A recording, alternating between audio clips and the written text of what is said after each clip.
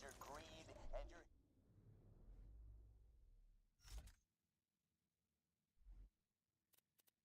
Let's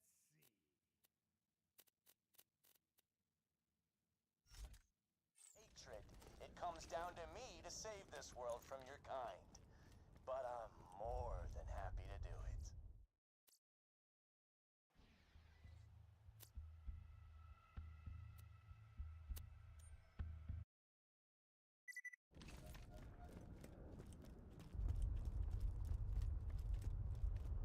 You're a plague, bandit. You and your kind have corrupted Pandora with your greed and your hatred. It comes down to me to save this world from your kind. But I'm more than happy to do it.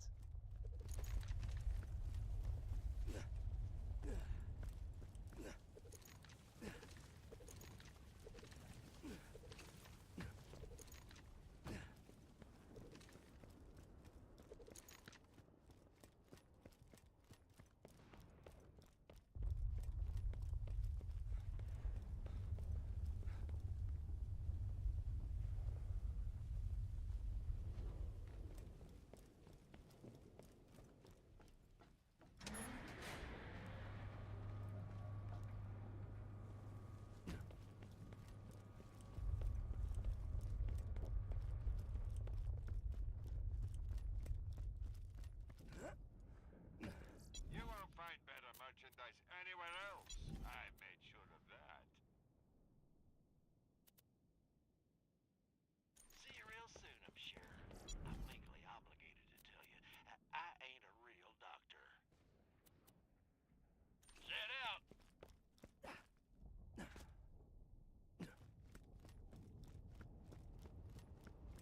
This is where it all ends.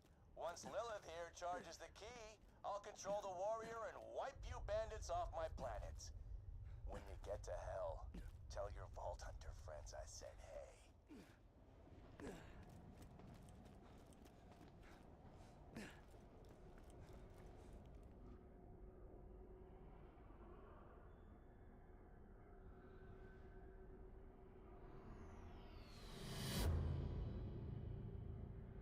Hey, you're right on time.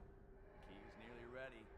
But before I cleanse this planet for good, I'm gonna avenge my daughter.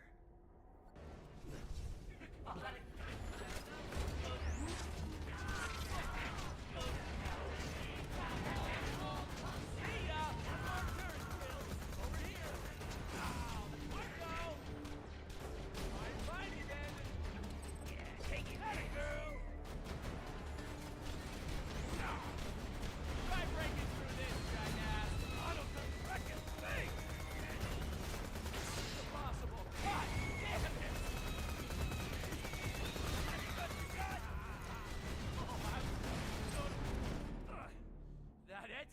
Huh?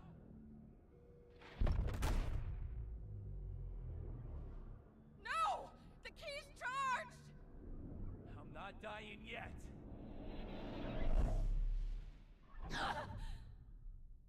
You're too late, bandit! I win! The greatest helium power Pandora has ever seen. And it's mine to control!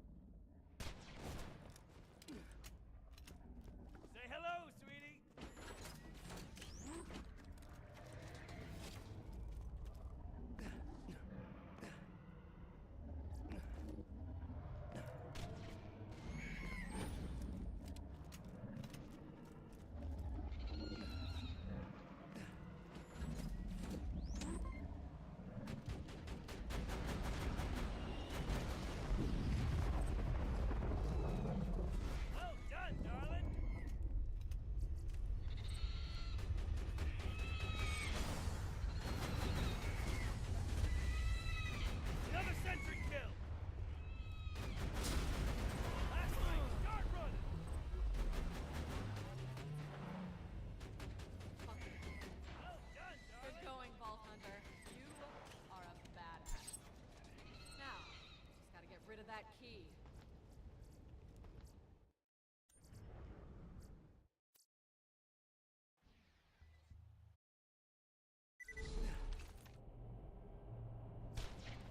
Hey, stand in front of this!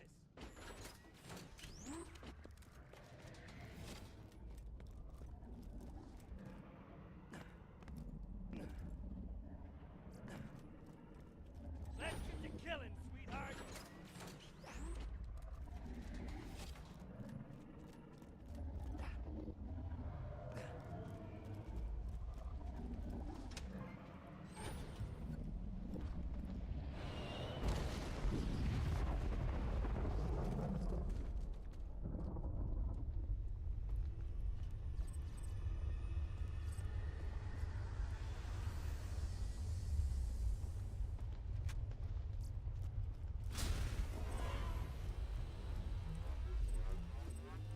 No, I can't highlight this. Not when I'm so close. You look at that, and not at the hands of a filthy bandit! See,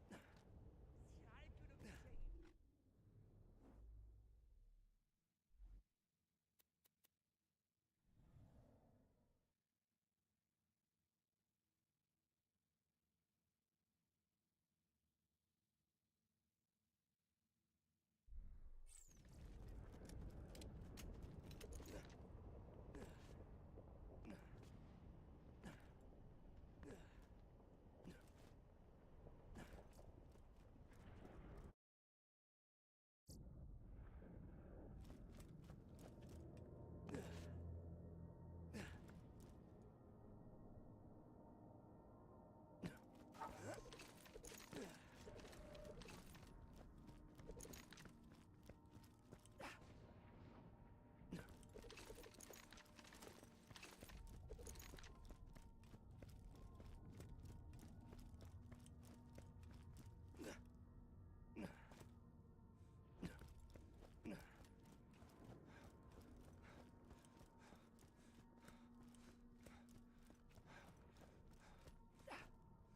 Take this!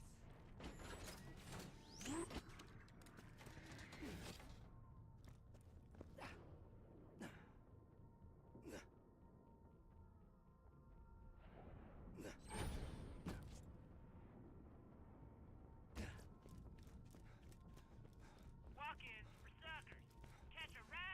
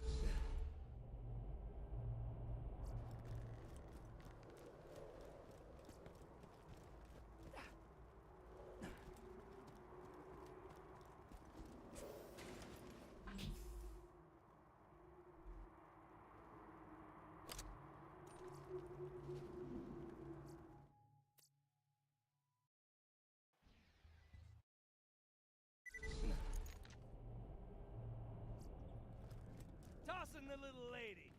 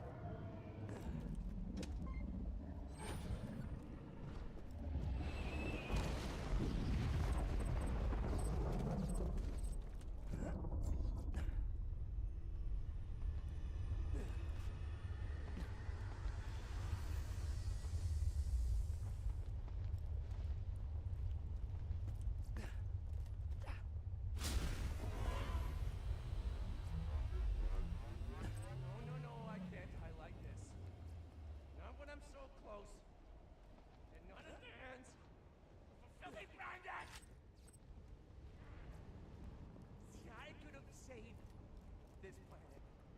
See, I could have actually restored order. And I wasn't supposed to die by the hands of a child-killing psychopath! You're a savage! You're a maniac! You are a bandit! And I am the goddamn hero! The warrior was practically a god. How in the hell have you killed my warrior? You idiots. The warrior could have brought peace to this planet. No more dangerous creatures, no more bandits. Pandora! It could have been paradise! This is the end, Vault Hunter. Either you kill Jack, or I'll kill him for you. What's it gonna be?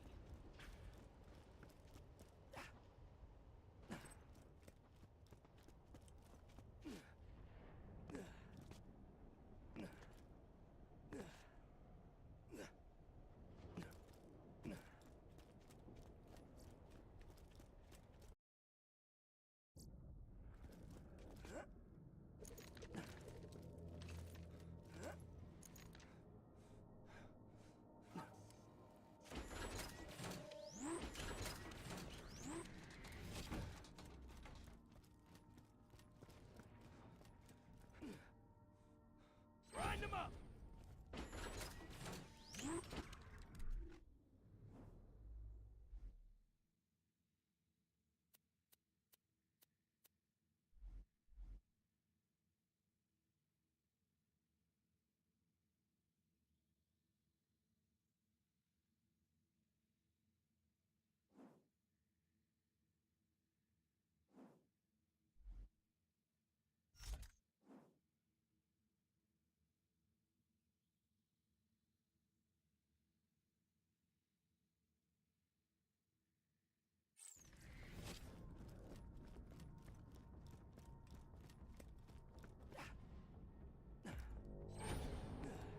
Let's get to killing, sweetheart!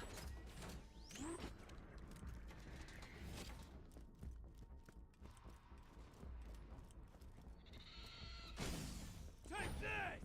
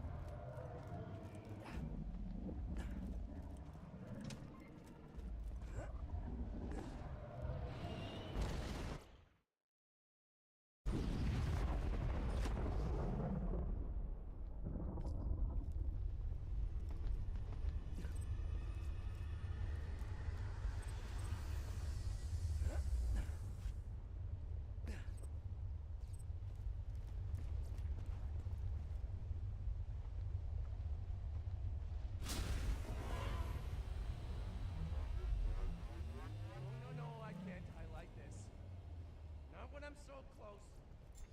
And not at the hands of filthy bandits!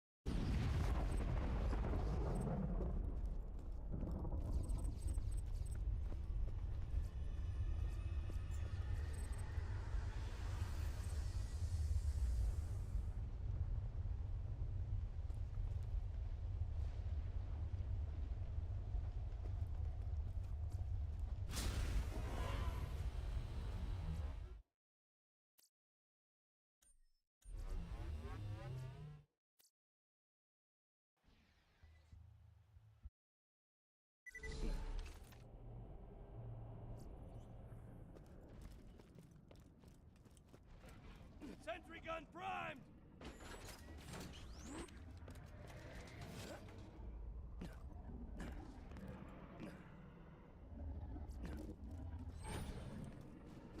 Chew 'em up, honey!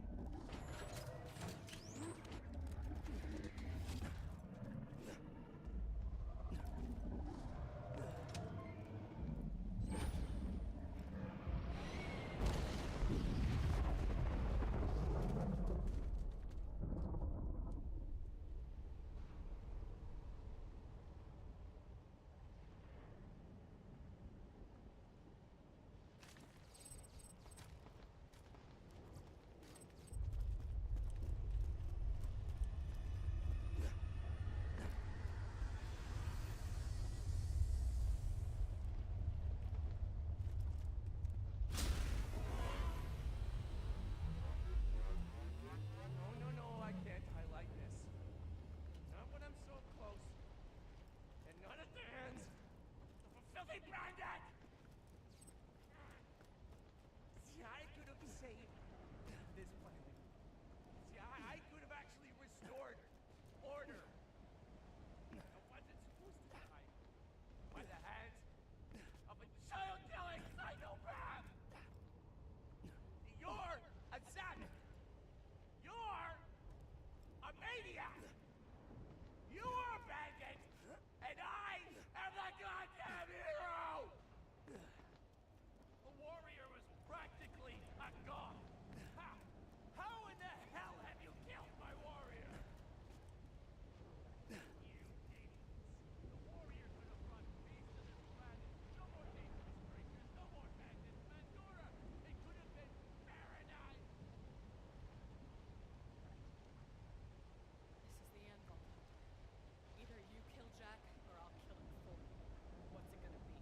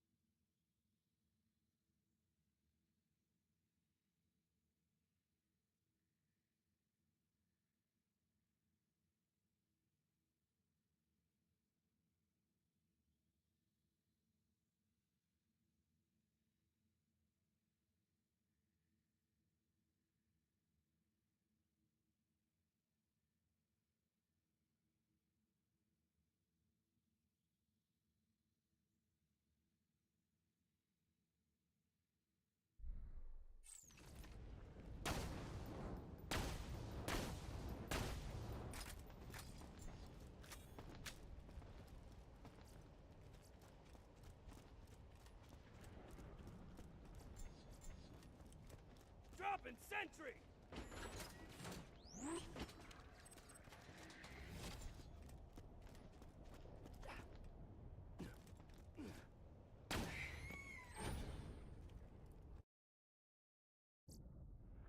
You fellas meet the missus?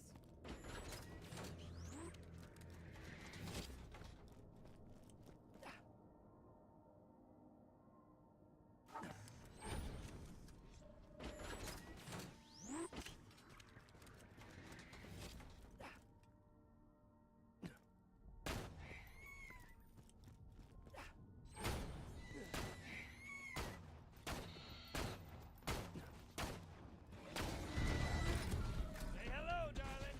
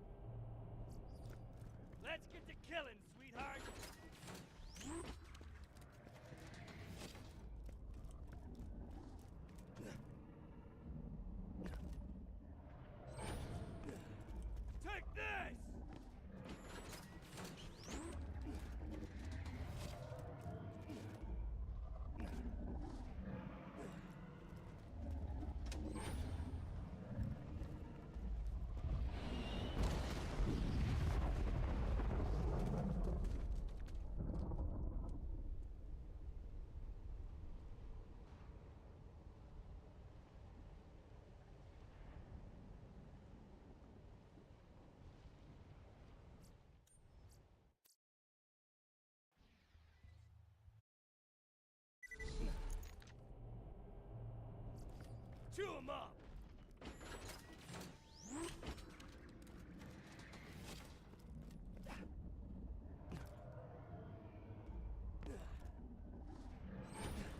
Wanna meet my girlfriend?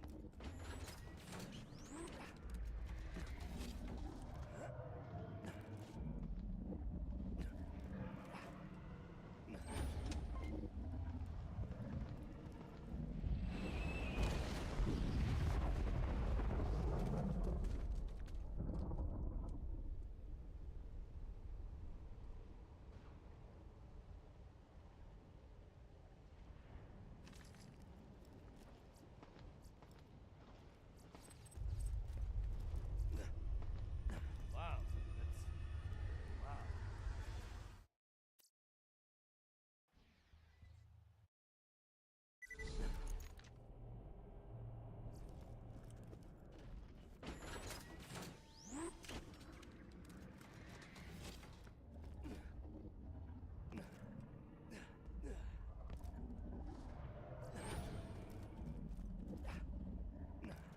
'Autogun deployed!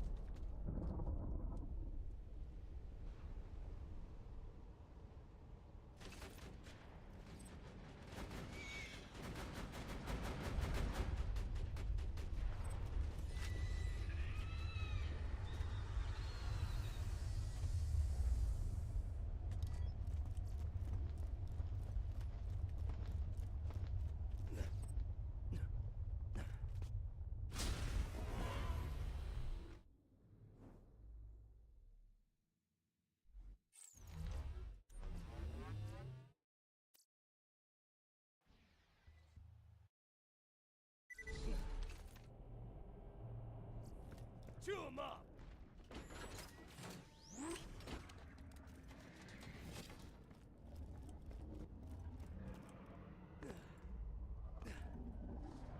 Sentry deployed!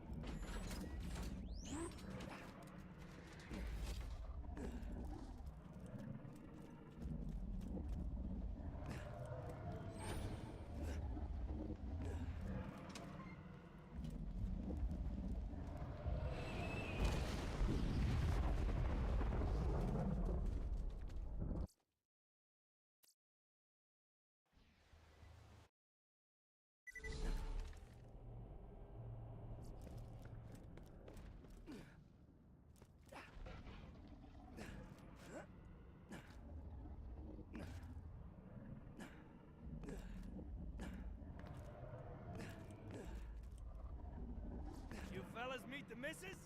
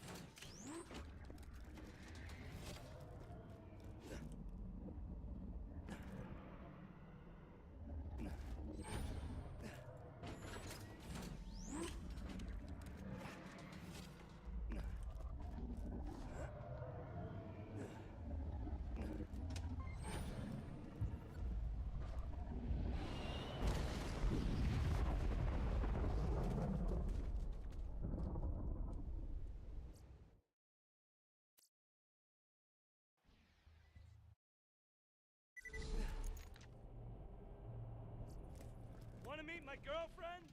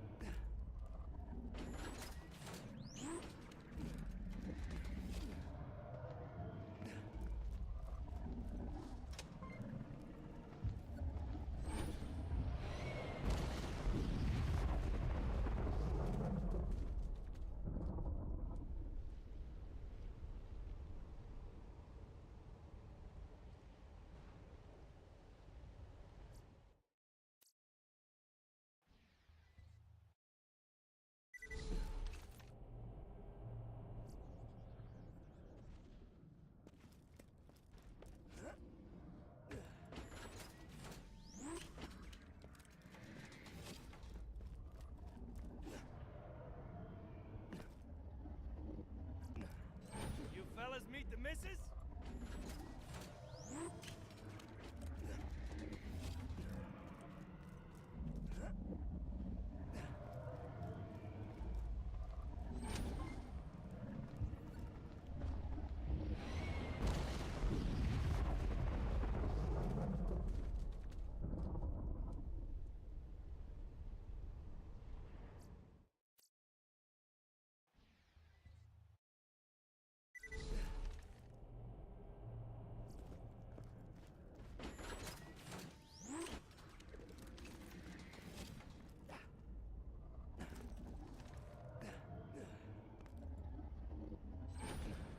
Deploying sentry!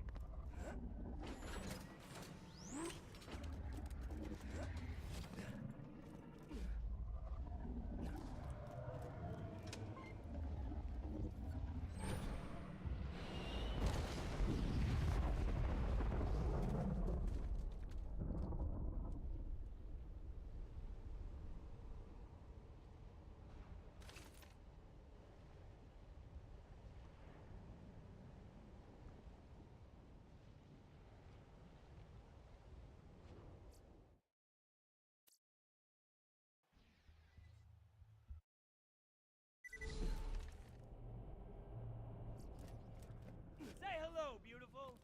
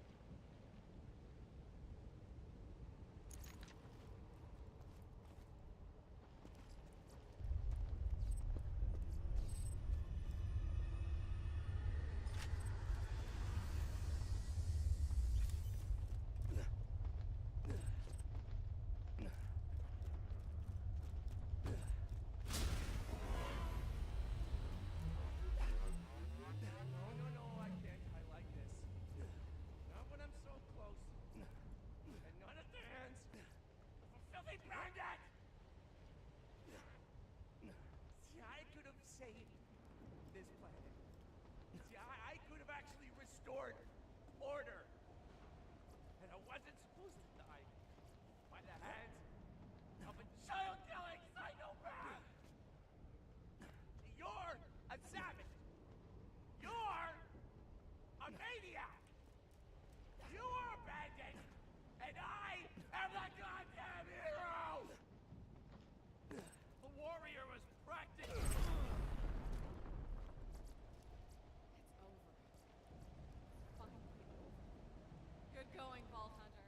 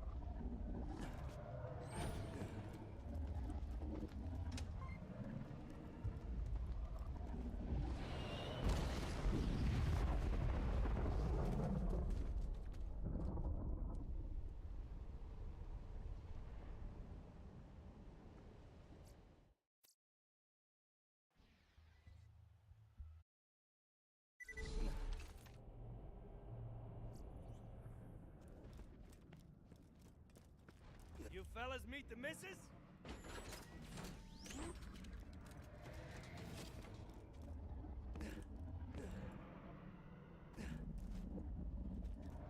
Now you be careful, honey.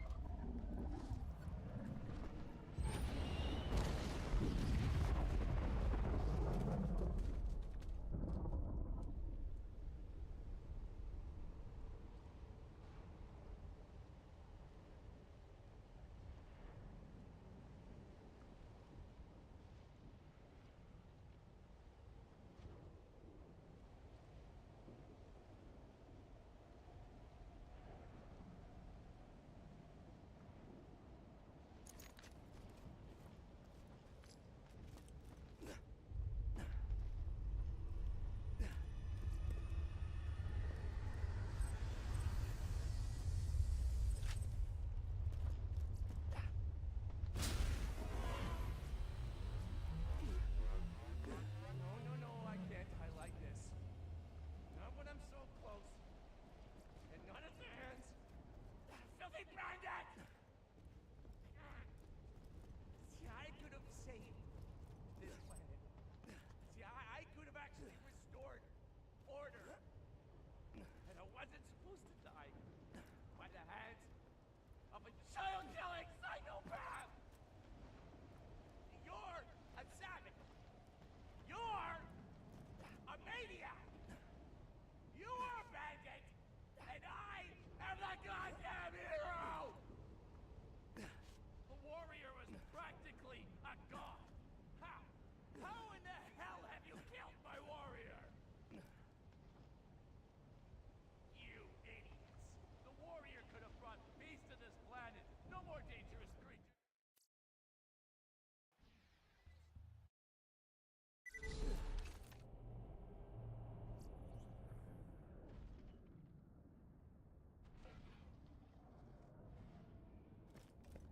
You fellas meet the missus?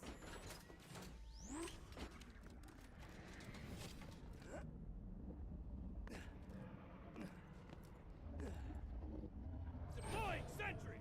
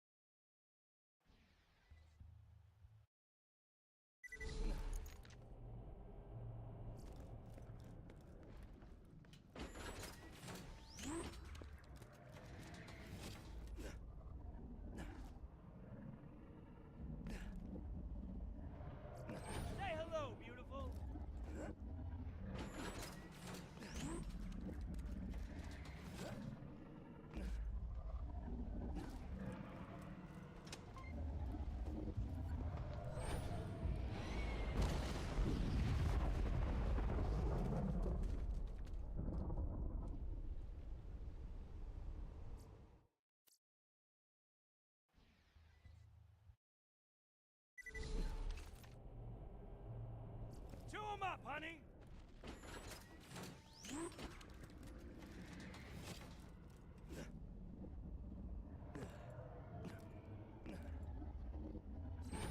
Dropping sentry!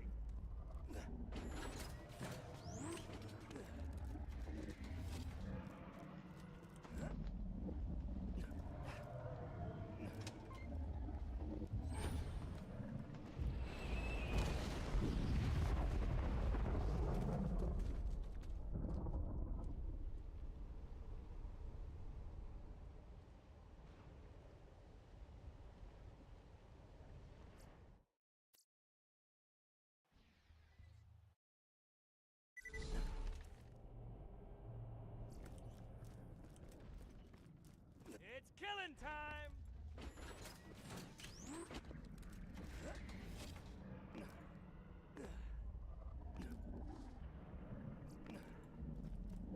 Turret deployed!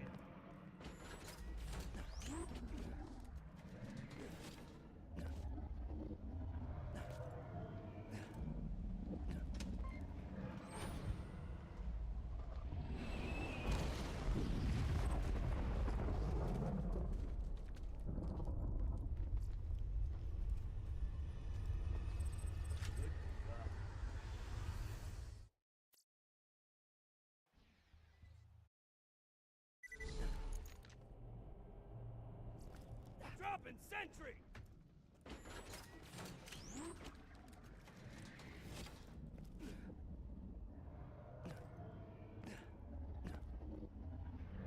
Sentry gun primed!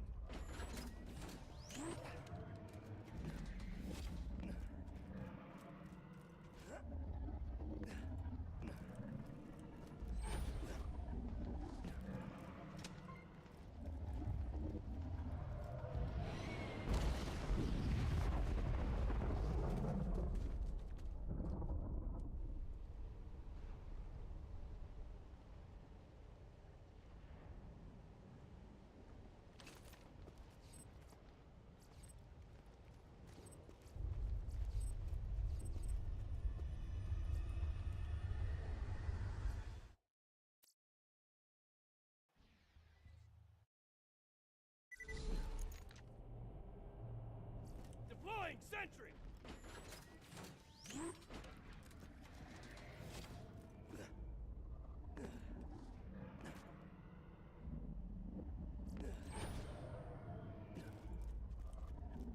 Say hello, beautiful!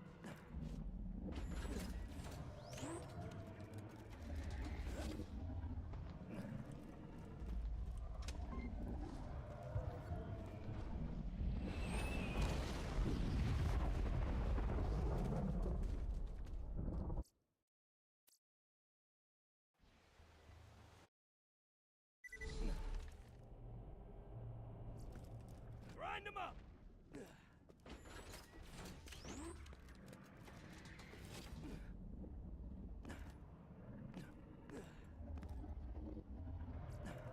Say hello, beautiful!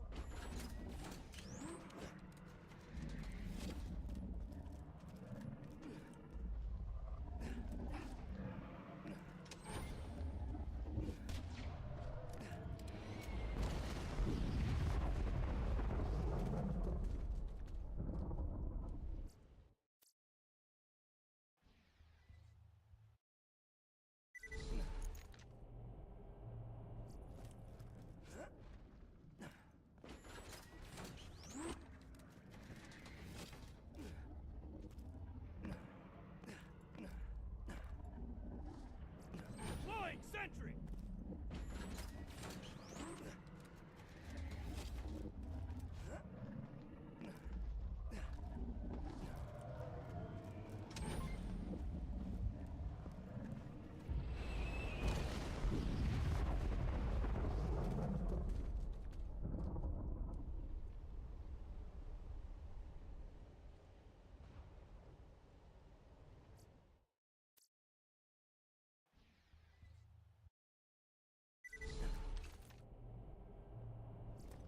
Tossing the little lady!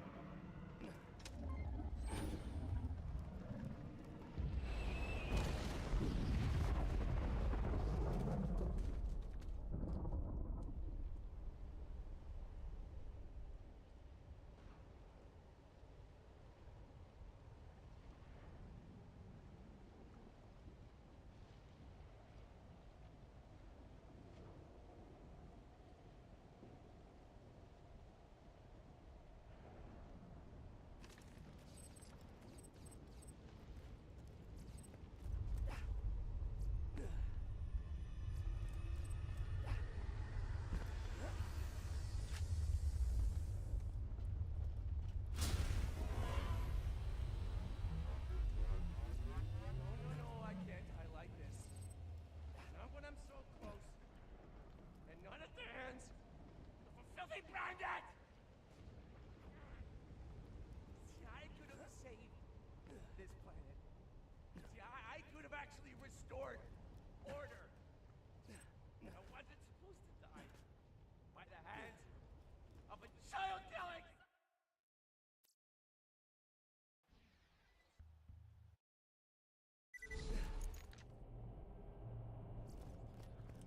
It's killing time!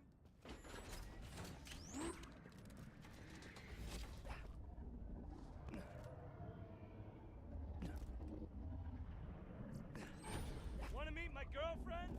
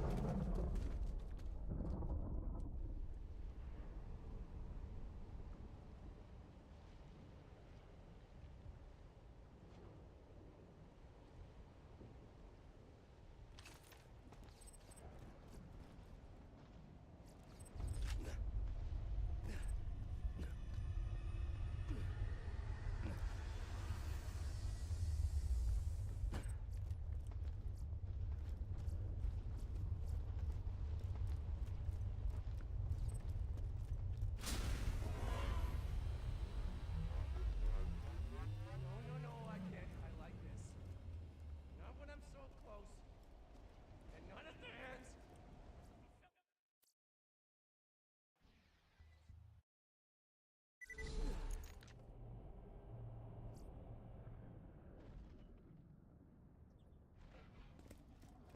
Grind them up!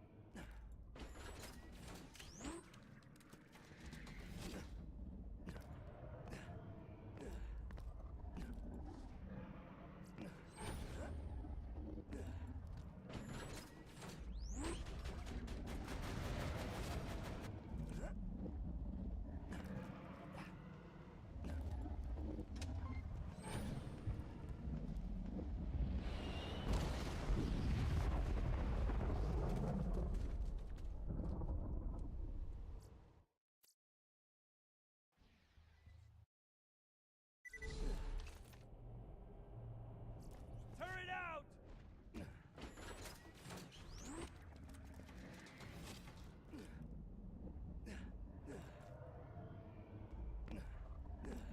You fellas meet the missus?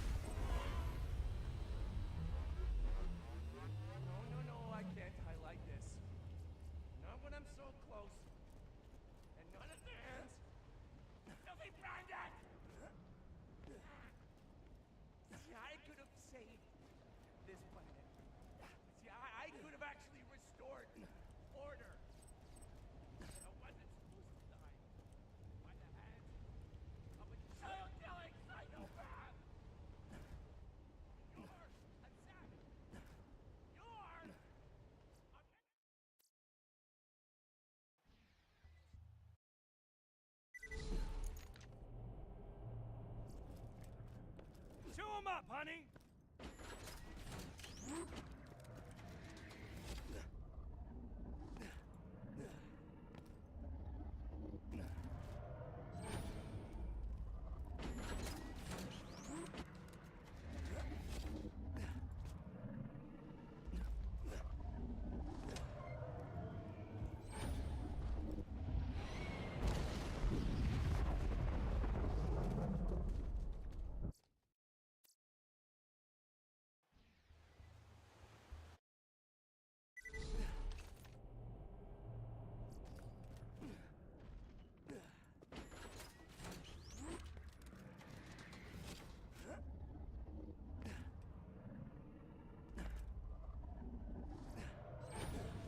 Dropping sentry!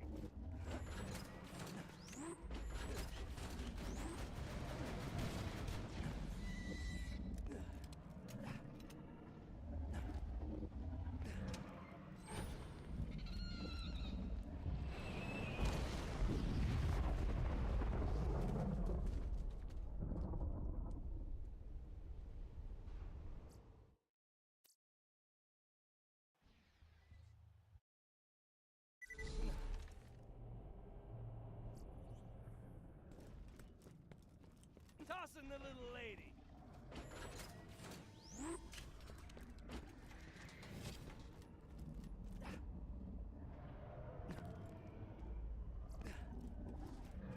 Let's get to killing, sweetheart.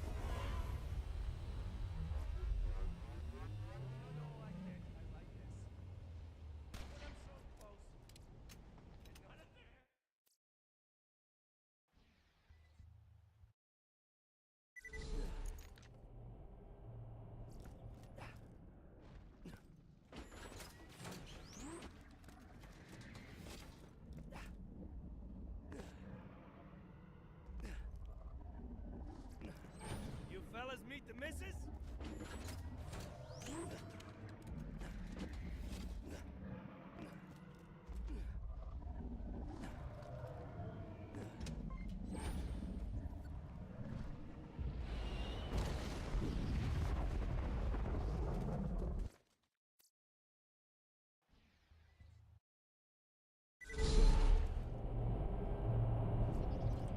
Turret deployed!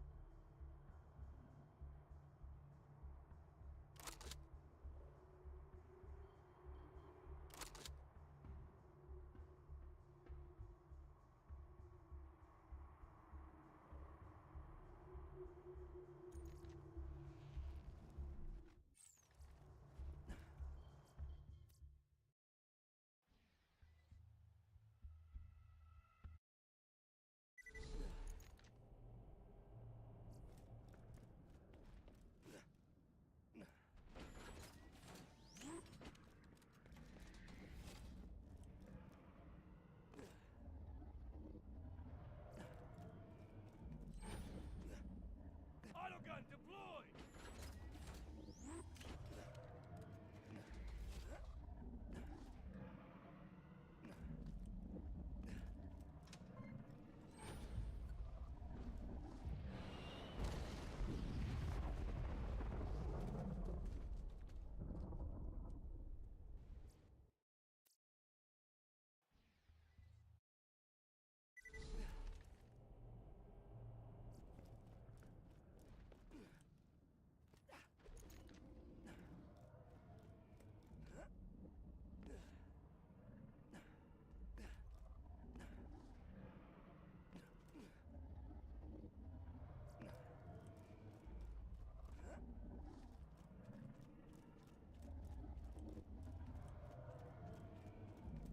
Turret deployed!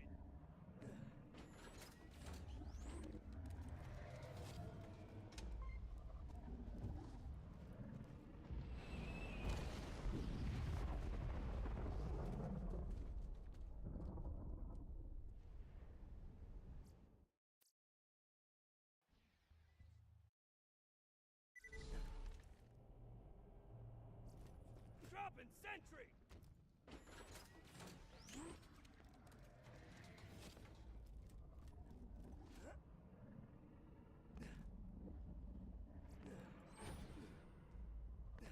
Sentry gun primed!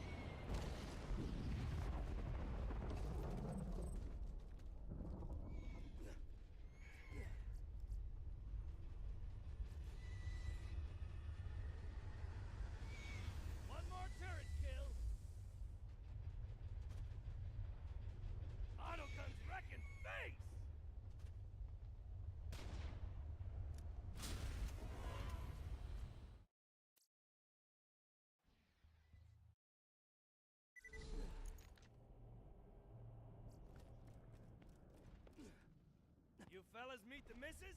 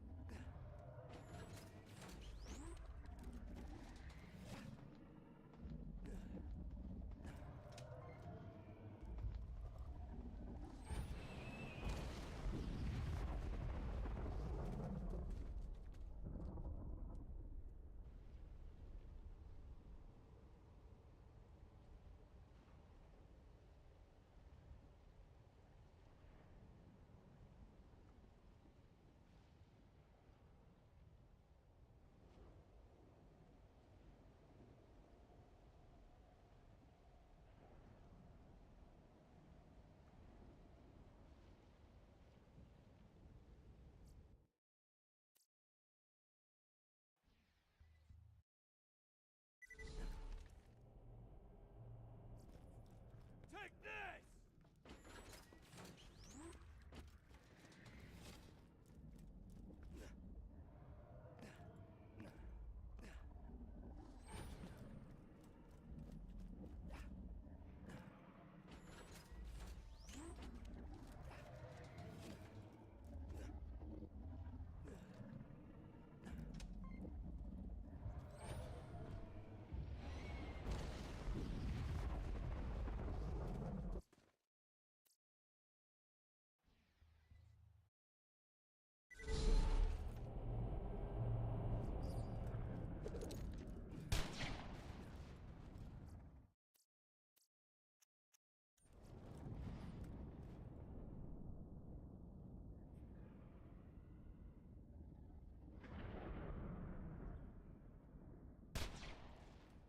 Chew 'em up!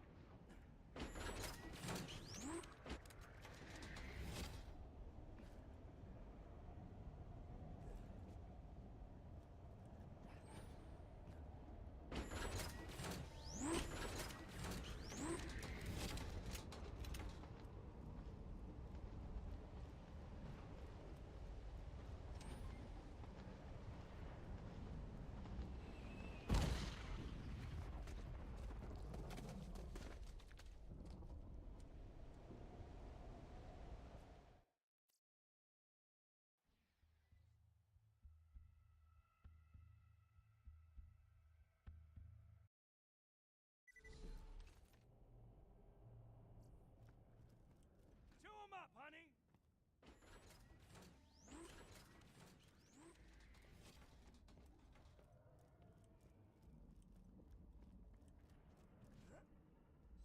Hey, stand in front of this!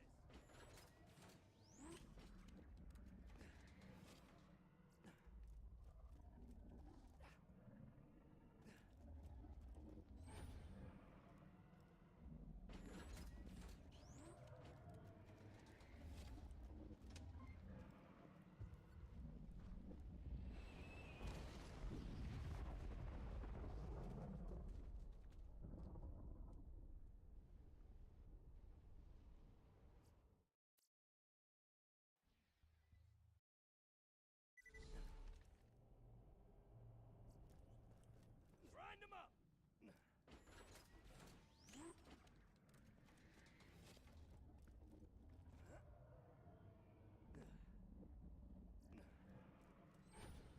Now you be careful, honey.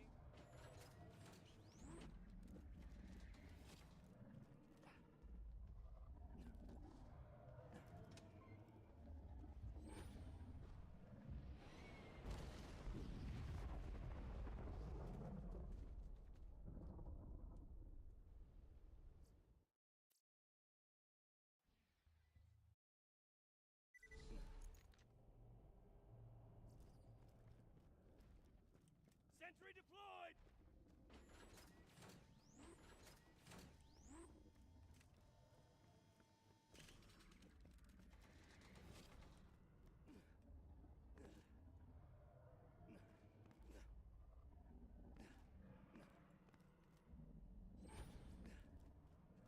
Say hello, darling.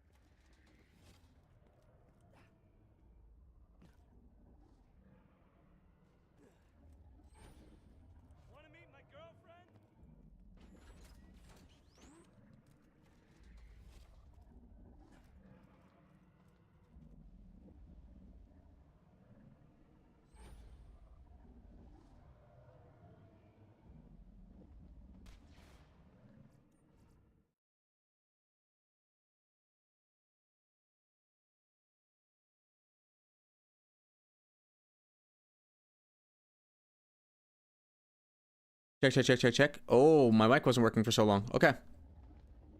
I called the moonshot.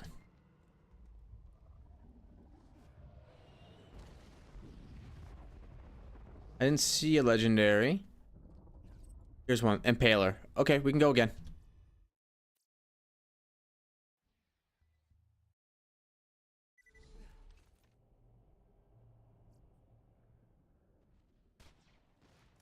All right, closing in on 70 runs. 70. There are, I think, it's 1 in 6 chance to get the conference call.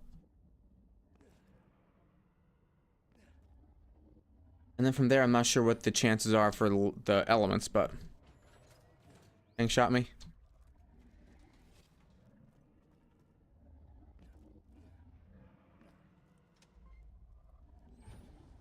Here comes the moonshot. Boom. I see a legendary. It's a flacker.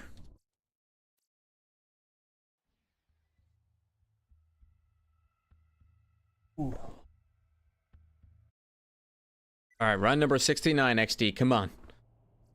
You must produce. Do this the right way as well. Jump over step 1. Get to step 2. Jump. Ah, no jump. Gotta jump a little bit earlier before step 1. Bank shot it.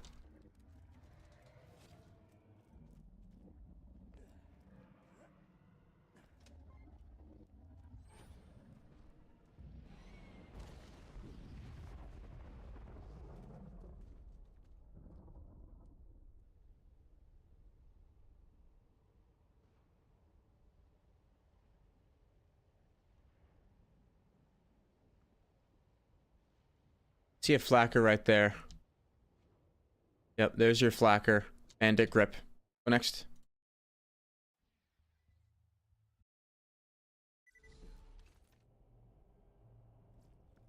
Alright, run number 70.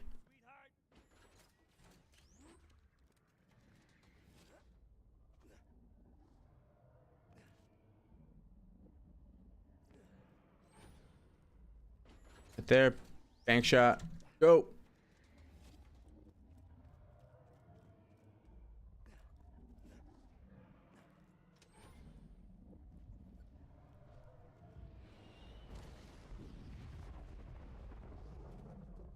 Legendary, it's a leech. Go next.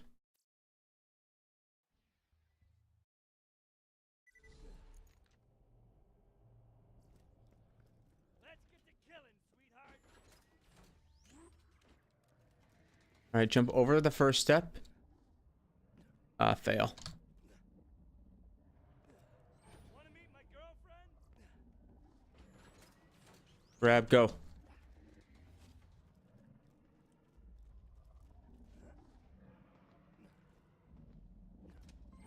I call it down. Come on, fire conference call. It's what we're here for.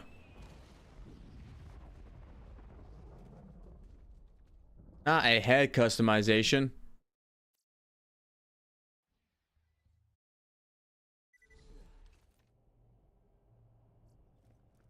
Dropping sentry.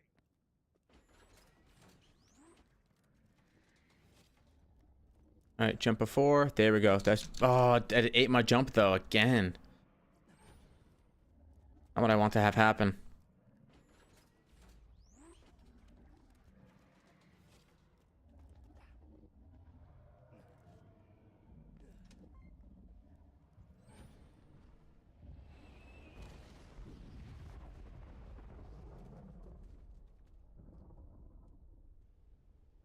Looks like there's a leech right there.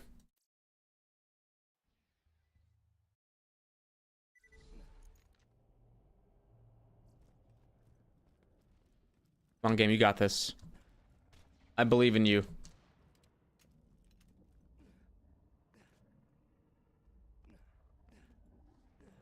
killing time.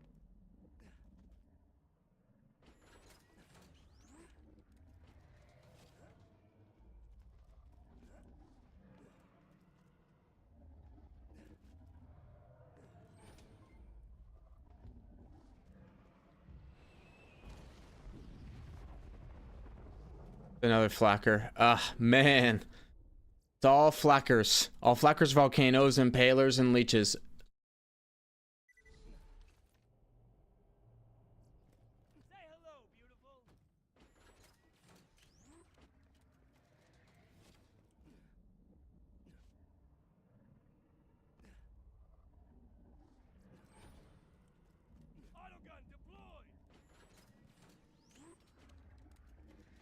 Wow, could not have gotten more caught up right there on my own turret.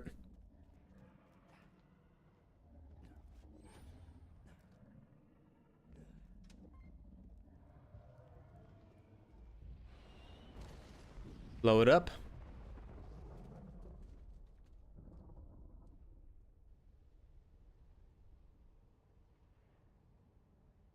A conference call right there. Kind of looks like a conference call. Kind of looks like a conference call right there. Okay, it's a critical conference call. It's slag. Bandit grip, bandit stock. That's pretty good. Does it get stashed? Yes. Yes, it does get stashed. Let's go. Let's go back. Jump into the lava, and then we'll go stash it. Let's do it. Run 73.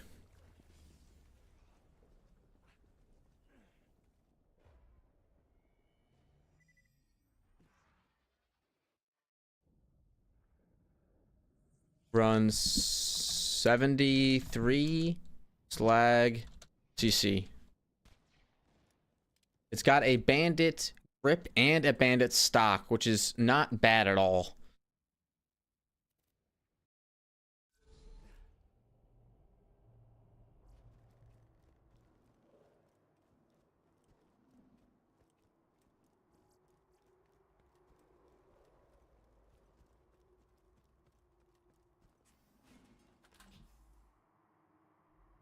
Alright, where's our slag conference call? Right here. Comparatively to the other conference call, it's actually got more damage and a bigger mag size. Now our stash is completely full now. Now we really can only farm unless we want to start doing some other techniques. Only farm one more item. Go ahead and save quit.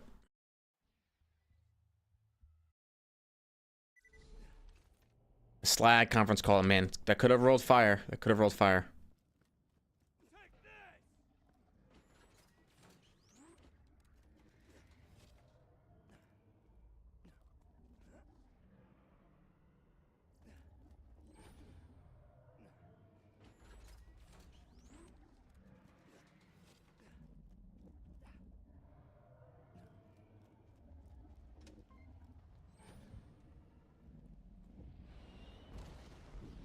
I see a leech or something. I'm not going to continue. Just reset. You know exactly what we're looking for? Fire conference call.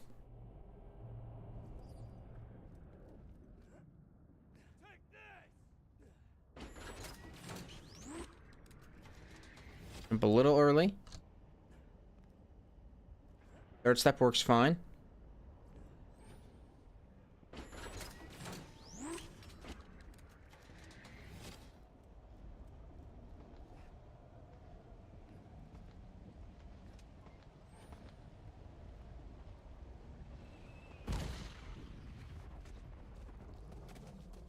An impaler. Go again.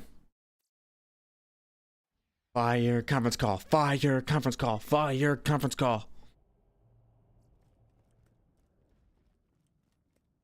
75 runs deep.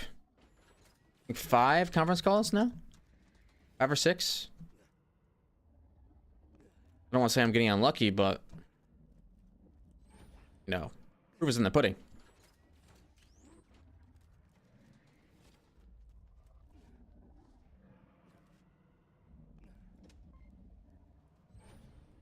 At least we're getting guaranteed legis on every drop instead of, like, you know, having to guess for it. There's a skin customization. Let's not.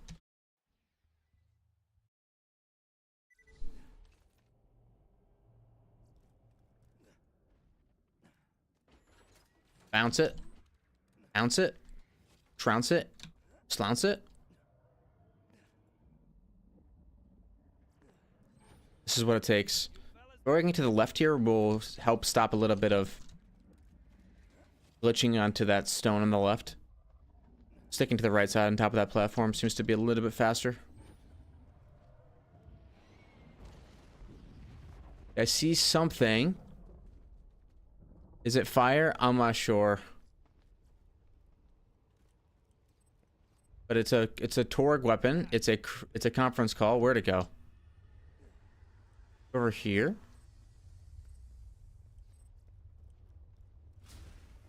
We know we saw it though, so it'll be a good time to search around for some of the hiding spots. It's not here.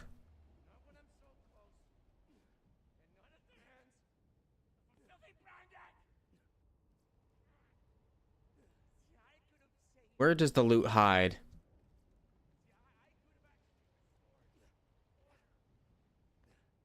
If I was loot, and I wanted to hide, where would I go?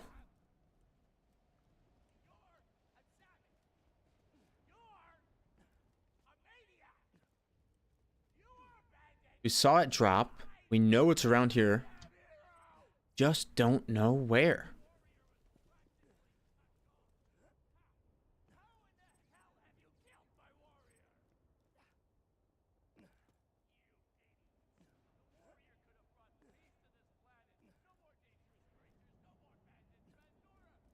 You know the conference call is on this level somewhere. Hopefully it didn't fall through the floor or something.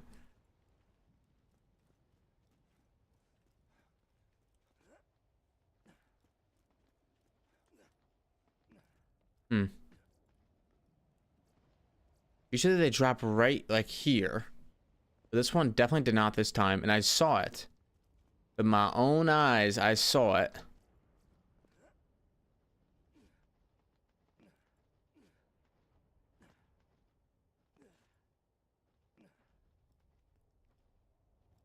It just blasts away, like to where no one can find it. Underneath here? Oh, I see. It's underneath here.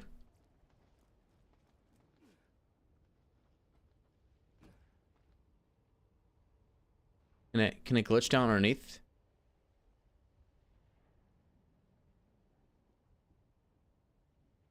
Wow, it is down there. I don't think I'll ever be able to reach that. What if I hit enter and put all the loot right in front of me? Practicable conference call. Let's equip it. So the practical conference call's got 2 extra pellets, but this one has a Tor grip, so I'm probably not gonna keep it.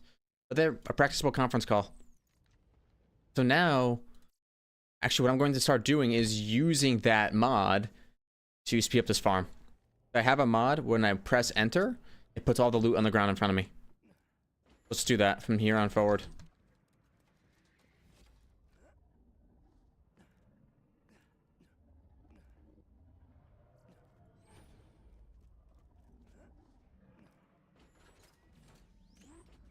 Here we go. Following the moonshot, press enter to teleport all the loot in front of me.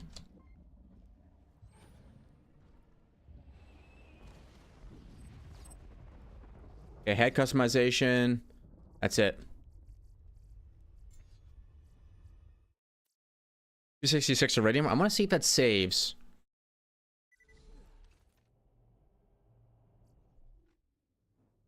No, 264. Got it. Doesn't save. Speed.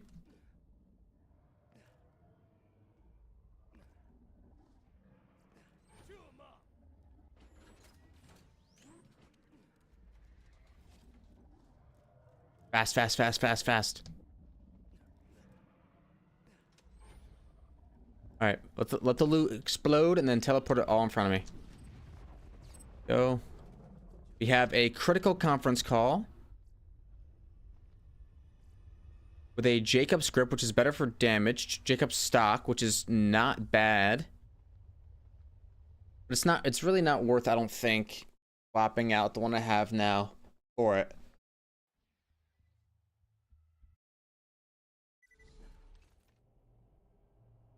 Versus slag conference call. The slag is not the best for killing big enemies. That's what the conference call really is. It's a boss cleanser. So you really just want fire, corrosive, and shock.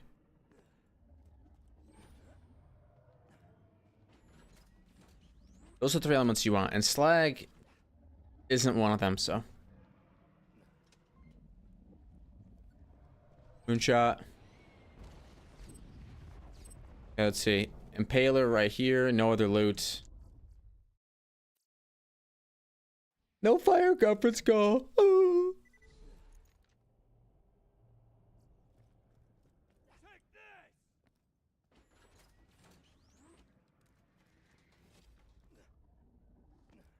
Oh, that might be good. Man, imagine if that was good enough to get me over the top of that jump.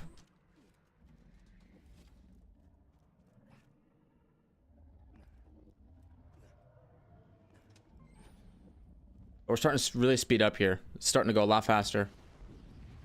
They're a new tech. Homing fire leech, no thanks.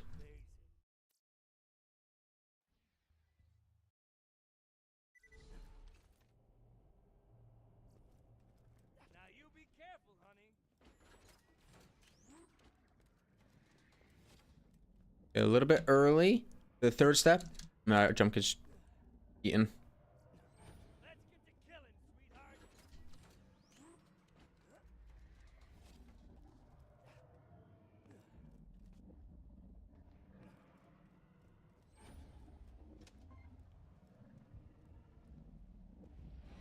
Okay, let's see what we get. We get a desperate flacker. And that is it. Gone. 82 runs. I've been doing this the whole time. I could have gotten through so many more runs if I just did this technique instead.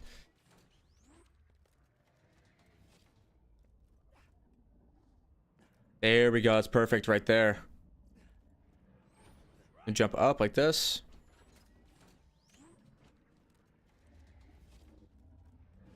That's really quick. On that moonshot. Turn around and put all the loot right here. Alright, what do we get? We did a little bit early. That's like a huge iridium stack.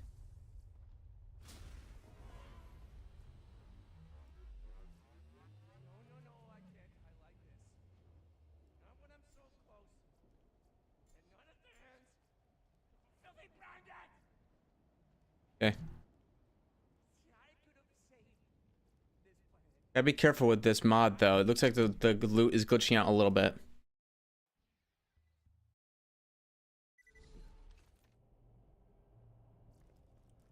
Let's get to killing, sweetheart. Alright, go for that second step. Don't make it.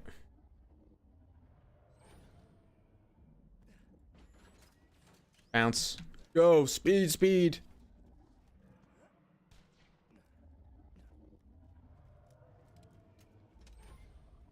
This time we just check it out, make sure.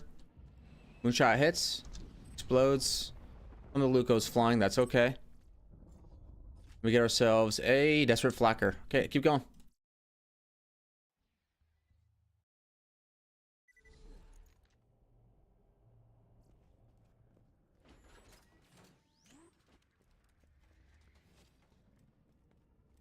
First jump over. Third jump is fine. A little bit of a head bump, but that doesn't matter.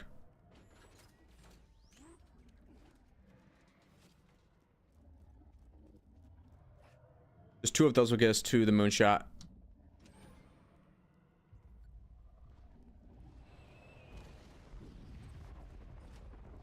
For legendaries, we got a conference call, reactive, bandit with Hyperion stock. Go again.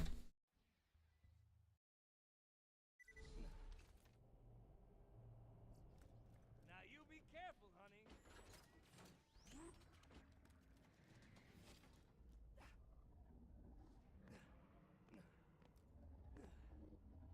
Sentry deployed.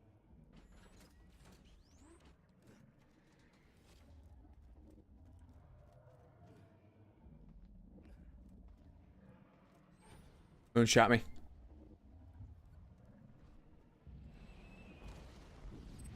Explosion, the loot.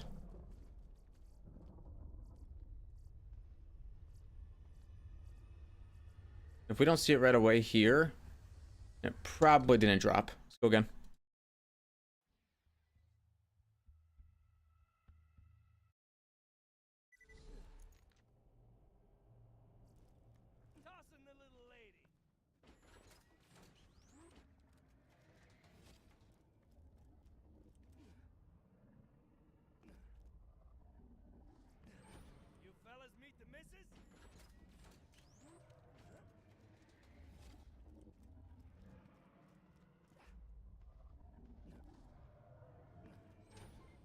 It's pretty good. Pretty efficient. All right here in front of me. Okay, practicable conference call with TDR grip and bandit stock. Practicable is probably the best prefix, but TDR grip isn't good. Not for a conference call. There are enough prefixes that I'm going to be a little bit like less picky about prefix and more picky about grip. Practicable is good and all, but it already has 5 pellets, so getting to times 7 is a 40% damage increase, which is a lot.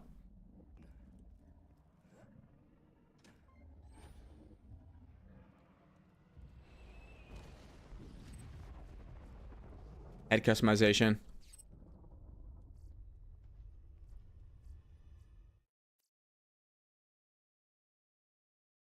'87 runs in the books.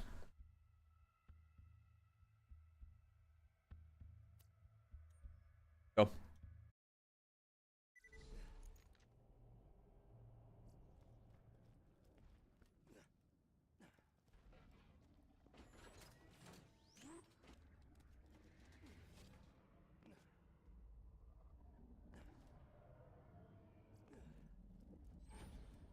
Grind them up.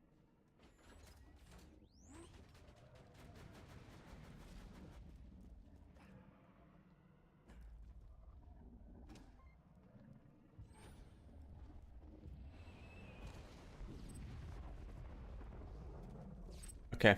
Impaler. Oof. But here's the thing. Might be like, why are you farming this fire conference call right now when you could just be doing something else? When we need it, there's a very specific fight we're going to need it, and we're going to be happy, very happy that we have it.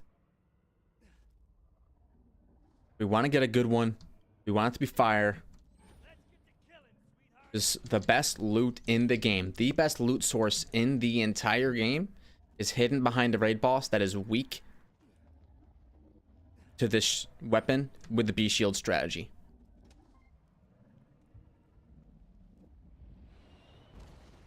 Close up. Let's go. Social conference call. Bandit grip. EDR stock. It's fire. Let's go ahead and look at these parts.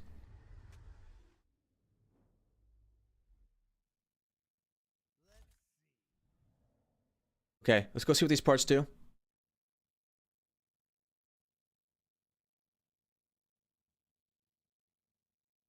All right, so social is the shotgun shell. Ooh. All right, so social. This up here.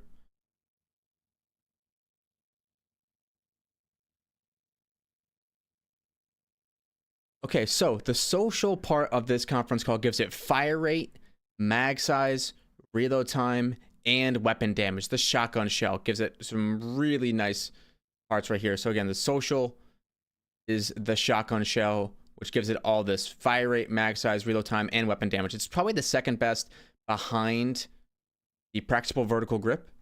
Anyways, the grip.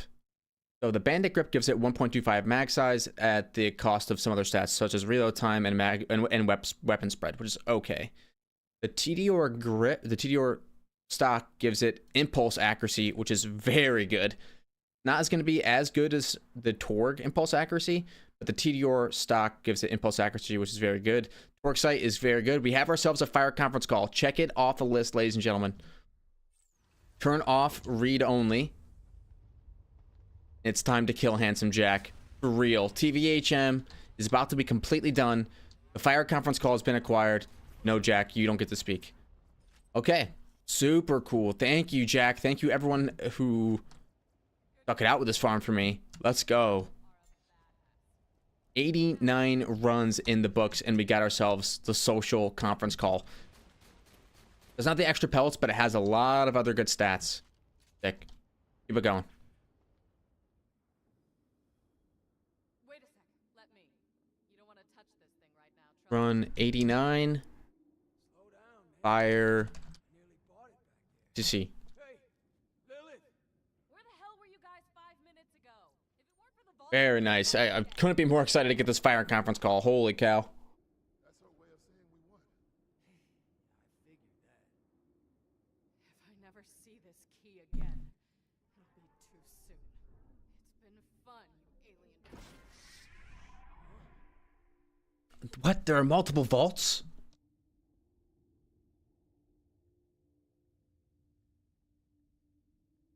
What the? Are those vaults? You know what that means. Yeah. No rest for the wicked.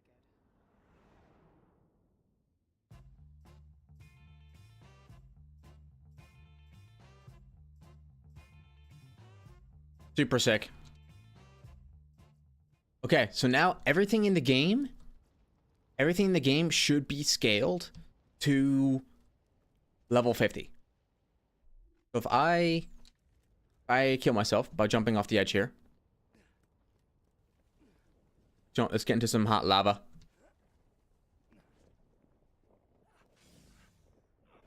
Okay, so I'm gonna jump off the edge here.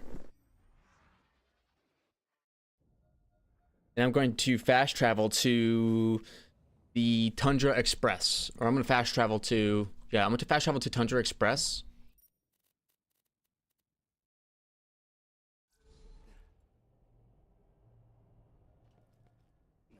When I find these Varkets here, these Varkets should be at level 50.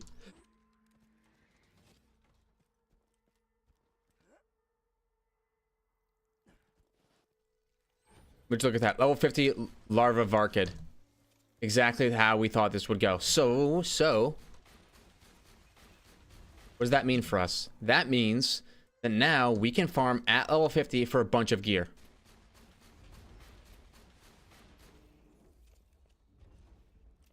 Which is super nice. I think the first thing that we want to get our hands on is Baby Maker.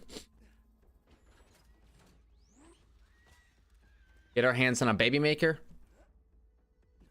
And we'll be chilling. Okay, last item farmed is going to be a conference call. And the color is fire.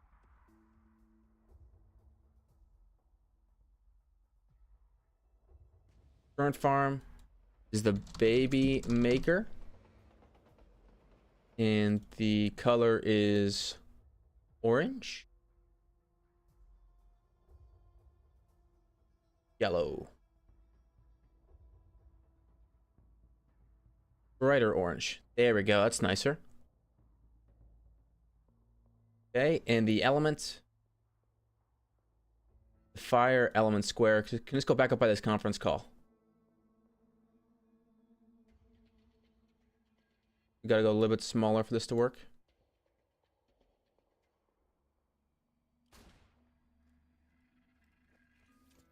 There we go.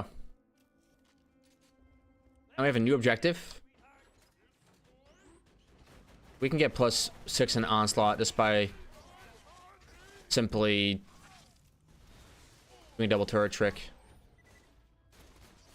All these guys gotta go. Alright, Tina. I need to get to your tea party. You are cordially invited. Thank you very much.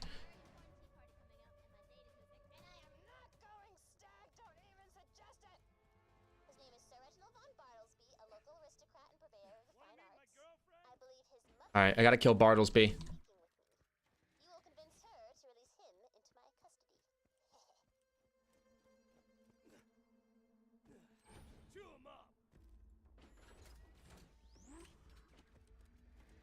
What I also need to do is get myself a bee shield. So I have a couple quests to do here. Baby Maker... I think maybe the bee shield's more worth it than the Baby Maker, but I'm not entirely sure.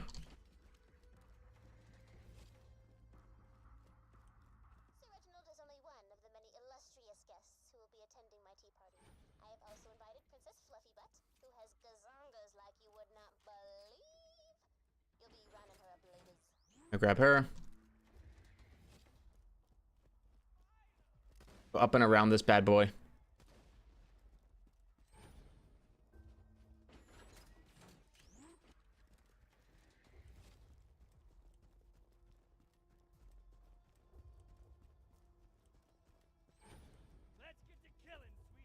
If I had long distance to run, it doesn't feel like you're going that much faster with the turret trick, but you are. I'm off the edge, bro. No way. That's tough.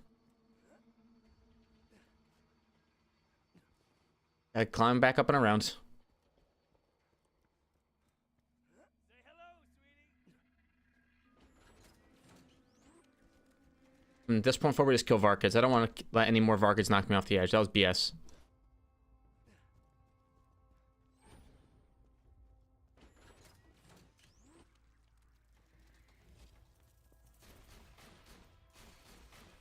There we go.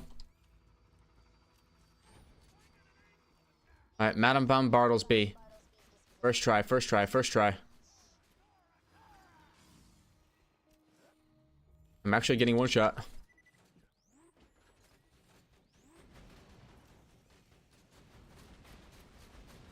Hey, where are you going all the way over there for?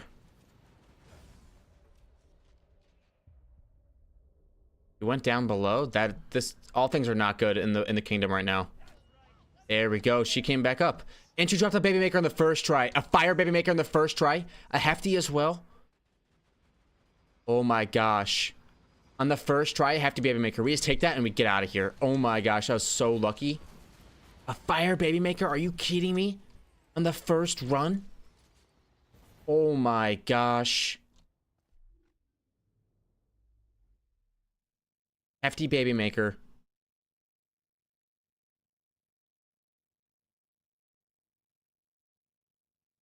SMG parts me. SMG parts me. SMGs. On a Tedior. FD's body 2. Body 2. Just straight up weapon damage. Just look at that. Okay. So this bad boy, the hefty, this box right here gives it more weapon damage, which is super nice. The Malawan grip could have been something better, like mag size, or TD or bandit, but it's okay. And the doll stock is probably the best overall for accuracy. Okay, so it's not a perfect baby maker, but it's a fire baby maker. That's sick. So we're going to be collecting kind of one of each of these items for now. The baby maker is farmed. Let's go get ourselves a new fastball.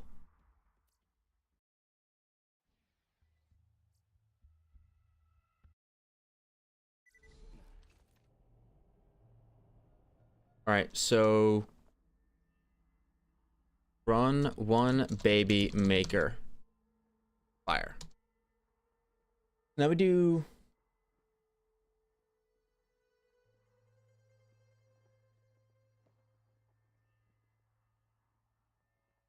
baby maker.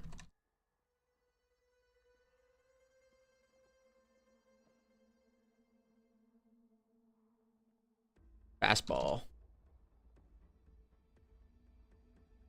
Actually, let's do the shield.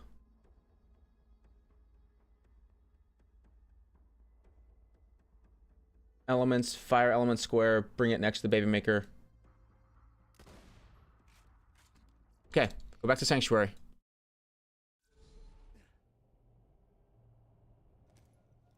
We got ourselves a baby maker, which is super nice. Catch. Now we need to get the B shield from Mordecai. So we're starting to get on a little bit of a roll here. I mean, we're reduced up on fire damage, but that's okay for now.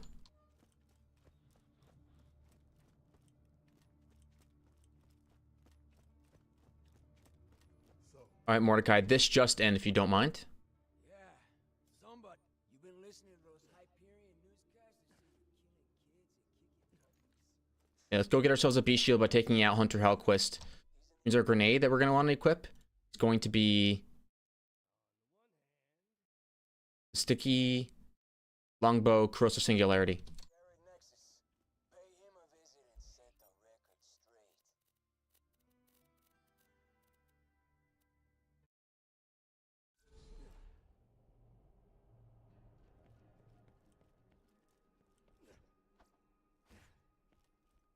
sticky. Maybe that'll work.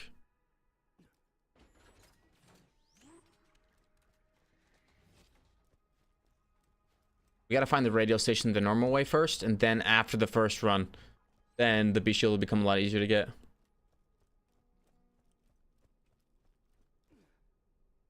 Okay, definitely need a new B shield though.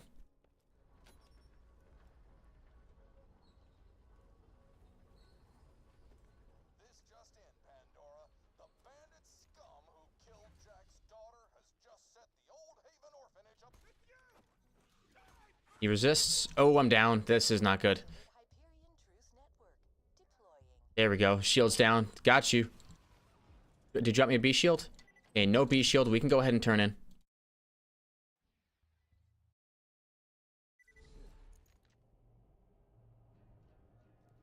Right, to Sanctuary.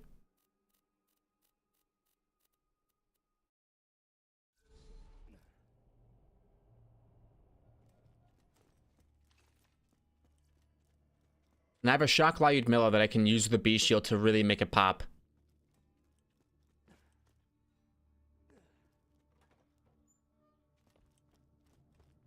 Let's use that. Let's get that out here.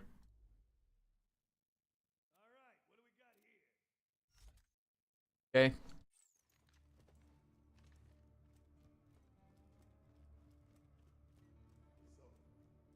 Mordecai, this just in. Thank you. I'm heading back to Hunter Hellquist. I'll see you again later, buddy.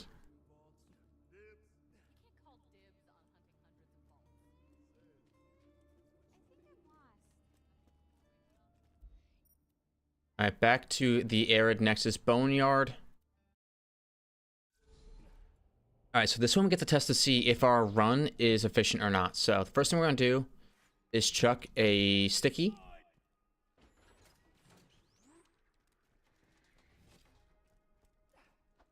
Sticky Singularity on that wall right there. There we go. It looks like it does hurt him.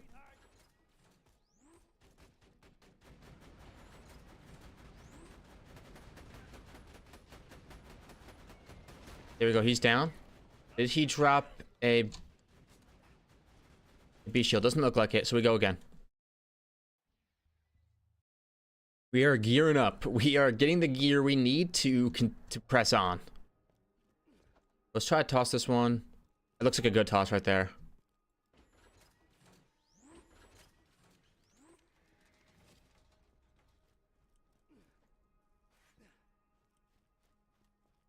Got him.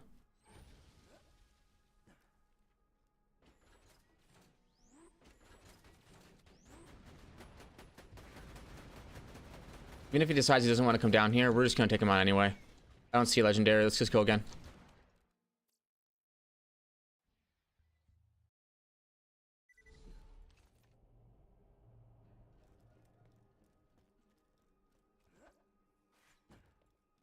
That should work.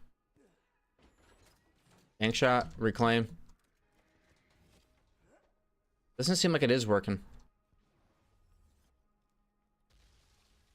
Maybe I have to get a little bit further before I do it.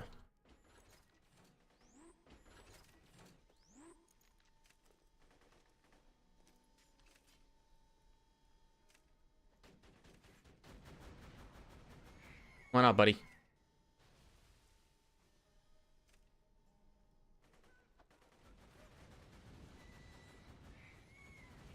I see him down there. Okay. What are you doing down here now? Got you. No B shield. All right, go again. 4 runs. Once I get this upgraded B shield, I think I could take on a lot of different things. Let's get about halfway. Get about halfway. Toss the grenage. It's sticky. It should do the trick. There we go. He comes out. Good. And he jumps down. That's going to be much better for us. Yes, and there it is. The B shield. Go ahead and equip it and check out these parts. Nice. Okay, so here we have a B shield. Let's okay, so here we have a B shield. Let's see how good of a B shield we actually got.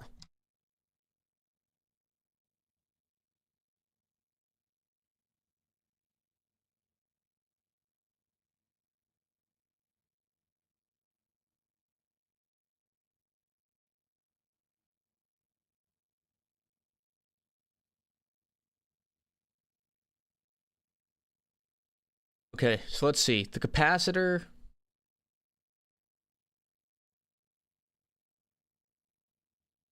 Its body is Hyperion. So that's normal. And it's...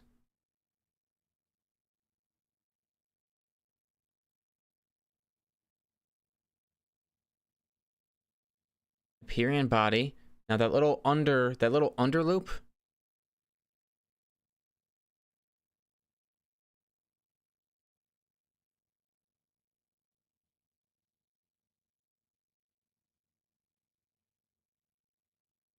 Gives it +2 special. That's crazy. Okay.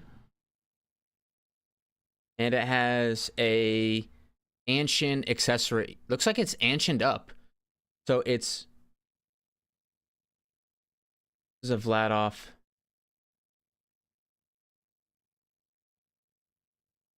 The Tor capacitor, special -5. Oh. Tor capacitor. That is not good. That's like a really, really bad capacitor. But hey.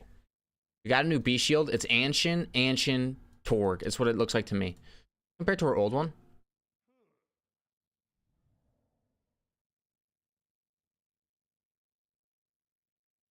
This had a Vladoff. I think the B shield might always have Torg. Hey, we got a new B shield. Would you look at that? Check it off the list. It's only level 48 though. Maybe we should keep farming for a better one. I think I might.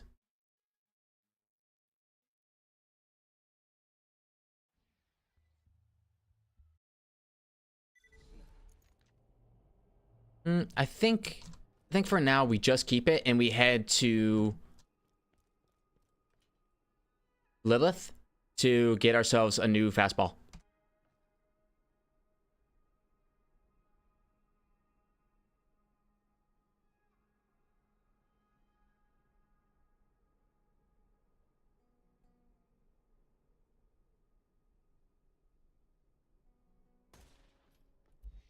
Right to Sanctuary we go. Level 48 B shield, not the best parts in the world, but it's new. It's got, you know, 18,000 capacity, which is much better than my other one. It'll do some things for us when it comes to, you know, conference call B shield shenanigans. And Lyud Milla as well.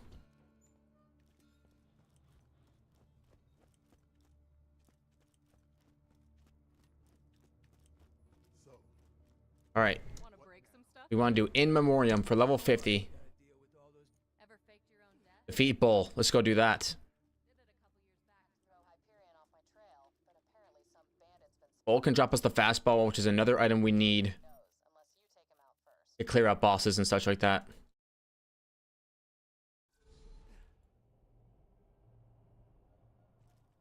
I grab a car.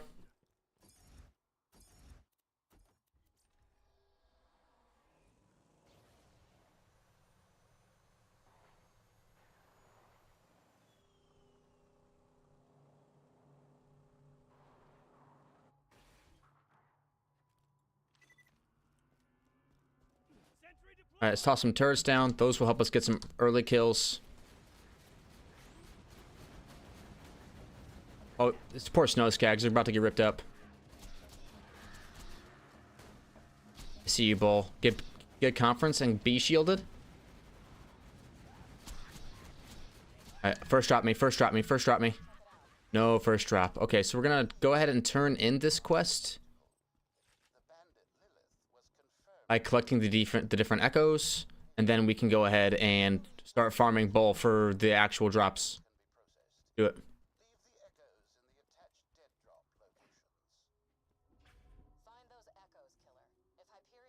First one's right here.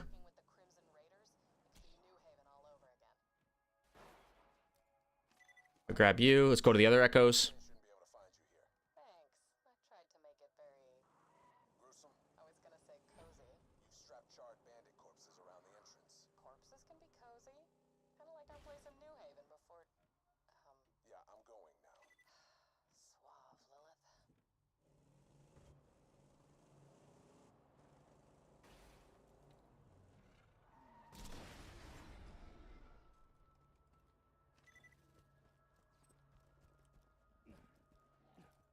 Alright, game, hook me up.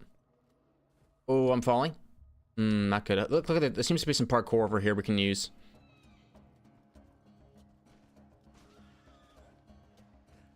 Yeah, y'all don't want that. You don't want that turret work. Thank you, turrets.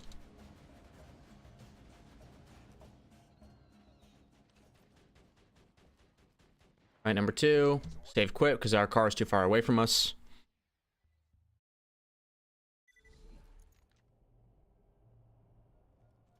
And we get a new car that's right next to the location, instead of having to run all the way back to our car.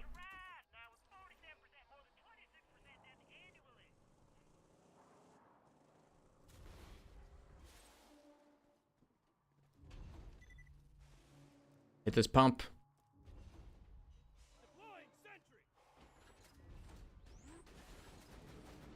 Okay. Got it. Turn in. Thank you. We're gonna go turn into Lillith and we can farm bowl. With a fast bowl.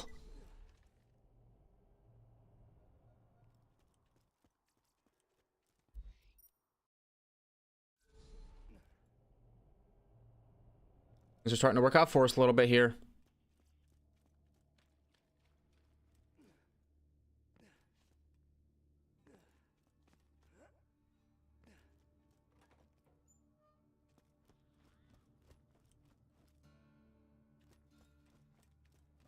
Alright, Lillith, what do you got for me? Thanks. Head customization, thank you very much. Now let's go back to the Three Horns Valley and farm bowl as much as we can.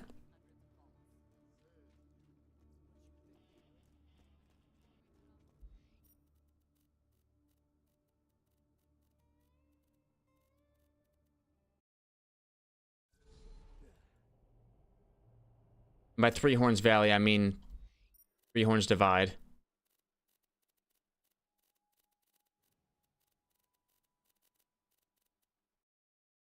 Well, even with no power, the fast travel works. Holy cow. Great. Alright, Bull. Get ready to get farmed, brother.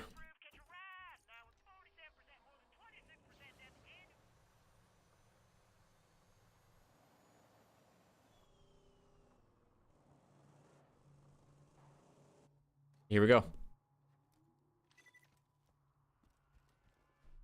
And the correct answer here is probably Fire Topnia.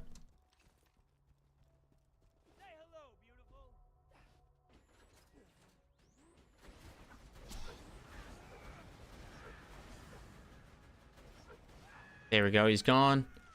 Any fastballs? No fastball. All right, we go again. Thanks, Paul.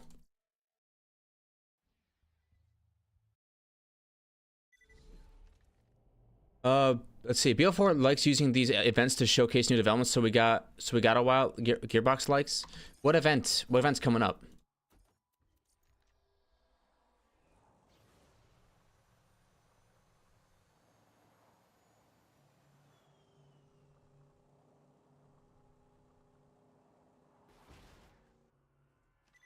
We got an event coming up.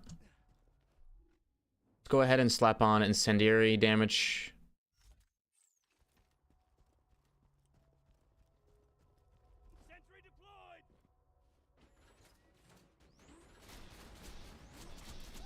Get him.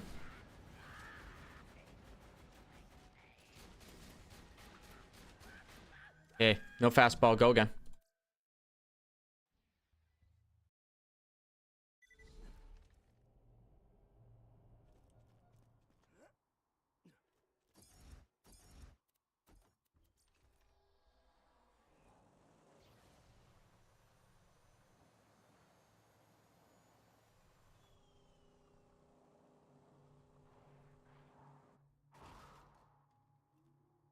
What we did get is a level 50 Firestorm grenade.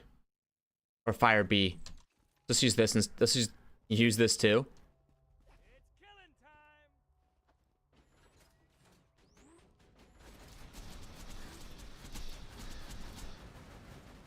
Give this guy no way to survive. Okay, any drops?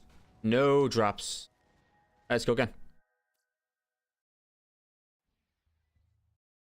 BL4 likes using these events to showcase new developments, so we got a while. What are these events?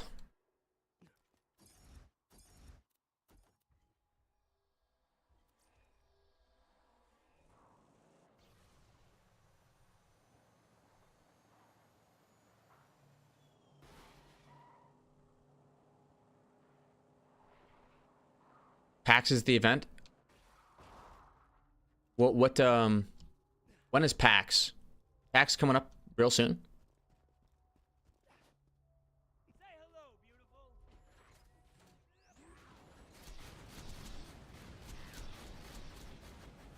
Get him.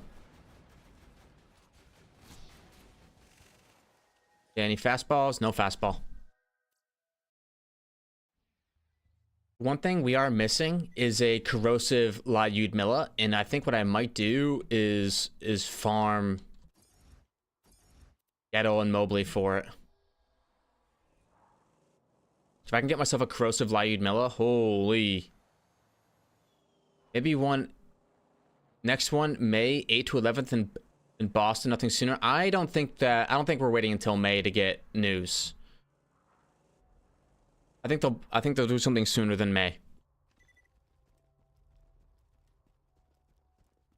I hope, yeah, you hope so. I know so, because they said we'll be hearing multiple things. Like, the game is scheduled for early 2025. We are in early 2025, and we haven't heard anything besides the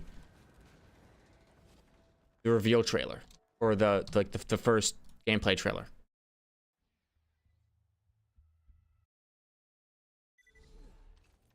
I don't think we're going to be waiting until mid 2025.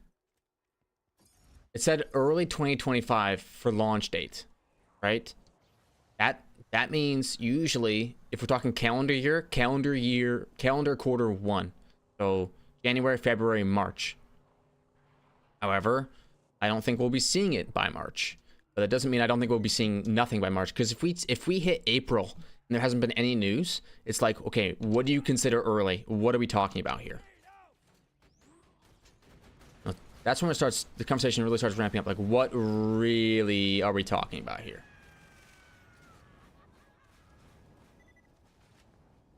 Go again.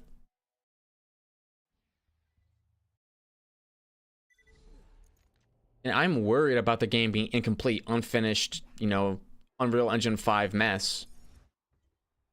They swapped Unreal Engine 5 late in development.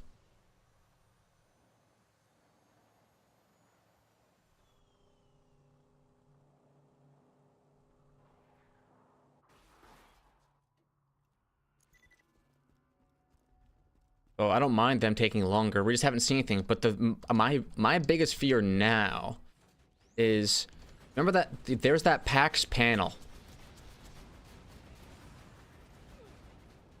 In the PAX panel, remember all of the lead designers from each of the different teams, at least some of them, and Sam Winkler was there, were discussing the game.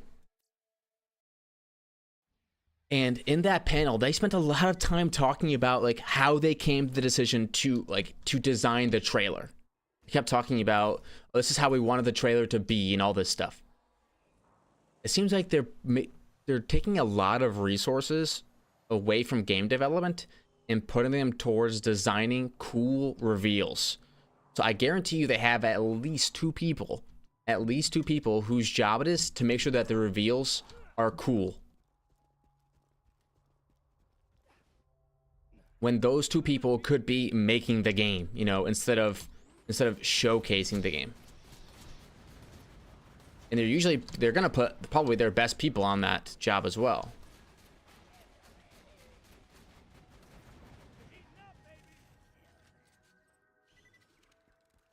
I'm just worried that the best, brightest, most capable minds at Gearbox are the people that are making these cool reveal trailers. And yes, they are cool. They do bring hype. But that's their 9 to 5. Their 9 to 5 is showing up, making a trailer, you know, cool, and then leaving, instead of making sure that the loot doesn't fall through the floor, making a bank system that doesn't like completely give you carpal tunnel to use on PC. Like, what are we talking about right now?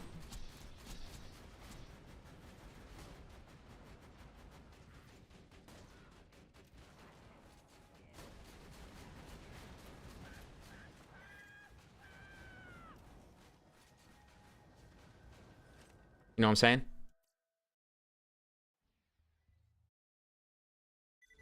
Like, why would I be excited?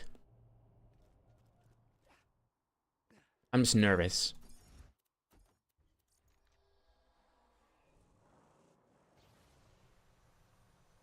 Like, they were all about, like, instead of the developers got up in that panel, and instead of telling us why they made certain decisions for the design of Borderlands 4, they were up there discussing at length the design of the trailer for Borderlands 4. Me, I'm just thinking, you have your priorities completely mixed up. Your priorities are not in the right place right now. You care more about the trailer. What's up, Axton? How you doing, buddy? You care more about the trailer than you do about the game? That was the impression I got. So nice Laudo. Hey, Axton, we are cruising right now. We got a fire conference call from Warrior after 100 some odd runs. We got a baby maker on 1 run. We're getting the fastball now. We are. Things are starting to cruise. Yeah, this is our new Lauda.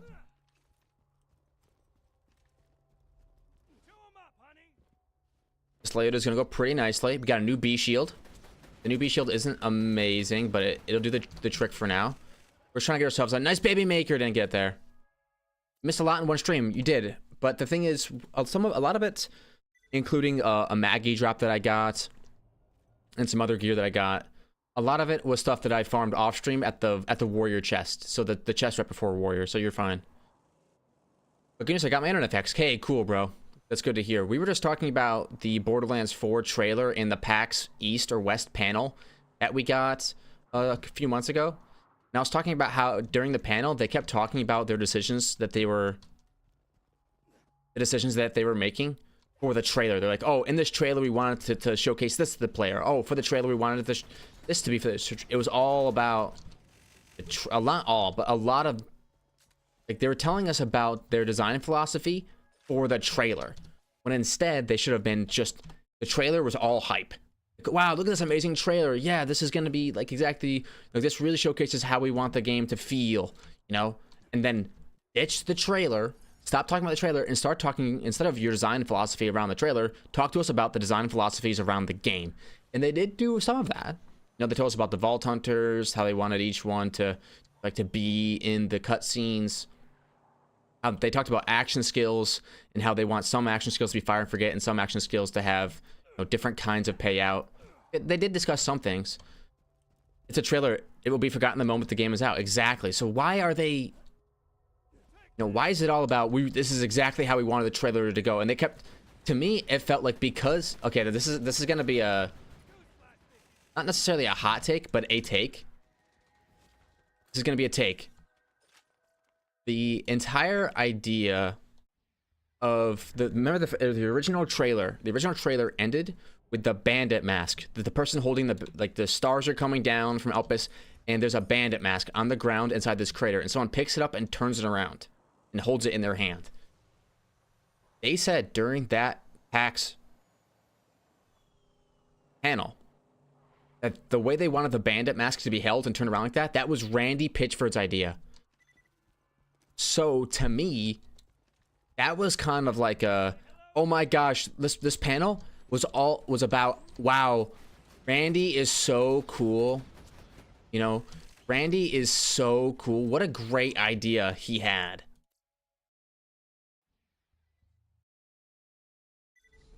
So this is why we have to talk about, like, the trailer that we just put out so much in our design philosophy around it, because Randy was directly involved. And if they, as you know, Randy's vice presidents, basically, as his team leads, as his vice presidents, they were all basically like, we love Randy. And to talk about why we love Randy so much, let's talk about the design philosophy around this trailer that Randy was definitely involved in.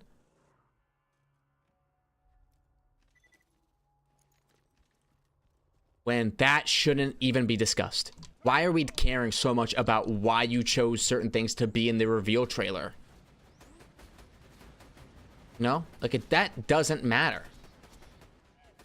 I'm sure that it really matters to you guys because you probably had like an office meeting where everybody sat down and discussed, okay, what do we want this trailer to be like? And it matters a lot to you, and you came up with the great ideas of having like the glass shatter and how did we get those assets and how do we make it look the way the... Stop. Let us marvel in the magic of what you created. Number one. And number two, discuss the design philosophies for the game, not the trailer. Who cares about the trailer? Who? Randy Pitchford, which is why I think that everyone talking about the design philosophy around the trailer was a glazing session for Randy.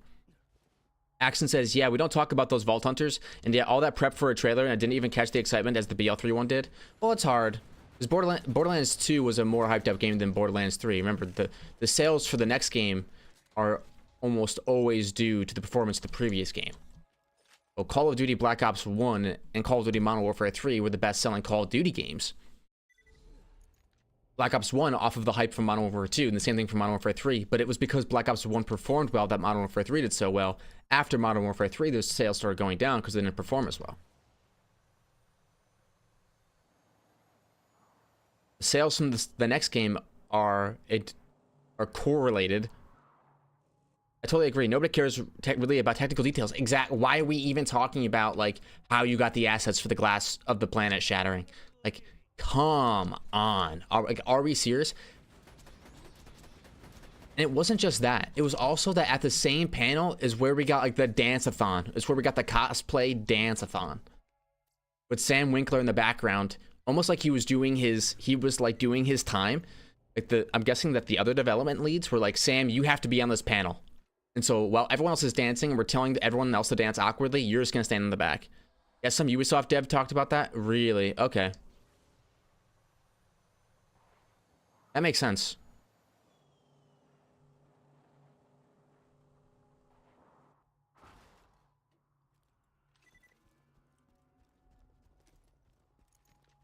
To me, I was just a little bit like taken aback by the whole thing. Like, why? We don't care. Run number 19. Holy cow. Whole farm is going pretty quick. Sam Winkler is the reason BO3 didn't catch attention with his characters. He was the narrative director of the game. And if you listen to his words carefully, he was talking about the narrative style for BO3, and he calls Borderlands 2 a revenge story. How we're getting revenge on Handsome Jack for what he's done. And then he characterizes Borderlands 3 as a chase across the stars, like a star chase. Would I completely agree with his characterization of BL3? I do not agree with his characterization of BL2. A revenge story. He summed it up in 3 words, a revenge story. I think that speaks to a little bit of misunderstanding of the Borderlands 2 storyline, and as a lead narrative director, that's kind of worrying to me. I don't see Borderlands 2 as simply a revenge story. I think of it as a hero's journey. It's not just about Handsome Jack blowing us up at the train and us wanting to get revenge. It's Handsome Jack blowing us up at the train, if we got the opportunity to get even with a Handsome Jack, that's available to us. But it was really about saving Pandora from the malicious intents of a crazy, eccentric billionaire experimenter. It's a hero's story. It's not a revenge story. So Sam Winkler, the lead designer, saying Borderlands 2 is a revenge story immediately puts a bad taste in my mouth, because like when I play the game, I'm not really out for revenge. I'm not out here just doing it for myself and all I want is revenge. Blah blah blah. No. Maybe Jack's revenge against all bandits to destroy them. Yet I'm not sure which one he mentioned, whether it was Jack's revenge. But the main driving force of the player in Borderlands 2 is not for revenge, but it's to be the hero that saves Pandora. And you also get revenge. You get... It's a lot of times revenge is just because you get back at someone for doing something doesn't mean it's revenge. So it's like, yep, Borderlands 2, if you like it, it's like anyone, to me, here's the read I got when he said that out loud. When he said Borderlands 2 is a revenge story and Borderlands 3 is a chase across the stars. Or chase across the galaxies or planets, whatever he said. From that, I got, if you like Borderlands 2, you're hateful because all you like is revenge. That's what I got. And he would say probably that's not what he meant. But to me, that's what I got from that. Oh, you like Borderlands 2? You're simple. You just like revenge stories. You couldn't understand the complexity of Borderlands 3's chase across the galaxy when all you want is revenge. What are you talking about? Maya died in Borderlands 3. You know? Lillith got her power stolen. How is Borderlands 3 not a revenge story? If Borderlands 2 is a revenge story, how is Borderlands 3 not a revenge story? And here's my take. I don't think either one of them are revenge stories. I think revenge plays a part in it if you want it to. In your own mind. But it's not the central focal point. In both instances, it's about saving the world from absolute destruction and chaos. I take that as BL2 Revenge and BL3 Race was a story from the main boss perspective. Yes. It's from the main boss perspective. That's a good take. Sam is just diabolical, says Axton. Let's see. Do another run real quick. No fastball. Let's see. Sam is just diabolical. The way he just forced DEI into the characters when a game like Borderlands didn't even need it. It's true that Borderlands did not need diversity, equity, and inclusion to be artificially inserted into the game through a company like Sweet Baby Inc., which I completely agree with. I think Borderlands, its original, like the original game, already had it, but it was already inside the core design, like the core philosophy of the game, I think. So I don't think it necessarily influenced it that much more than it would have already, but having Sweet Baby Inc. officially enter Borderlands 3 into the political discussion by changing the script to be more in line with liberal philosophy didn't help the writing at all. No, he purposefully slandered a character like Marcus and displayed it as his obsessive, greedy capitalist when he has much more to him. Right. I mean, Gearbox does that. Gearbox likes to take its characters and be like, yep, this is a character that you love. And we're going to completely change how we make you think of it in the game. You know, to line up with real world philosophies. Right? Greedy capitalist equals homeless children. Right? Greedy capitalist equals more orphans because of low survival rates amongst children in Latin America. You know what I'm saying? Like, it's just not right.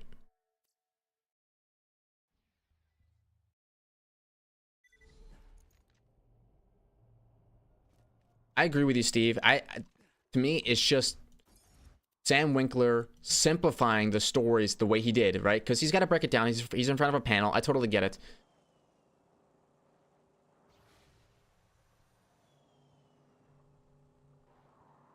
But him, you know, breaking it down the way he did just felt not cool to me. Like Borderlands 2 about revenge. Borderlands 3, it's a race. And first of all, it's not a race, okay? And I could go on. Sam Winkler, I gave him props for not only showing up to the panel and basically saying sorry for not being funny. Because remember he said, now, one thing about...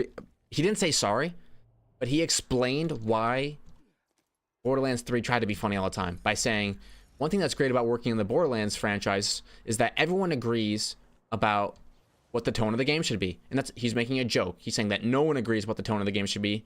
He goes, and everyone agrees about what's funny. So he's making a joke, not taking full blame. Not taking full blame.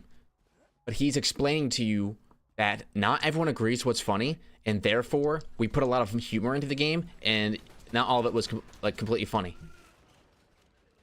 But he at least explained what happened, which we all kind of knew already.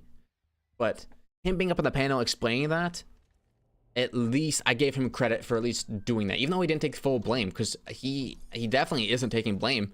He defends the use of Sweet Baby Inc. on Twitter. Okay, so this guy definitely is not going to admit to being wrong. That's not gonna happen.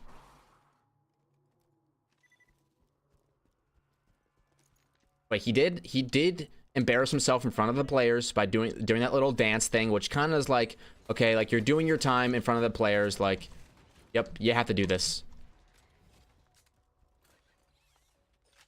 You have to show the players that you still care about Borderlands. You have to show the players when you personally have a direct responsibility for tanking the story's narrative in the minds of a lot of players, from Angry Joe Show to Jolts Dude 139 to Killer 6 to Morning Afterkill to anyone that has played the game through. Everyone had the same opinion that the story was bad. There's a lot of people that say the story wasn't that bad, but that's the counter take. It is.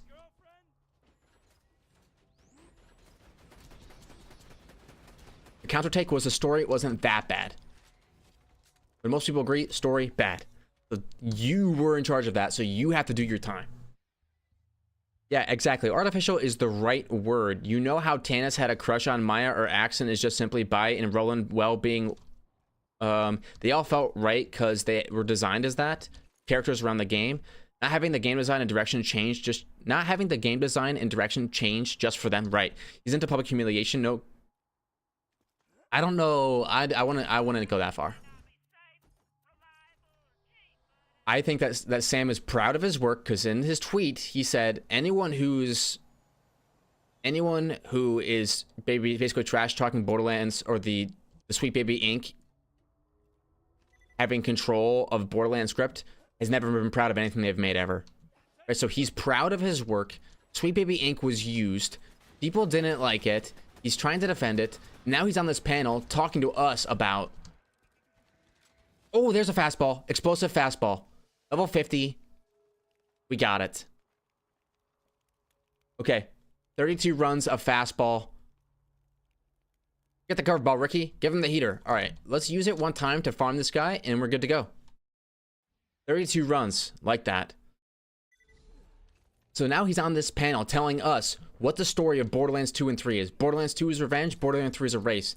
The funniest part was... You think that's max damage on it? Perfect. The craziest part to me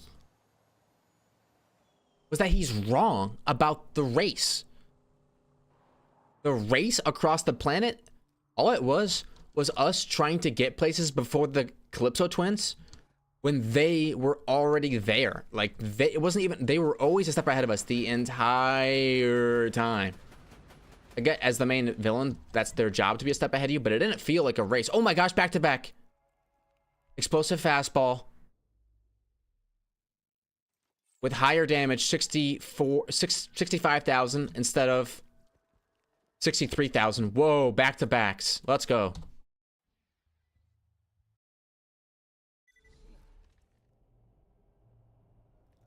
I would like other elements. Is the thing. The back-to-back, that's crazy. If it was a race, then, you know, it would have felt like we could have won the race. You know, just like one time throughout the story, let it be like we got there first, and so we got to like steal the vault off, and then they're mad about us stealing the vault off. Instead, every time we accomplish something, it was like, oh, cool, you accomplished that for us. Thanks. What the heck? You know? You only want fire besides that? I mean, explosive will deal 90% of enemies? Yeah, exactly.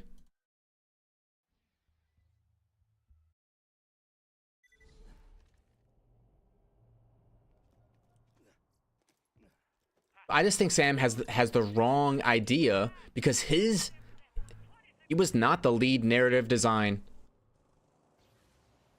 designer of Borderlands 2. Okay?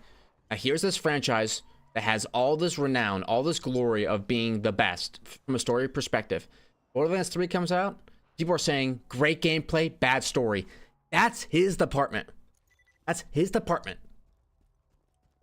So guess who's going to be the most defensive Gearbox employee? The most defensive Gearbox employee, Sam Winkler.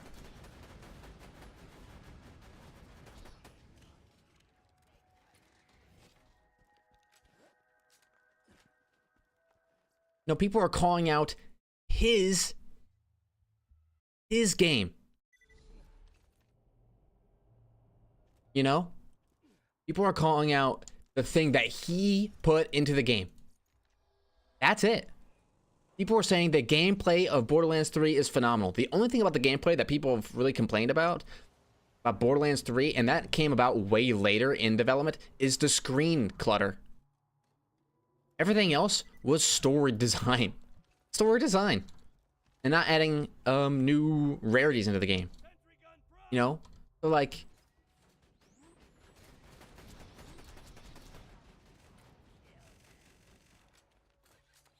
Also, back to that Marcus point, I'm still mad we didn't get some cool ass side quests like the ones he did in BL2. You know, that once to get the Bane and the other to get the Caustic Caverns as a whole headhunter. Yeah, I think that'd be a good idea. Like, I get you like Marcus as a character, and I mean, I guess they don't really like Marcus that much.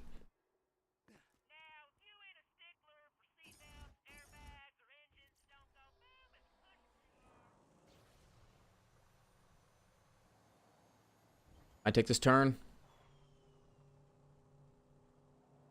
I don't have to keep farming this. I could go farm for a better B.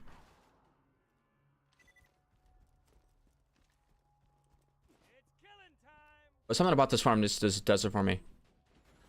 I mean, who cares? Who cares? Players always loved Marcus. Exactly. To me, I don't want to sound like... This sounds rough. Okay? But if I'm Gearbox...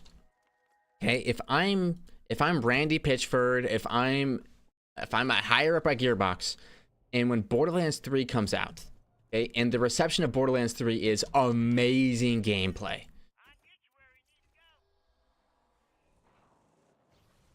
Improvements across the board were made, not only in quality of life, but in overall feel of the game. Wow, that sounds great. Like, we took Borderlands 2 to a new level. And then... But we don't like Borderlands 3 better than Borderlands 2? How could that be? I thought we made improvements across the board. Because the story was bad. How does Sam Winkler make it onto the short list for people in charge of the design of the story of Borderlands 4? How does that make any sense? People make games. Developers make games. That is what they do. Right? They design games.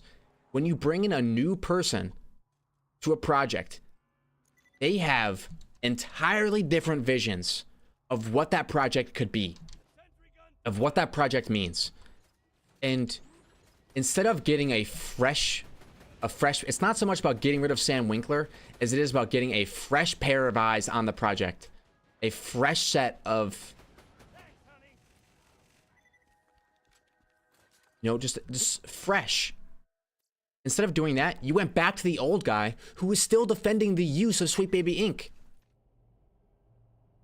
Sam gotta take this game very seriously. Give me your absolute best work, then the jury is out. If Sam can pull it together for this game and prove that he can make a narrative that deserves to go along with the systems and the gameplay of a Borderlands game, then we can talk. Because we've already seen it. The pre-sequel in Borderlands 2 already brought the heat when it came to a storytelling game. The heat has already been brought, Sam. You know, you can complain about about Borderlands being flawed from multiple perspectives all you want. You can complain about, you know, people not understanding the tone of the game, like the same way you understand the tone of the game, or people don't understand humor the same way you understand humor, and you can complain about people not liking the same things, blah, blah, blah, blah, blah. But we have seen a good story. We have seen a couple, not just one, 2 good stories. What's up, Albert? Yeah, Sam sucks. I hired him so we can exchange backshots in my office. Okay, thanks, fake Randy Pitchford. Fake Randy is crazy. Morning, all. What's up? So, to me, the fact that Sam Winkler is still on as a lead narrative designer for Borderlands 4 means that hopefully, this is the hopeful take, that he has shown Randy and shown everyone there how he has learned. If this is a case of everyone backing him at the company and no one learning anything, wow, sniper ammo, and no one learning anything, and we're just gonna run it back and make a few tweaks, but like overall, we don't think we made that many mistakes. We just made some technical errors that we can clean up, and that's it. No, I want Sam must have had an epiphany. He must have had a complete change of heart somewhere, where from the ground up we are dealing with a brand new game. If not, from a narrative perspective, we're torched.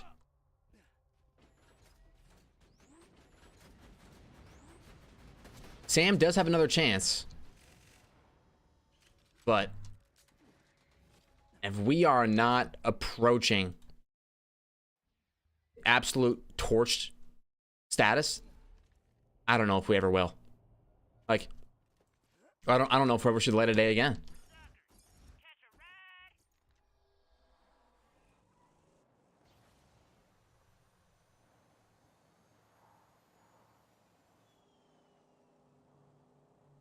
You know?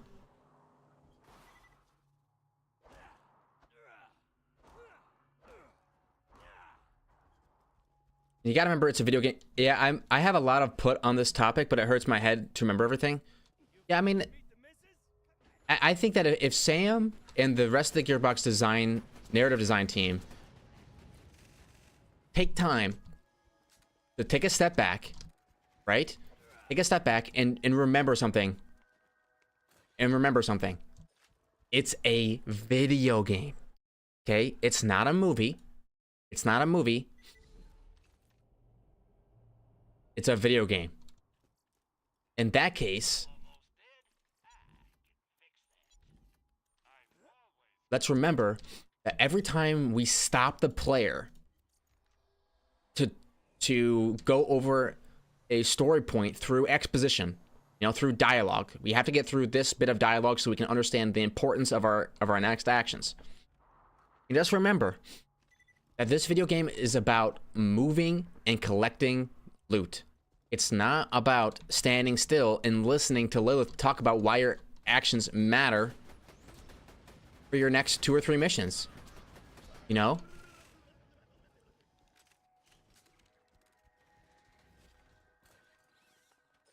And like my brother has brought up, I think twice now on the Borderlands podcast,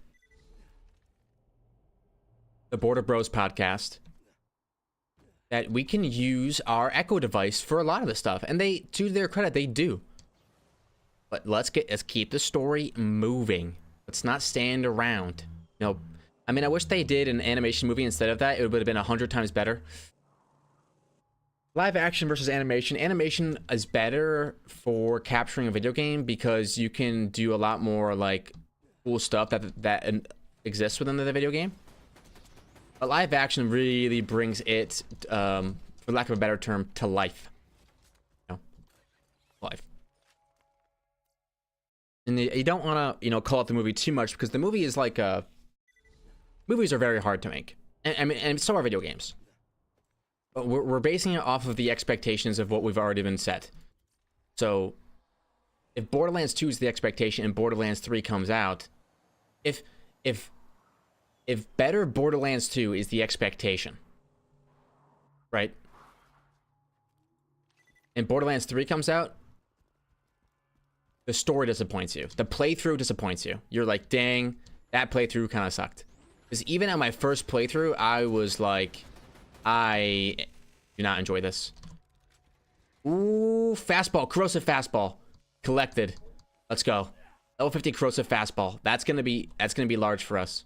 Very large for us. Huge, huge, huge, huge, huge. Except for Fallout, but it sucked IMO. It felt overhyped. Let's see. A live action makes cringe. Literally, it's the case for every game. Live action can be good if you do it properly.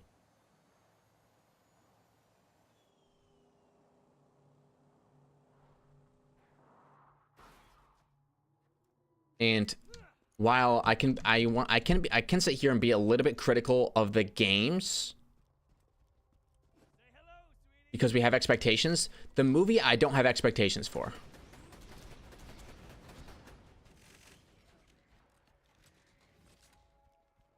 The movie I have no expectations for because they haven't made a movie. You know, they made enough money from the games to make something that isn't the games, which is cool. Like I like that. Okay, I like the idea of it. What I don't like is spending so much. They record-setting amount of investment, and Riot Games had the same thing happen to them when they made Arcane, the TV series, the animated TV series. Both Gearbox and Arcane spending hundreds of millions of dollars on projects that aren't going to return enough to make it worth it. But at the same time, a Riot developer said something that resonated with me. He says, players think that we make Arcane... Oh, double back-to-backs. Double back-to-backs. What is this? What's this? A new corrosive fastball? Let's compare it to the old one. Oh, much more damage. Let's go. Wow. 6. We can go to the old corrosive fastball now. And drop. Yes. So a much higher damage corrosive fastball. Huge. We take those. And we keep going. Let's put that in here. Run 32 double fastball and run 47 double corrosive fastball.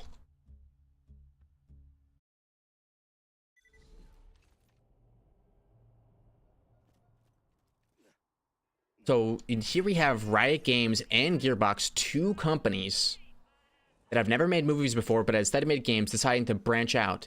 And when people were saying, hey, by the way, Arcane was a financial failure, you spent $350 million on this show, which is a good show, popular show, but it's not making any of your money back. I don't know if it was the CEO of Riot, but it was one of the lead designers at Riot. And he said, players think that we make Arcane so that we can make new skins for our characters in Riot, because in League of Legends it's a free game, but they make money through skins sales. People think that we make Arcane to sell more skins, when actually we sell skins so that we can make Arcane. So I'm thinking Gearbox is kind of the same thing. It's not, we don't make the Gearbox movie to sell more Borderlands games. We sell Borderlands games so that we can make the Gearbox movie. The OG Borderlands movie was supposed to be about the technical details of the backshots. I gave this in, but 2K didn't think it's a good idea. These those corporate bastards. Yeah, exactly. So I'm not gonna sit here and be like, oh, like the movie was a failure, when the movie was a passion project that didn't have anyone to say at some point no. You know, there was nobody there to just be like, hey, actually, maybe this isn't the way we should do this. Or, you know, there wasn't someone who actually had a good critical eye that could overrule bad decisions. And I don't know who was on the set making final decisions. I'm sure it was a mix of people. It was a team, but there was no one willing to, and no one capable of seeing certain things and being like, no. I'm sure there was lots of times where they said no to this, no to that, no to this. But a lot of stuff made it into the movie that should have just been straight up no.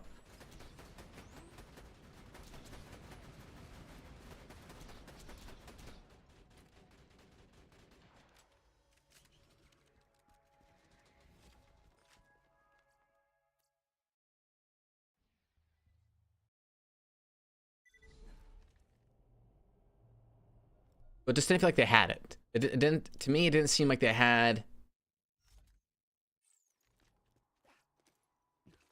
a team of people that could stop what was happening from happening, and instead focus on what's really important, and that's Borderlands. Number one, having only the Vladoff Infinity as a legendary in the game, when you could have given each of those main characters a legendary weapon. They make the story make some sense. Exactly.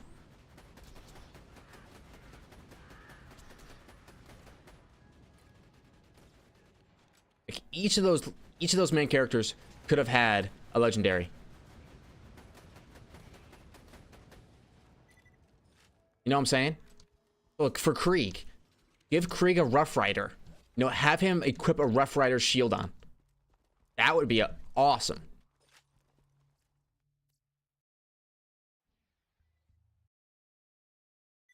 For Roland, give Roland maybe even a Borderlands 1 gun cutout, you know, like a.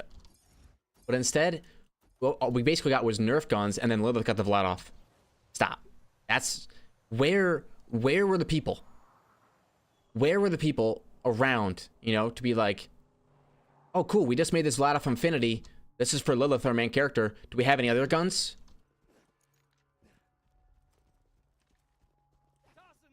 The first Telltale game was awesome, IMO, with Reese and Jack and Vaughn. Was the first Telltale game written by Sam Winkler? Oh, fastball? Explosive. Let's check out the damage. It looks a little bit low. Yeah, mine's 65k. This is 62k. Okay, let's keep it going. And make it feel like the game is not so hard, for God's sakes. And make it feel like the game is not so hard. Second was a DEI mess. Well, you said, Steve, correct me if I'm wrong. I've been under the impression that Christina, that you've seen the game played, and that it was enjoyable. When the going consensus is right now is that there was a lot of woke stuff in the game that kind of made people frustrated. Nope, that was written by the old team. Oh, so the original Telltale game was written by the old Borderlands team. See? Oh, that's a lot of sniper ammo. Good. I watched the whole thing, and you thought it was... What did you think? A lot of funny jokes. See? So I'm not... I think that it's... Whenever someone brings up the new Tales game, because it's so popular just to be like, yeah, new Tales trash, don't even buy it. It's woke nonsense. No one has really, like, besides the core people, you know, given it a fair shot.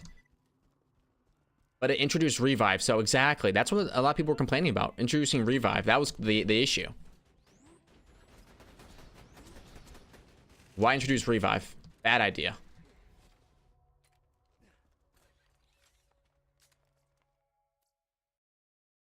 Woke but funny. Okay.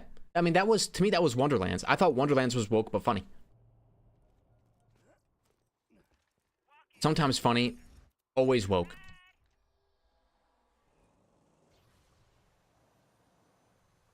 And people hate that term woke. Like, the people that are woke hate when you use that term woke. It's like, no, woke means something else. Woke means this other thing. Now, like, to me, it's very clear what woke is. It is if you have a liberal worldview that places the white male... Let's hold on. Fastball. Explosive fastball, lesser damage. If you have a liberal worldview that places the white male at the bottom of a historical tier list, and if people at the top have done the least injustices and people at the bottom have done the most injustices, then the white male's at the bottom, and then you put African women at the top, and this is your power structure. And everyone else is on there somewhere, and based on who you are determines, you know, how much of a role and how much how much of a role you should play in anything, is including society, and how much voice you should have. That's woke.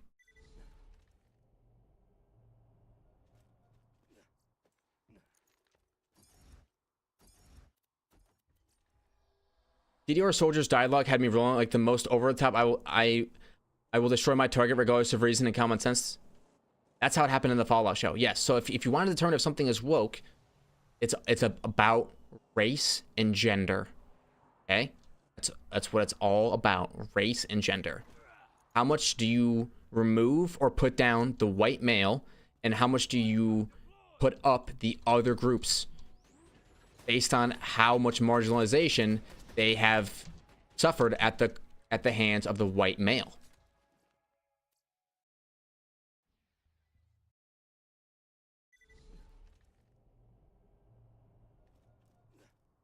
And if those characters are being introduced at a rate that is abnormal to some, or if those characters have a lot of say in something that you're like, how did this happen? Like, it doesn't make sense.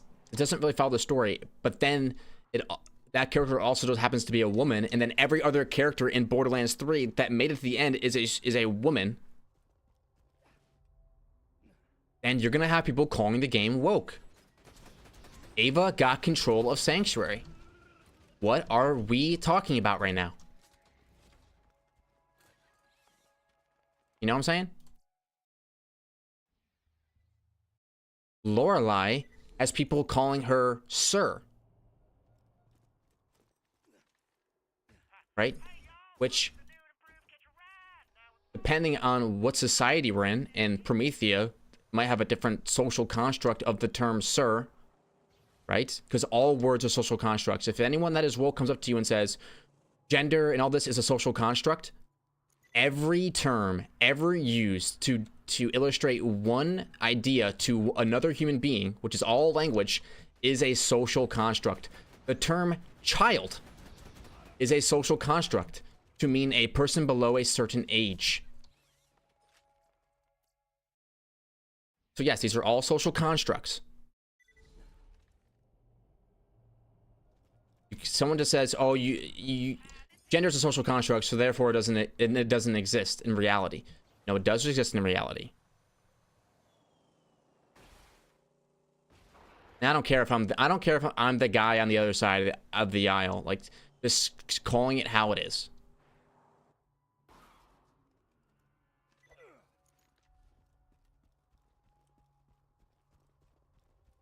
TDR Soldier, yeah, for real.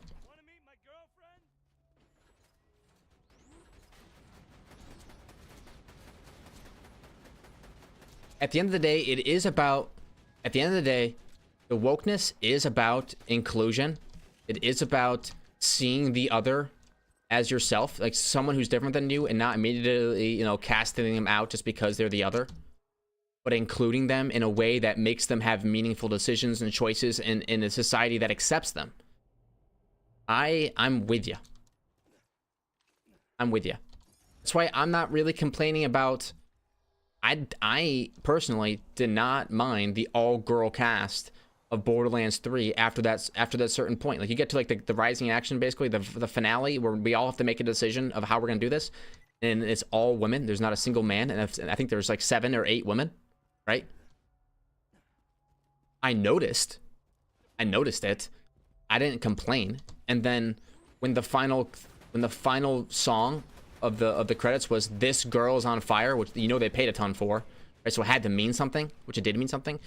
I was with it. It's like, look, I get it. Like Tyreen is a girl, Lillith is a girl, Ellie's a girl, Ava's a girl, right? It was Ava that caused the problems. Anyways, I didn't have any issues with that. I cried during the credits. I thought it was so amazing. I had that song stuck in my head for weeks. You can ask my wife Cindy.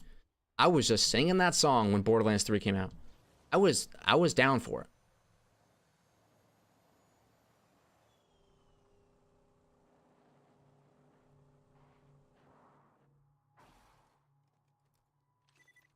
I like the idea of empowering people that have not typically been seen in media.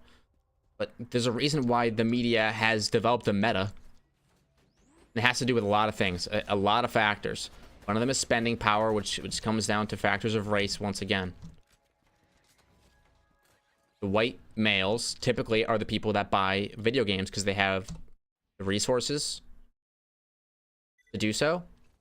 And something about the male archetype, whether it be genetic or whether it be cultural, lends themselves to being more interested in playing video games than others. That's not to say that people that aren't white males don't play video games. In fact, you know, there's a lot of people that play video games.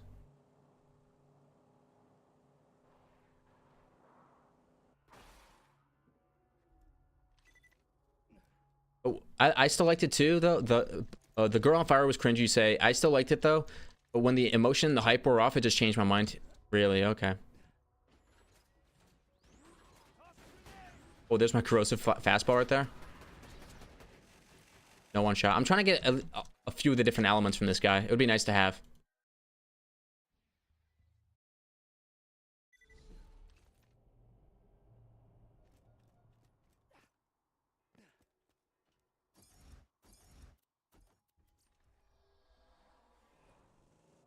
It's just something to think about.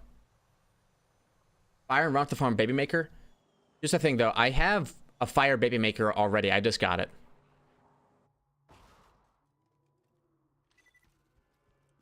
Next, and to answer your question from before, I don't know if I'm going to be going to UVHM at all until it's Pearl time. I really don't. I wonder if BL4 character creation we can change gender and looks for all classes. I wouldn't expect you to. Just because they haven't done it yet. They haven't done it yet. But again, here's the thing. If you have a girl Vault Hunter, like that one, okay? That shorter black girl Vault Hunter. Okay, that character is in the game. That's the person at the top of the woke, marginalized community power list, the tier list, okay? Black woman. They're the most marginalized and exploited community, at least in North America.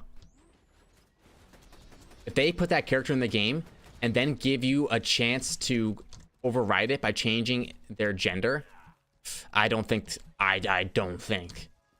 they would do that. That would be so anti-woke. It's like, oh, you revealed this character that's so inclusionary, but you can change it to a dude.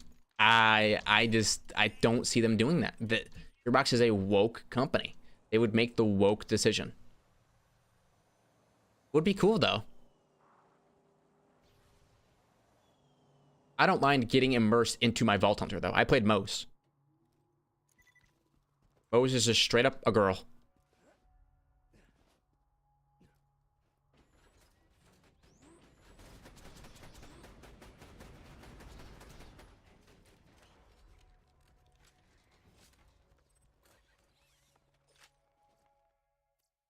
And I'll keep going on. I don't care. The entire idea of like the woke tier list of marginalized communities based on race, you'll see different communities fluctuate. And right now, because of the whole Gaza situation, Middle Eastern is becoming an ethnicity that's becoming very protected and included by the woke. But if you've been into Paladins, you see that they did something similar where you have a male/female characters and then include a skin and a sound pack of the same character just female version. Do a Nukem kill for good luck. Okay, I'll do it. I'm not sure if my Nukem will get the job done, but I can try. Again, I don't have a damage set up right now.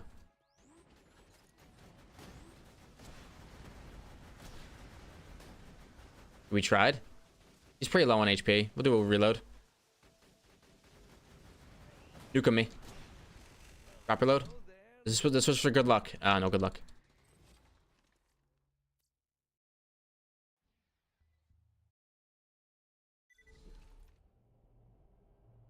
I think we're gonna start seeing some other diverse diversity, equity, and inclusion things. And it comes down to more than just that. It's also about the planet. It's about everything. It's very political. And I think what we're seeing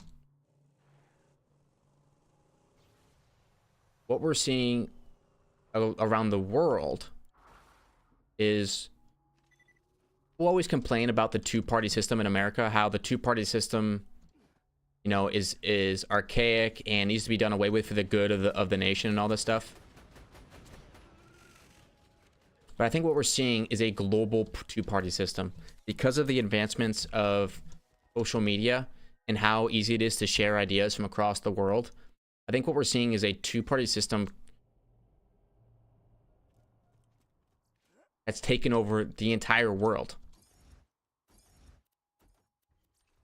And you have, on one side, the woke progressives, whose core foundation is diversity, equity, and inclusion, mixed with environmentalism.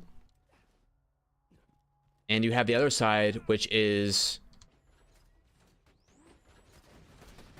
a side whose core foundation is about individual responsibility to yourself and to your family, and making prudent decisions based on how it would affect the generations of your family to come. And so you have those two sides at complete odds with each other.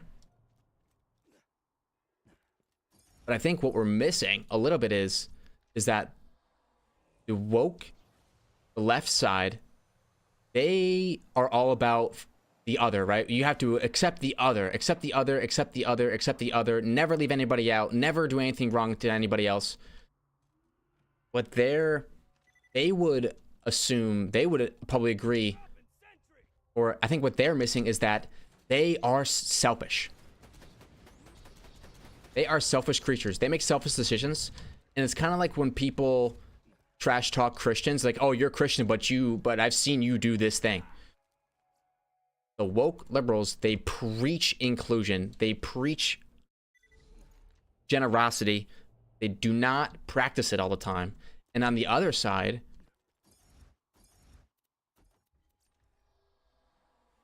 you have the people who practice prudence, who practice looking out for yourself and your family first, who aren't necessarily against opening the doors to other people. I just think that one side of the aisle, the woke side of the aisle, has a misunderstanding of the generosity of the right side. They think the right side's all about greed. It's all about greed. It's all about greed. But notice how it's usually younger people who are on the left. It's because they don't have as many assets. They don't have any skin in the game. The more they can push for woke ideology, woke policy, the more free stuff they can get in return from the government. Meanwhile, the right, the conservative, already has a lot of stuff, usually in the form of a 401k or other insurance policy in the stock market, or other investment policy in the stock market. They want a system that is going to help the global economy, which is usually status quo.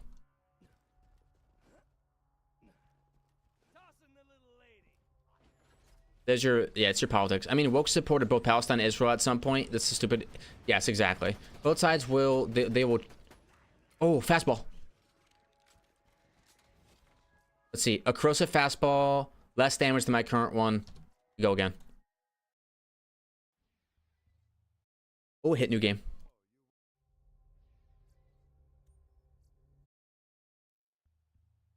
So two things can be true at once. You can be pro, environmentalism, pro including marginalized communities, both in your societies and in your entertainment and your media that you consume. But you can also be selfish. You can also, when it comes down to whether you're at a stop sign and you're late for work, whether or not you have right of way and you decide to go anyway. Just because your worldview creates less strife and pain for the global population doesn't mean that you are a good person. Get that clear. And just because someone might prioritize the safety of their own country, which will make them and their family safer, doesn't mean that they are a bad person simply because they don't believe that the amount of carbon dioxide that humans are pushing to the air really make it a true global impact.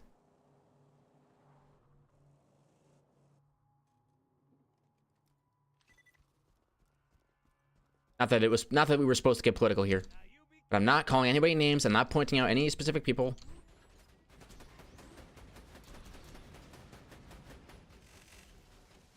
It comes down to individual actors at the end of the day. And I firmly believe that. Individual actions.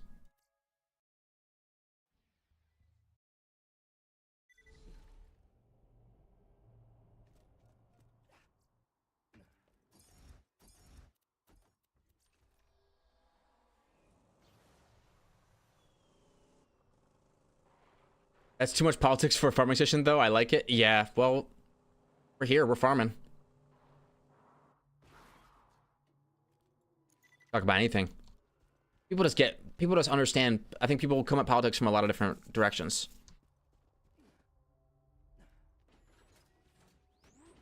Something that everyone kind of knows a little bit about. You can talk about it.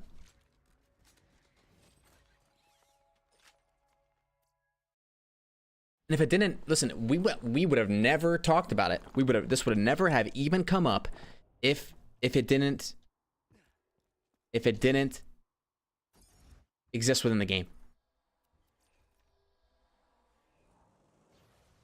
I have to say I agree with everything you said. Thank you. I mean, I don't think I'm not really saying too much.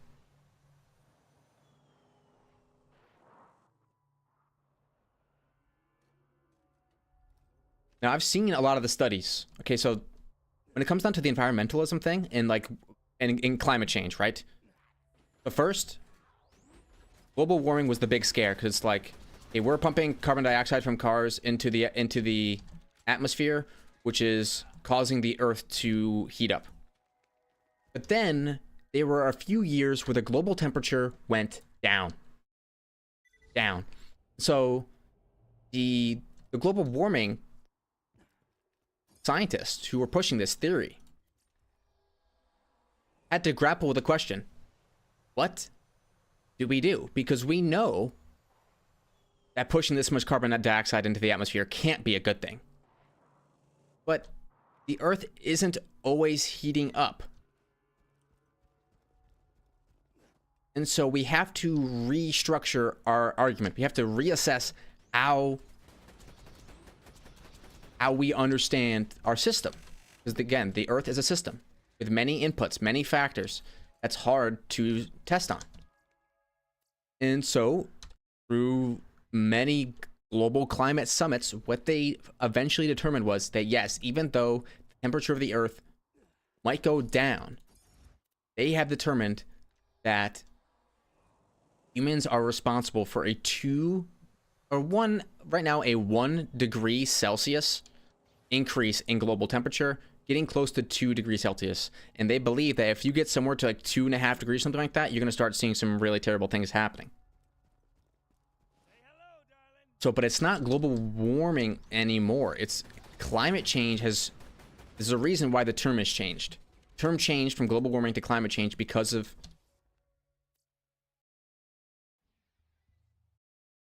the Earth cooling down.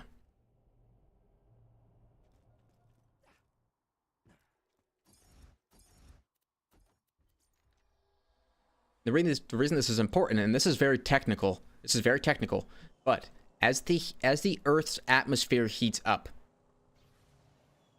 as the air around you gets hotter, it also heats the ground. Okay, so air that's next to the ground that's next to hot air becomes warmer. And this also is true about water. If you have air above water that's very hot, then the water also gets hot. CO2 produced by millions of cars impact is trivial to what volcano eruption does. I think they're different gases, but yeah, maybe. But if you have air that is hot, and it's going to heat up the water, because the Earth is most of the Earth's surface is water. Okay, so the water then becomes hot. What happens to water when it becomes hot? When water becomes hot, it evaporates. So a hot planet absorbs more water than a cold planet, right? Or evaporates more water. Exactly, the polar vortex. So if you go to the hottest regions of the world, you get to the equator and the tropics. But because of the way the evaporated water hits the top of Earth's atmosphere and then moves either south or north, the hottest area, the equator, doesn't get much rainfall. It's actually the areas 20 to 30 degrees north and south of the equator, the tropics. They get the most precipitation and storms. Storms in the middle of the ocean form in the tropical regions because of the heat at the equator. The heat at the equator evaporates the water, and then storms form in the tropical zone and start moving through from the tropical zone to the north. So all the hurricanes that hit the southern United States form in the tropical zone just above the equator, south of North America.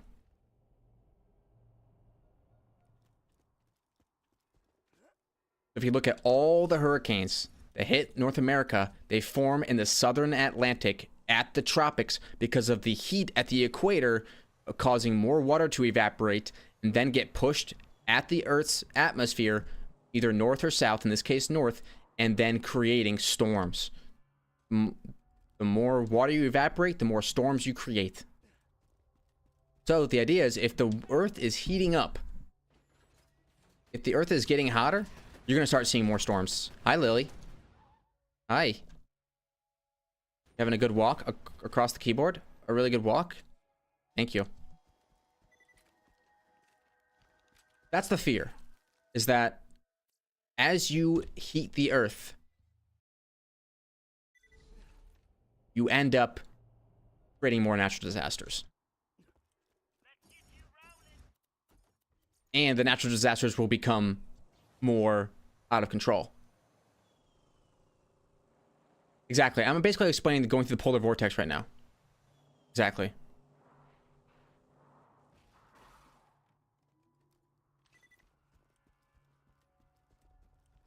So that's basically the environmentalist mindset in a nutshell. Humans are heating up the Earth, and by heating up the Earth, not only do you make it hotter, which eventually will cause, fires everywhere. That's the end. That's the end game. If you keep heating up the Earth and keep heating up the Earth and keep heating it up and keep heating it up, it gets hotter and hotter and hotter. Eventually, everything will just burn, right? But the actual unforeseen consequence before the big fire is actually hurricanes will just start destroying everything. I love storms. Yeah, exactly. Storms benefit some people.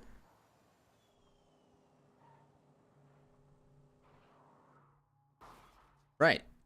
So if your profession is something that when storms happen you earn more money, it would be a prudent decision for you and for your family to vote against green energy that produces less CO2.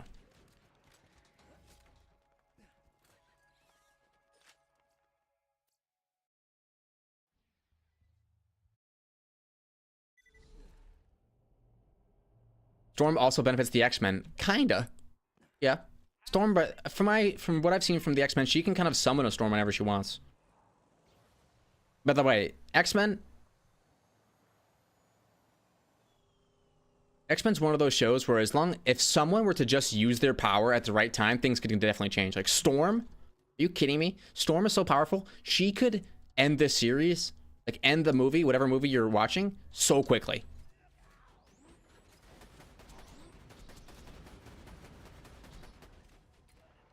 The amount of times that the Metal Man, whatever her name is, just leaves Wolverine to live when he could just, like, destroy him instantly. Yeah, I used to work with installing satellite dishes, so so whenever a windstorm occurs, I know I had a lot of work to do. Exactly. Hey, y'all, welcome to the new and improved Catch a Ride. Now with 47% more than 26% density.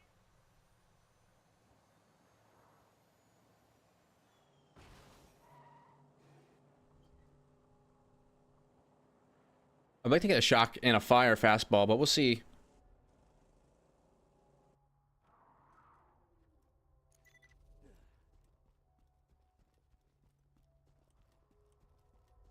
hello, sweetie. So hopefully Borderlands 4 is apolitical, right?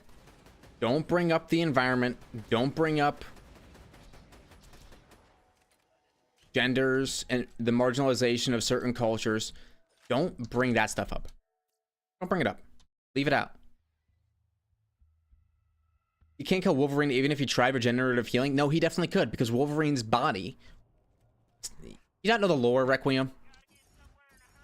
Wolverine is an experiment. He's a body full of metal.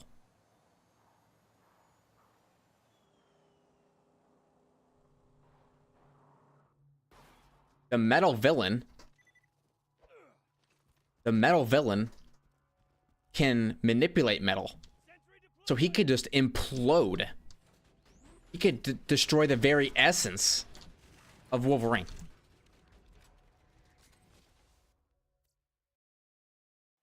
And instead, he just bends his claws. Or instead, he just locks him in place, you know?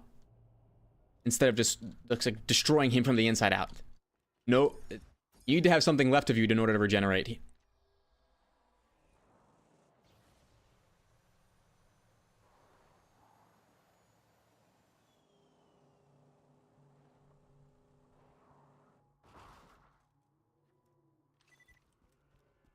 What is the metal guy's name? No, X-Men. Now you be careful, honey.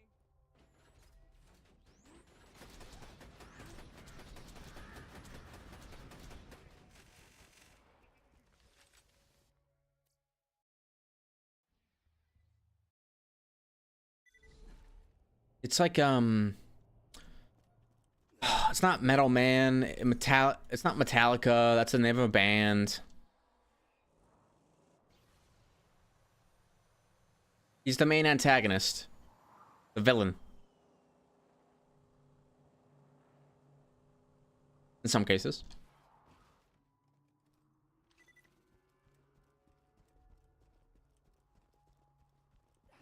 Magneto! Magneto! That's what it is.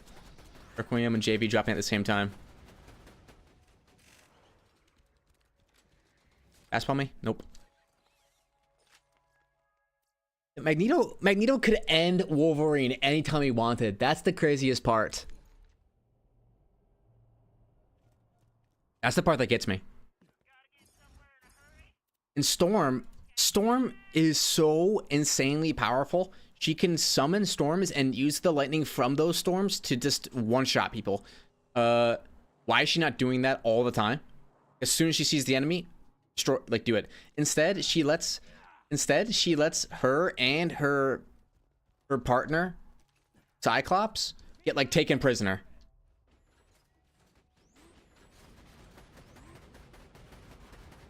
Like, Storm, do something. Oh, level up. Let's go. What, a level up grenade? No level up grenade. All right, so we get an extra level here. It doesn't really matter at the current moment what we do with it. Let's just take impact for more weapon damage at this point. Let's go.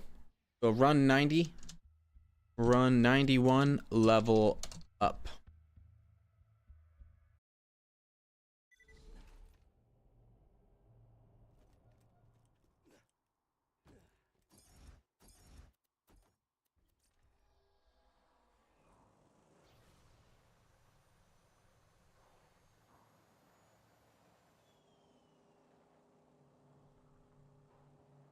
Thing is, I don't think I'm going to be going to UVHM. I just don't see a real big point in it. It's for pearls. If you have a superpower like the X-Men, what would it be? I think the Phoenix, right? The Phoenix is like the most powerful. Wait, like the Phoenix. Dr. Gray, I think her name is, or Dr. something. I love Metallica. I have a deep lore with the music. Oh, congratulations. I maybe know one or two of the most popular songs. I couldn't name you a single one, though.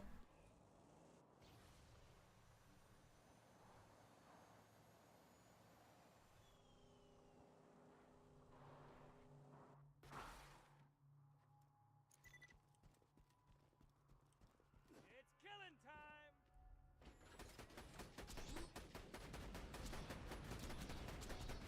Gotcha. Anything? Nope. Go again. I'm up on 100 runs. But in general, like the best superpower that I would like is shape-shifting.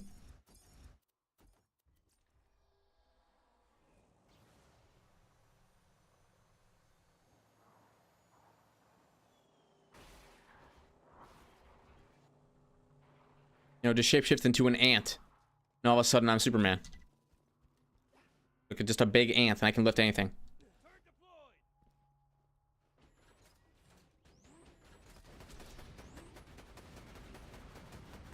Now what I got beef with is Godzilla X Kong movie shock fastball. Yes. Oh, yes. Sick. Add that into the inventory. I was about to go on an entire Godzilla X Kong rant. Okay, shock fastball acquired. Let's go.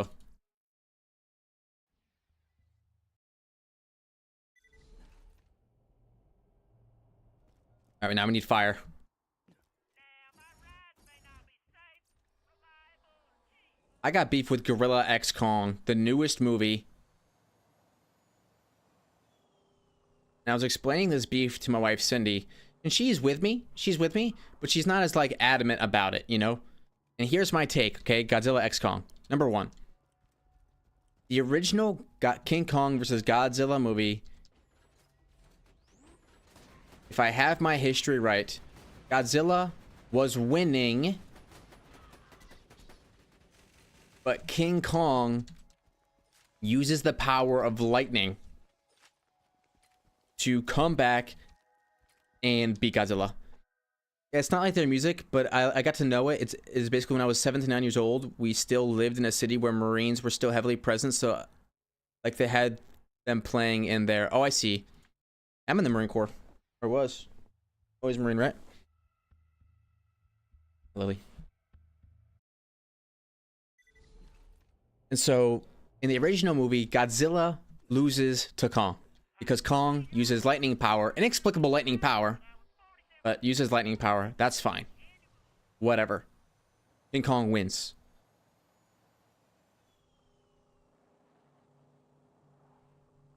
Then, in Godzilla vs. Kong, the new one, where it's like Mechagodzilla and King Ghidorah, like everyone's around doing their thing, we don't really get to see Godzilla give a beat down to Kong.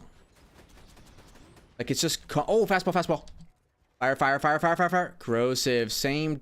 Nope. A little bit less damage than my current one. My current one's super high damage. Holy cow. Like, we never get to see... We have yet to see Godzilla truly beat Kong. And there's supposed to be these equal forces.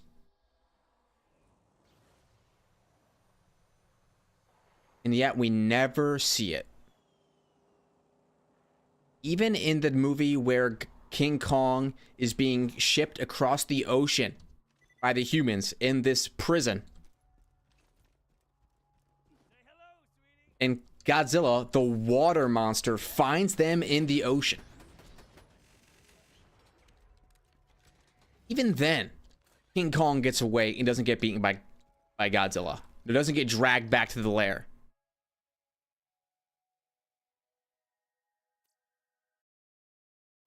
In the newest King Kong Godzilla movie, okay? Spoilers if you haven't seen it. The movie starts out, King Kong is in trouble, okay? He's in pain. He has a big old toothache. But on top of that, he's lonely. There's nobody like him. He's lonely. He's kind of bored.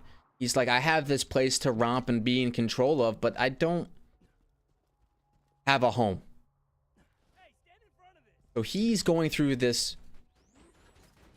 He's going through this mental anguish, at the same time physical anguish, right? He's trying to find a home, and he thinks he finds some gorillas that are like him, but then they don't accept him. They're ruled by a tyrant. He's got this fake tooth that the humans gave him. He's an other, right? He's an other. But he's struggling physically and emotionally. Kong is. Meanwhile, Godzilla has been taking a snooze in the Roman Colosseum, and the humans have been saying ad nauseum, "Hey, Godzilla's powering up. Godzilla's powering up." They have even a little meter. Like he's. I think by the end it was like 30% more powerful than typical Godzilla. So here we have Godzilla, but at 130% power because he's been doing nothing but snoozing all movie, juicing up. Okay, he is just juicing up, and the humans are like, "Oh, what do we do with him? He's just kind of, sleeping." He made landfall, and he went to go snooze and get more powerful. Cool. So now, it's time. King Kong needs Godzilla's help. So King Kong goes to get Godzilla and bring him down to where the evil gorillas are to help him. Which means he has to fight Godzilla.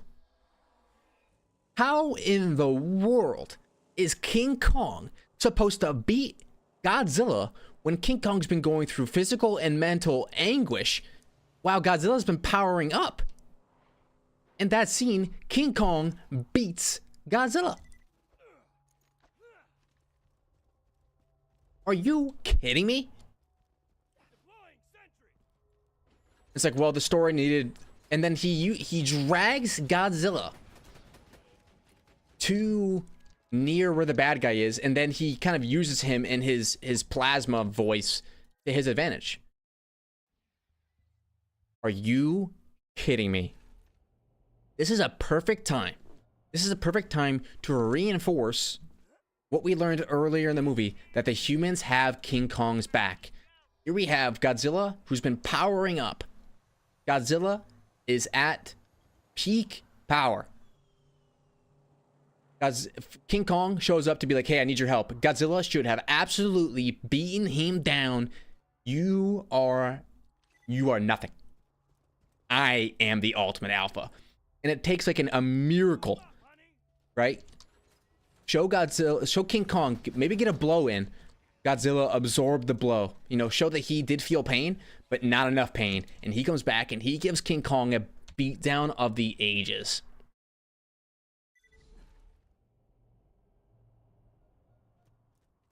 It's like an underdog story. The thing is, Kong has always beaten Godzilla. Godzilla's the underdog. Godzilla should have beaten down Kong in that moment, and then the humans should have gotten to Kong, performed just like this ridiculous medical surgery, to bring him back to life. And in the meantime, Godzilla, now that he's on this fiery rampage, he finds the other gorillas or something like that, and helps out. And he starts, doesn't help Kong because he's forced to. He helps Kong because that's what he does. This is a pretty bad one, I think. We're gonna go next. But he finds those other guys and he just starts, tearing it up. He's fresh off of taking down his arch rival Kong, right? And he just starts going to the other gorilla faction and just tearing it up. And his plasma vision is going out of control. He's spinning in circles. He's like just destroying everything. Kong, after being rescued by the humans, comes back and he can't defeat Godzilla, but he has to maneuver around Godzilla, try not to get killed, while also completing his quest to set the gorilla culture free.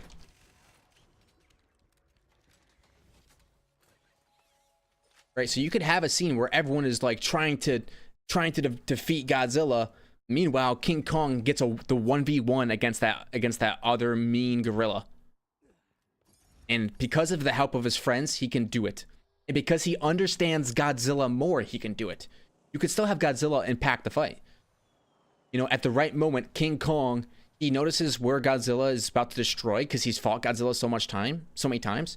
So instead of, dragging Godzilla there, instead, Godzilla is the king right now. He is absolutely out of control. He just beat Kong. He's destroying everything. Now Kong is fighting this other guy, and he just, instead of trying to beat him, he just uses his whip against him, drags him into a certain location where Godzilla is just wrecks his face. And that's how he wins. Is that, yes, Godzilla is out of control. Yes, he is unstoppable. But he can still be used to your advantage. It shouldn't be, oh, I'm gonna beat Godzilla and drag him to where I want him to go. No. Especially when Godzilla's been powering up the entire movie. Axton says, yeah, but that specific movie felt like, to be honest, they should have made the movie something like Godzilla beating up his ass, and then the movie follows how he's recovering and humans struggling against Godzilla. Yeah, see, that could have been cool too. But by then, at that point in the movie, I think it's a little bit too late. It's a little bit too late. Besides, I think Godzilla, like, terrorizing the humans, they've already done that. I mean, I think your plot is good. Like, but I want a movie where Kong, in the end, does not beat Godzilla.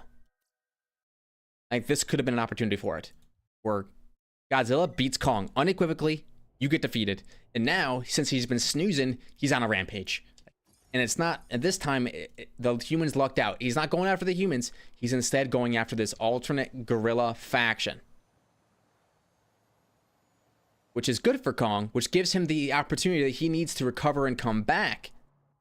But this time, he's not interested in bringing down Godzilla. Instead, he is simply going to use Godzilla. Well, at first, it's, dang, I can't believe this guy's destroying everything. But then in the final moment, it's, wait, I can use Godzilla. He's destroying everything. Why don't I just, in this specific 1v1 duel, use my opponent's weapon against him, so that way he gets destroyed by Godzilla and not me? Something like God of War 2, or those games where they show you powerful, they show you you're powerful and then send you back to the point zero build. Yeah, exactly.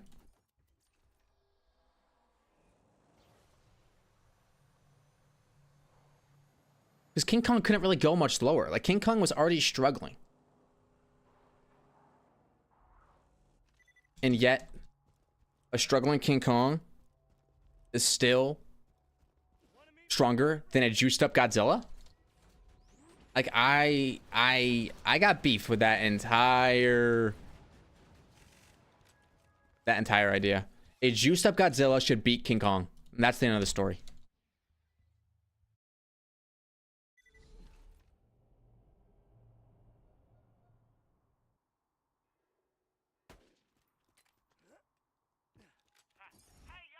Not lose to him and get dragged off to do something that Kong wants him to do. It doesn't make any sense.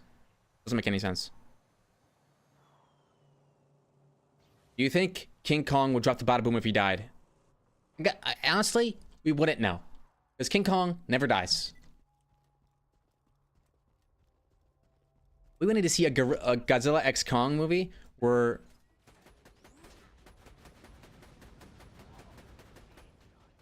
Well, fastball.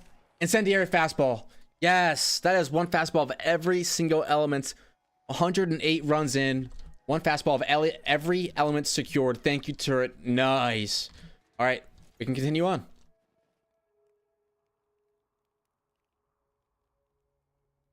All right, 109. Run 109. Incendiary fastball.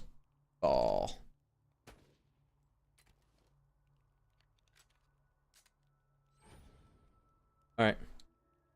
Fastballs. Fastballs. Color. That one.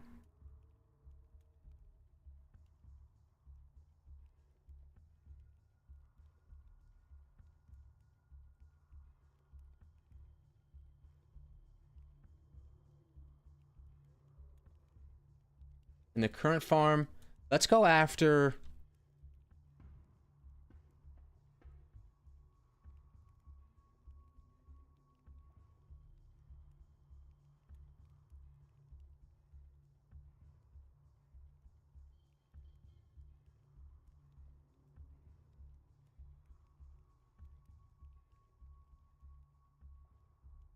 Maybe we should get some more baby makers.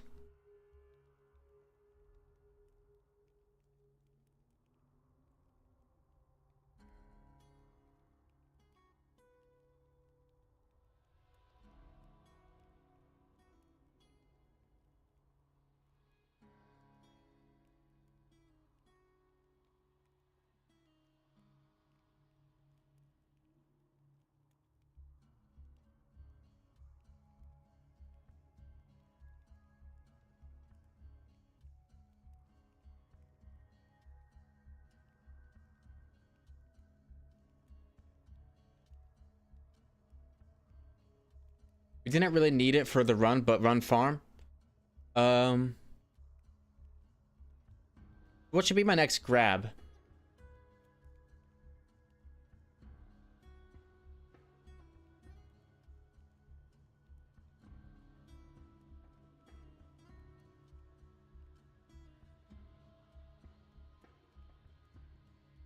Go back to my notes and see. After defeating Motor Mama, talk to Moxie in the Badass Credit Bar for Everybody Wants to Be Wanted for the kitten. You know what? We could go back.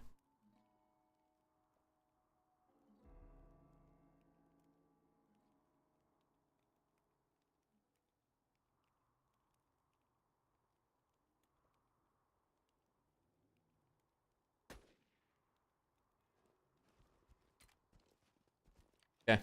And then elements.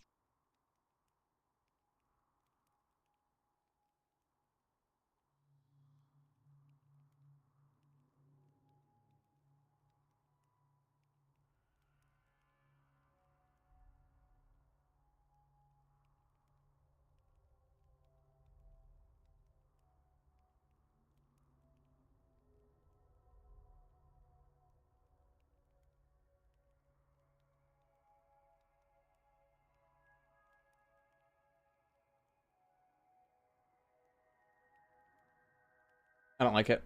Let's get rid of him. Okay. So next, what we are going to do is we're going to continue pressing on with Torg DLC.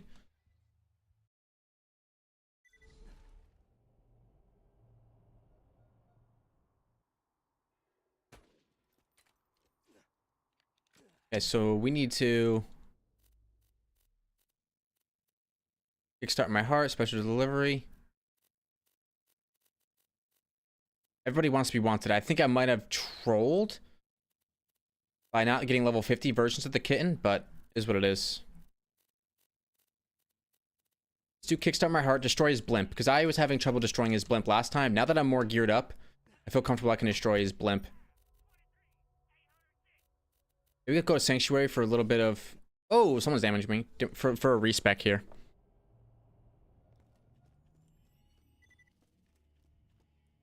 No golden keys, that's tough. Alright, so let's do a respec. Go for damage.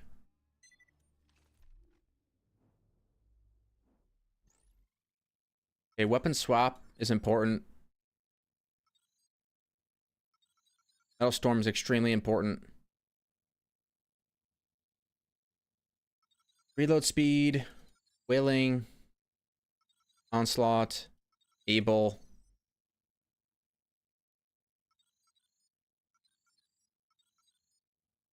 I just don't think more grenades is more important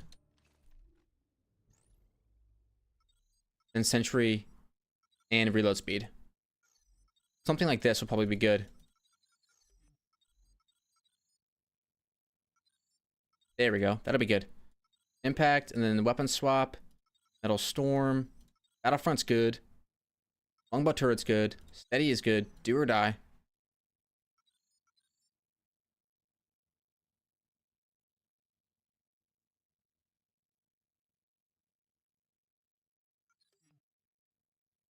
Okay.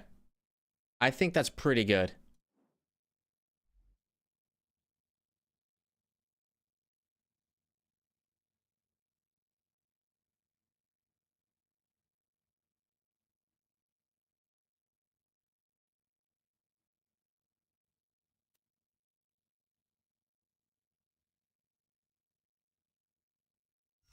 We could go something like this for a whole bunch of extra fire rate.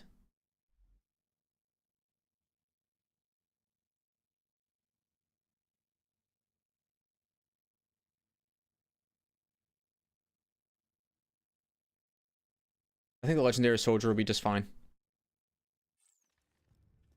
Okay, let's go take on the Blimp and get through Torg DLC.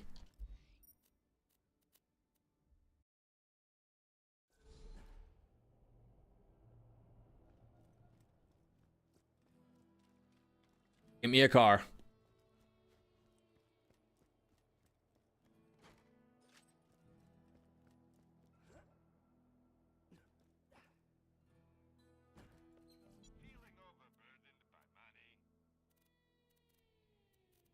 It is interesting how everything here though is not level 50, it's at level 49.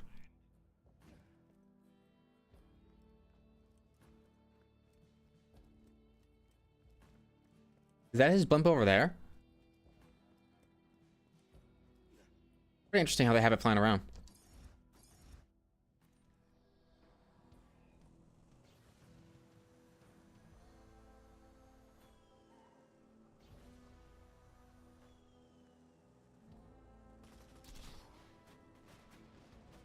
Time to go, time to go.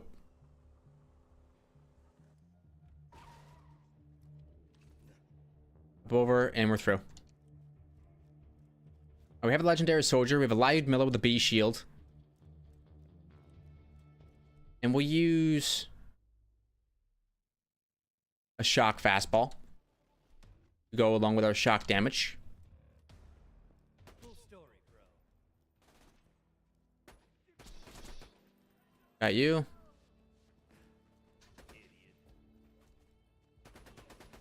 Nice.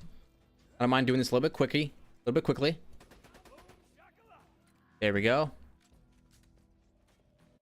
This time, I'm not gonna let this beat me.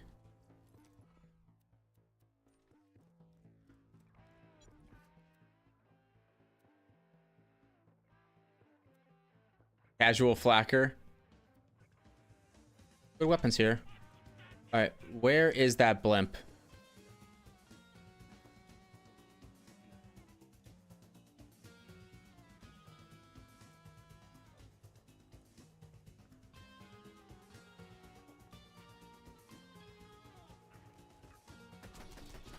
Later, kid. Oh, wow. This is so much easier.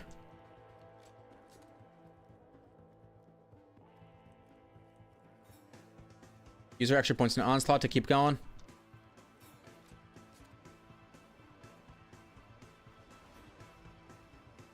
Yeah, I remember now. This DLC gave me the work.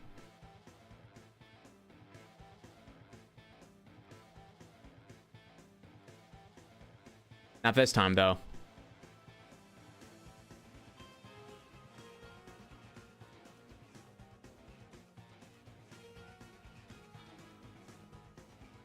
Now I've got accuracy.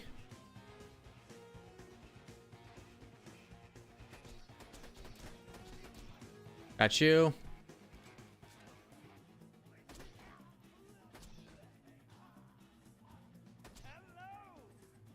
Easy. Where's the blimp?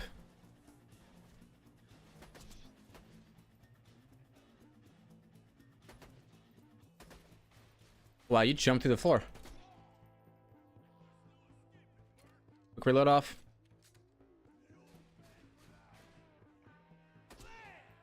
Got you. Oh, yeah. Nice. And you can't really beat a Lyud Miller B shield for this type of a, fight. What, a conference call for your life? Yeah, as soon as I pull out the conference call, I start dying. I don't do enough damage.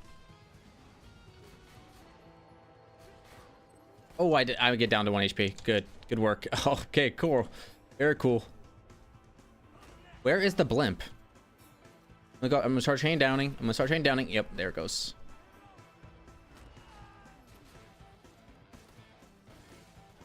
Oh, see, this is where it gets really bad.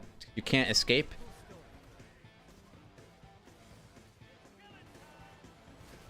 Oh, this is so bad. So bad. I'm definitely gonna die here. Unless, of course, no. Dang it. This is such a tough zone. There's like no way to survive this zone. I just want to find the blimp. Where is it?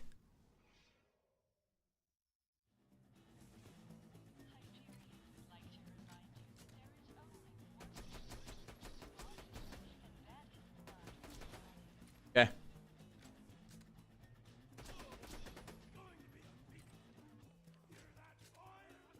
Is it always just Lyud Miller or nothing?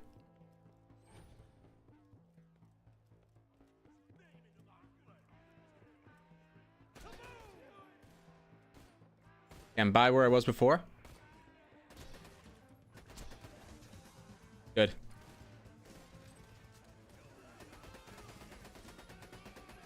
Oh, I have unbelievable fire rate.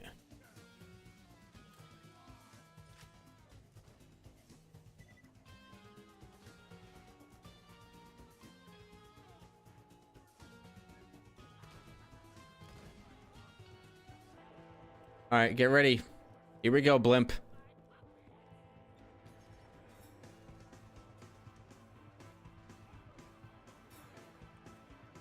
Toss the turret out.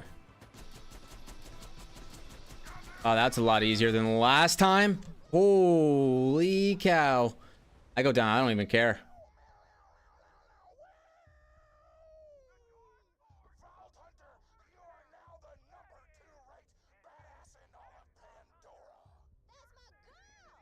Number 2 ranked. I could get behind that.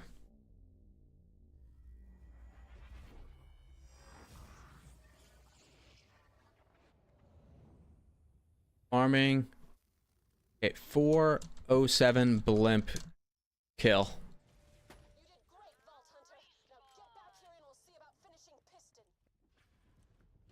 Alright, turn to Moxie. I can do that.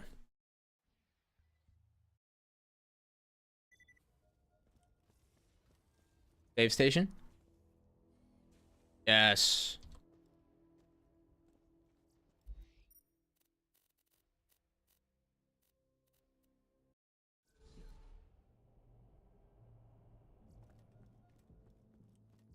I talked to Moxie. This is it. Piston is the only thing standing All right, we got return to the arena. You know what to do, sugar. These ones all scaled to level 50 as well, so all the torque vendors are scaled to 50 now, which is nice.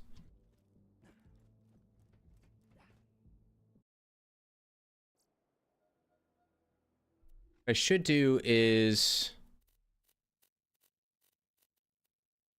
my notes. Talk to Tina in the beatdown, accept complete number 1 fan.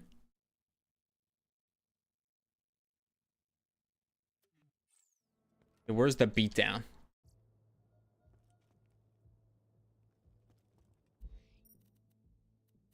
Okay, so we need to talk to Tina and get a couple quests. And where is... Everybody wants to be wanted. Not here.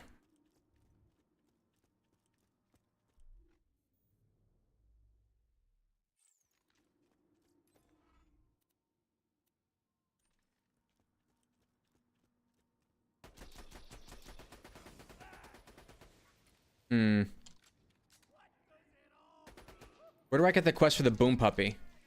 I got it from Tina here.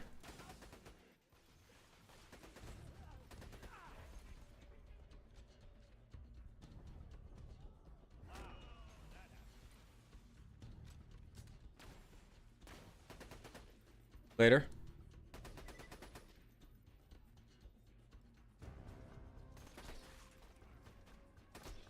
Oh my gosh.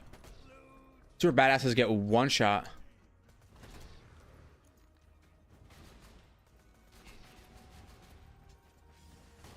Oh, later, kid. Super badass. Night.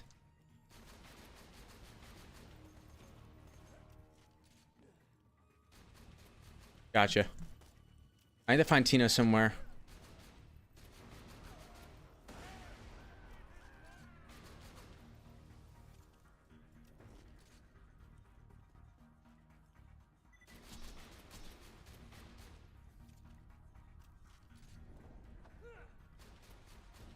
He's not there anymore. Shoot. Okay, whatever. Fine, we can just do this mission for Moxie, and then we'll come back and do the boom puppy. We'll get the kit and get the boom puppy. Check those 2 off the list, and then continue on. DLC 3.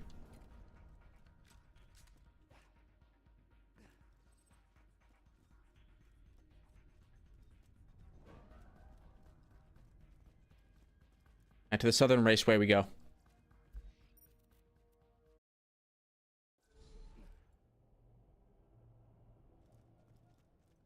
I place Axton, Maya, Salvador, and 0 poster. I can do that.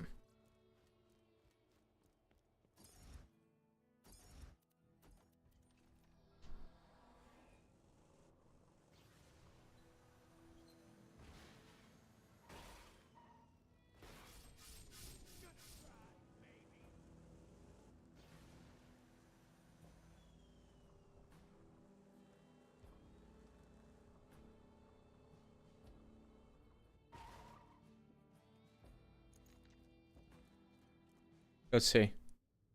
Enter right here. I think I don't need to enter right here at all.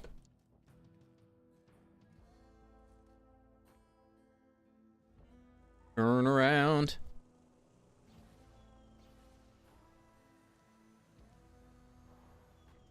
Where do I go? Hi, Lily.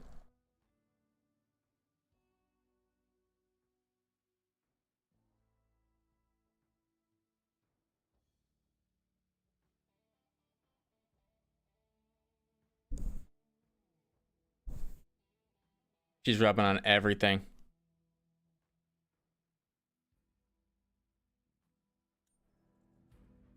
Literally everything. Go ahead, Lil.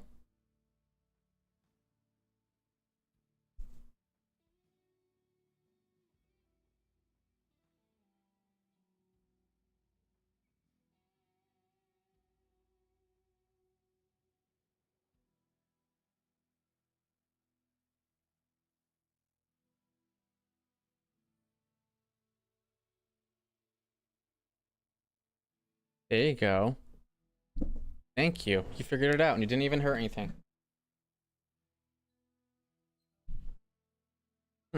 She is so funny. Alright, so we need to get back behind there somehow. Very interesting route we're taking here. Take this jump. Surely that can't be a bad thing. Alright, right here, poison a poster. I see it.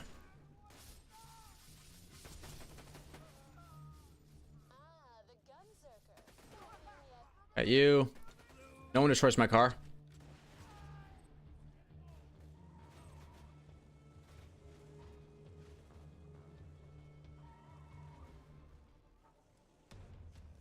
I have to go through here? I do. Alright, let's do it.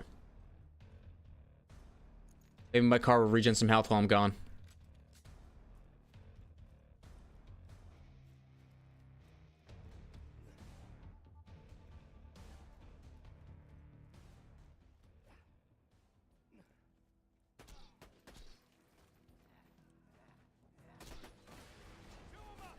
Okay, toss turret down. Hopefully that turret will save me.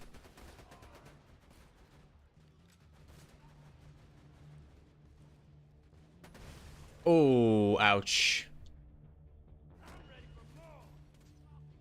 I place a poster. Get that alt symbol.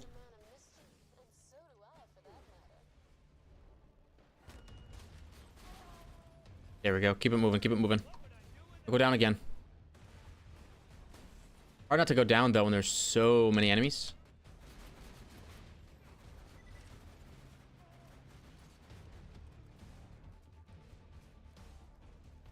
The shoe poster's down. I'm chilling.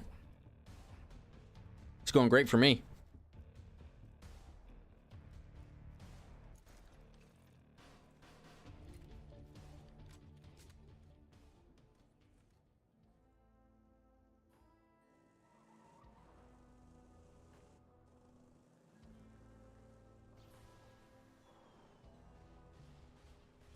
Okay, so now we have to, it would seem, go out and around. Again, I'm not entirely sure how this goes. And let's get on this road right here. Aha! That's not the right way.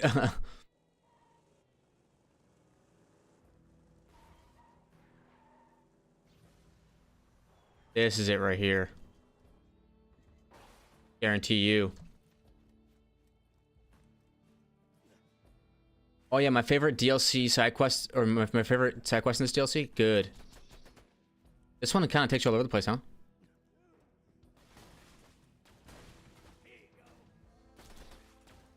I am very strong. I am very, very strong. Lyud Milla B shield. Even though Axton isn't really a sniper character. Goes off.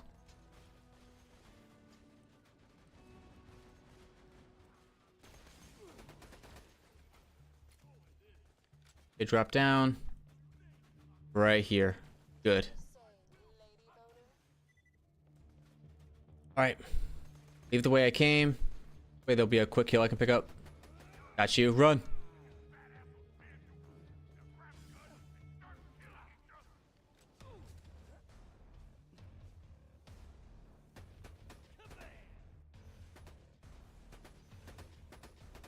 By hitting these guys, I'm proccing my able, which is getting me my health back.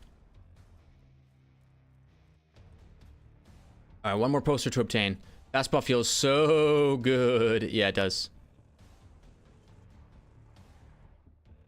It really does. Almost had a bland one with that weapon swept over.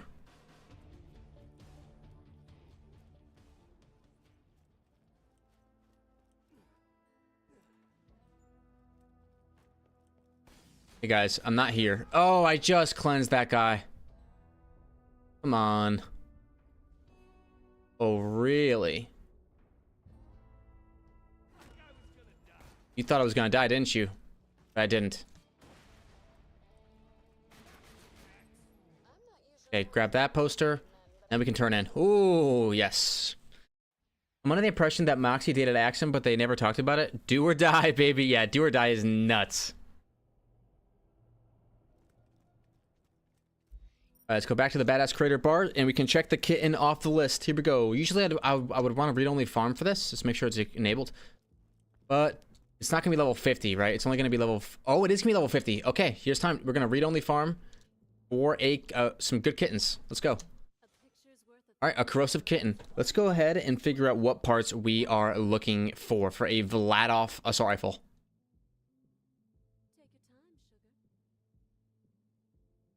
Oh, it's level 43. Hey. Yeah, good. Stop that. Stop that. Stop that. Stop that. Honey, I've got all day. Okay, only level 43. Never mind. Only level 43. Take your time, sugar. That doesn't really matter. Okay. Mark the kitten off of our list. Let's do it. So... next... let's do last item farmed. Gonna be the kitten. Current farm is the boom puppy.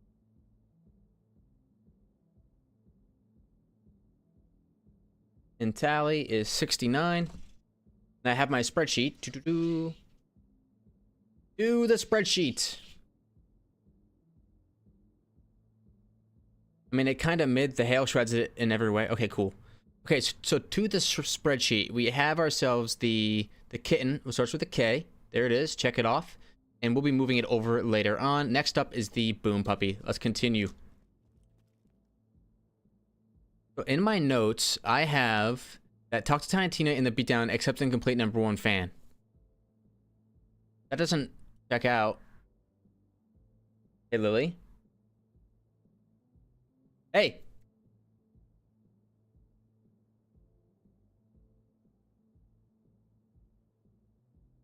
Why are you doing that?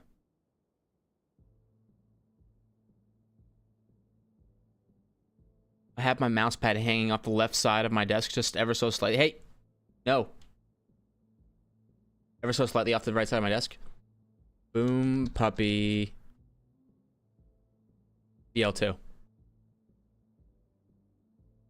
Okay, so... mission reward for walking the dog. Given by Tiny Tina. #1 fan.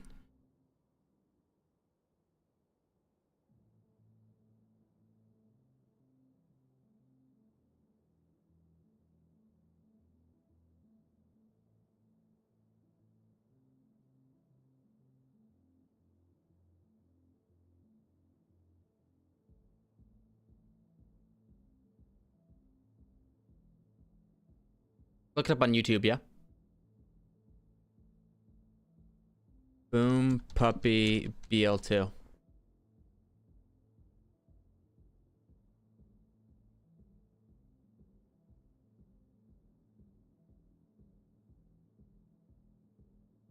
Isn't gonna show me anything.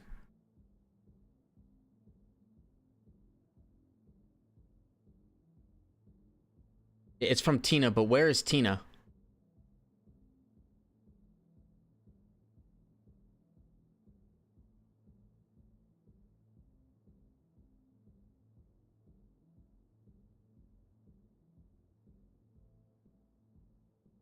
Under the bridge in the beatdown?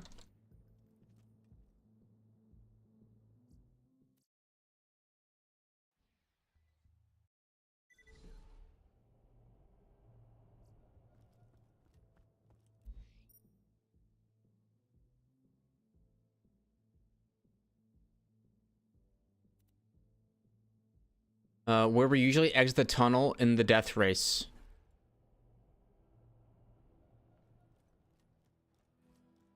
So it's not in the beatdown.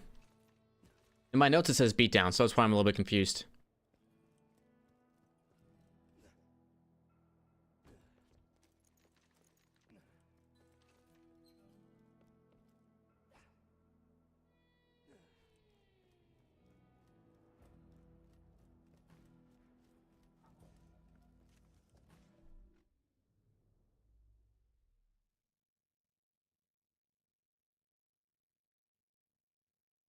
I don't see her on this map at all. I don't think the quest is marked.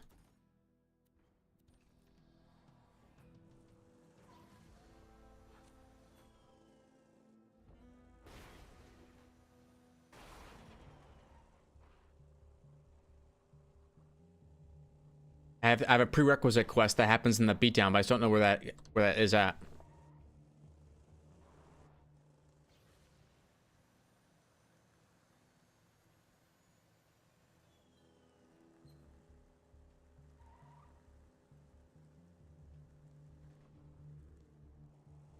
And we're under the bridge. There's no Tina here.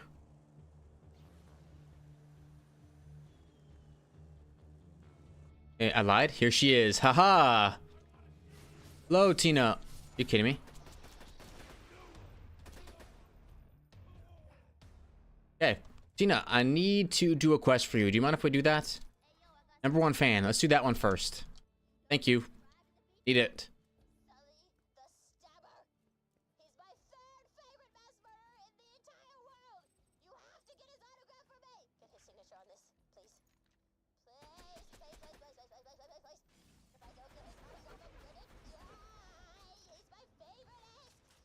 I take paper. Oops, I didn't take the paper.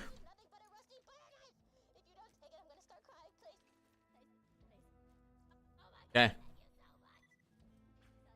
Find Sully the Stabber, get his autograph. I can do that.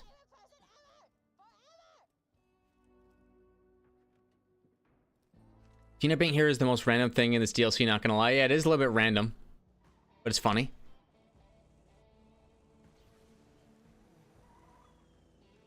Oh, whoa, brother. Chill out. Gotta get to the beatdown.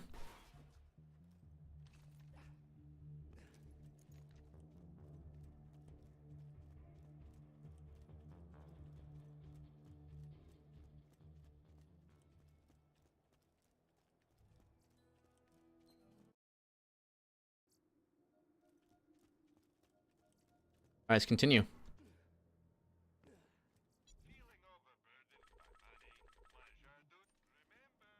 Do we go for a super good one, or just a mad one? Cool story, bro. Wonder why Torx never used to sponsor his guns, bro.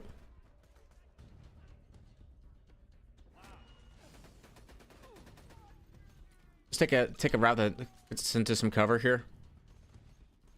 Matching grip is all you're gonna want. Oh gosh. It all depends on what the turn-in is like, because if the turn-in's far, I'm taking the first one I get. Get me through, get me through. Hey, Sully!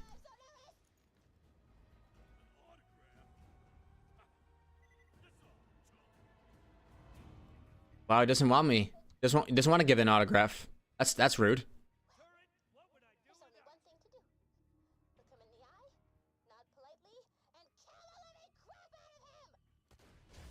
Wow, he immediately takes me down. There we go. Boom, fastball right to his gullet. And I go down anyways. Crazy. We gotta go turn in.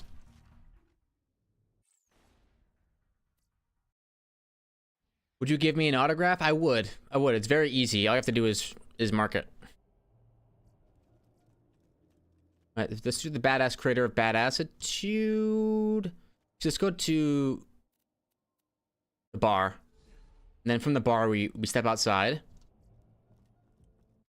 And then it's gonna be the fast way to get to a car, I think.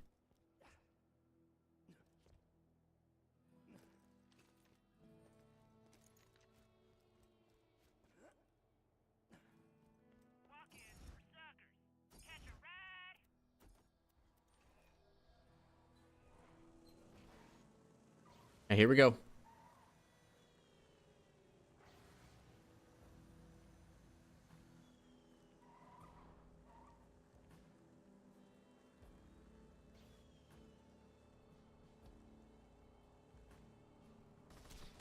I'm a little bit sad because it said level 50 for that hit and turn in, but it was only level 43.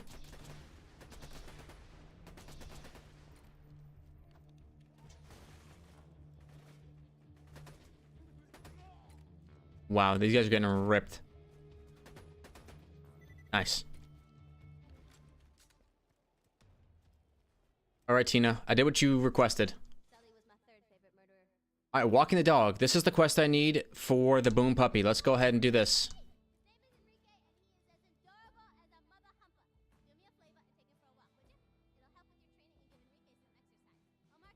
428 walking the dog.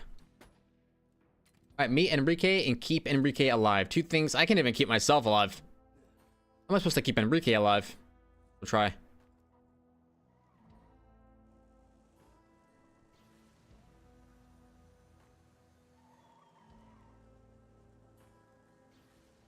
Into the tunnel we go.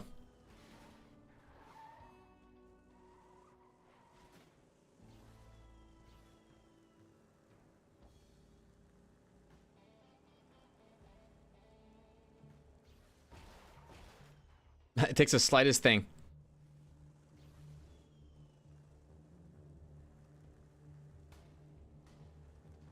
Enrique, my guy.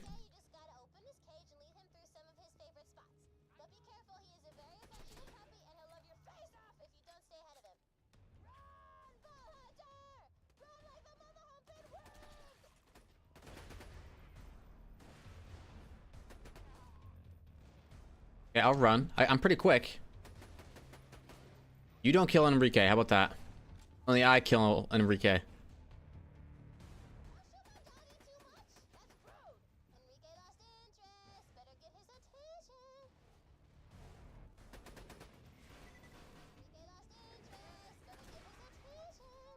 This way, buddy.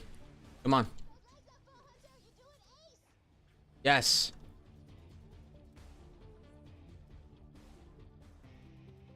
This way, Enrique. Come on.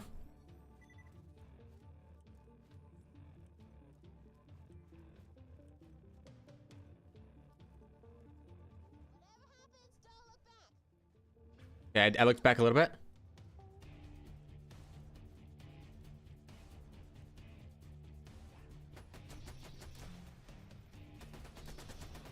Okay, they're swept. Up to a conference call.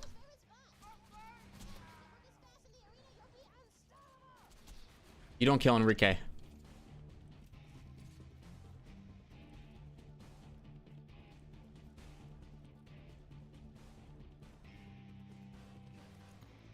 Come on, buddy.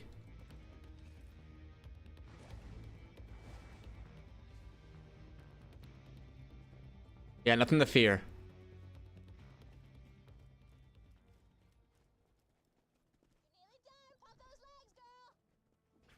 Okay, one more. Oh gosh, he's gonna get me. Man, they're really making me run for it, huh?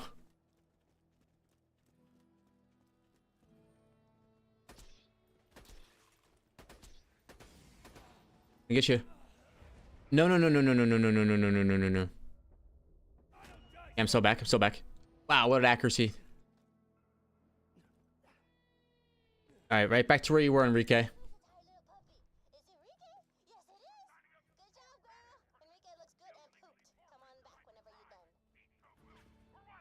Yeah, return the Tina. And here we go. The boom puppy is going to be acquired. Thanks, Enrique.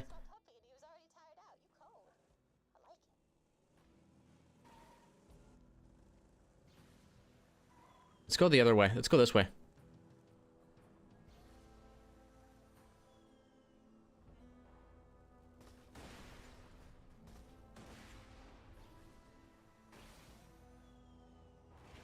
And from here, just go straight off like this. Bloop.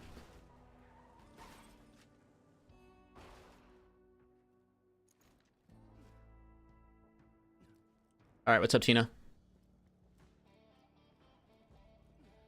I would like one boom puppy, please. Okay, do I stay here and farm for a better one? I think I should. Let's farm for at least match and grip or something.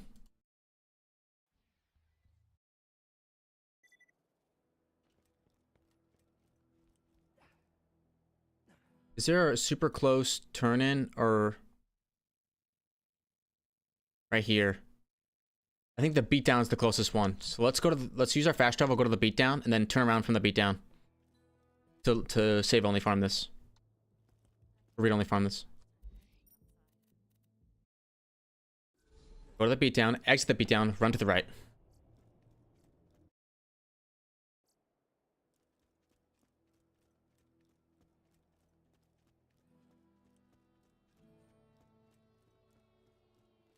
Do this little number right here.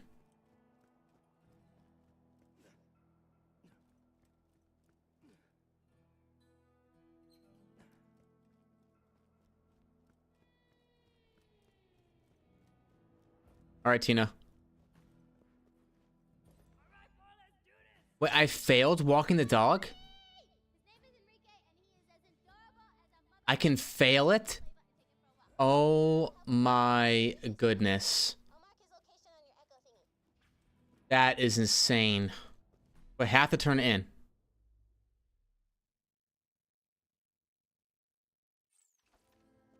I'm gonna lose my mind. No way I have to do it this way. Here's some onslaught. Wow. It's just a big wow for me.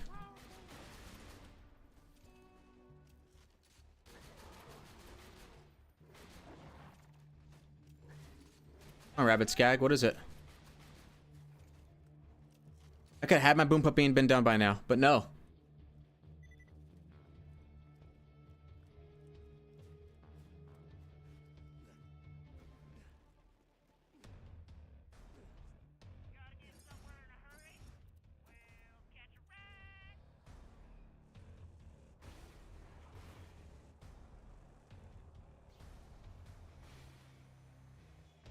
Ooh.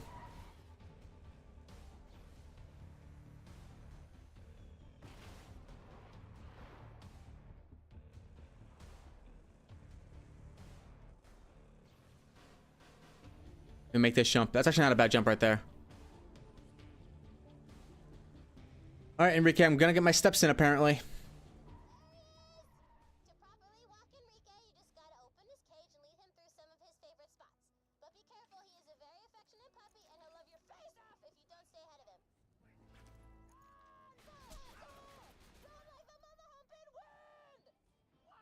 Let's use a vehicle this time.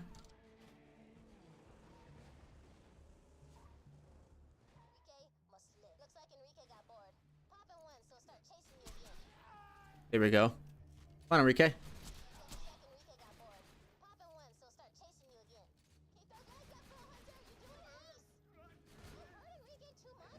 I'm not trying to hurt him too much. It's these bikers that are hurting him. Come on.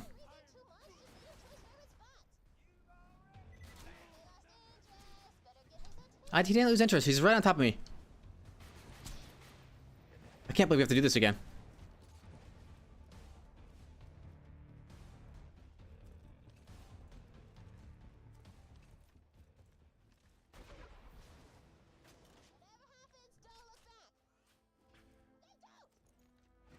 I always look back.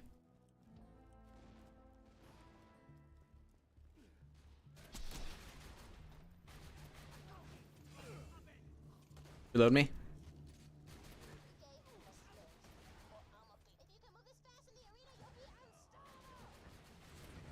I have a lot of ammo on that weapon as well. Come on, Enrique.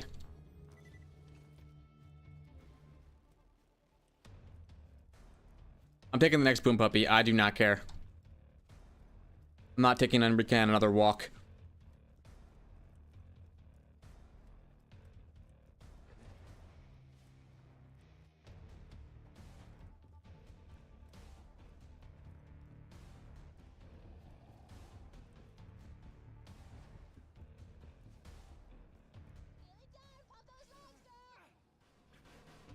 I'm burning and I'm gonna die. There is no way.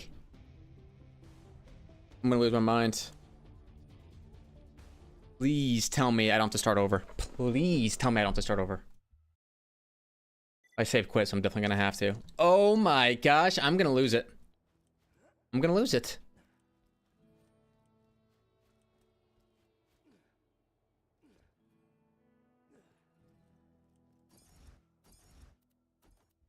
I'm gonna get this boom puppy.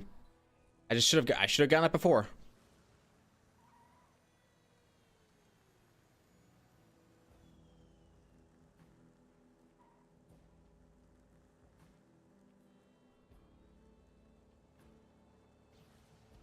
All right, Tina. This is for a unique assault rifle that goes boom. Only reason I'm here. Please. There are a few horrible quests in BL2, and this is absolutely one of them. Yeah, I completely agree with your refrigeration. This is definitely one of them. I think what I can do is I can walk the dog and then do a force save using the badass bar. Using using bar to just do that. Turn it on, then turn it back off. And then from there, excuse me. And then from there, do a read-only farm. But at this point, I don't even want to do a read-only farm. Go!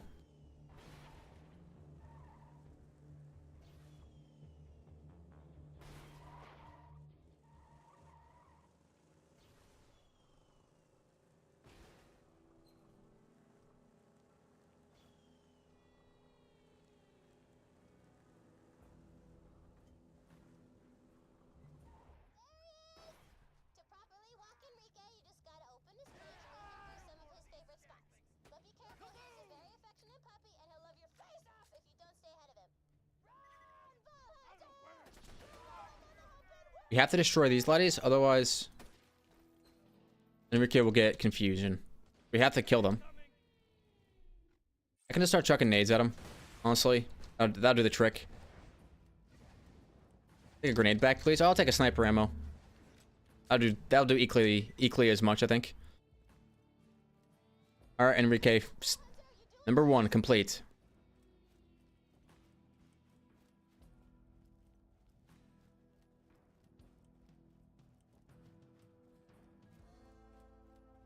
And number 2 is simple.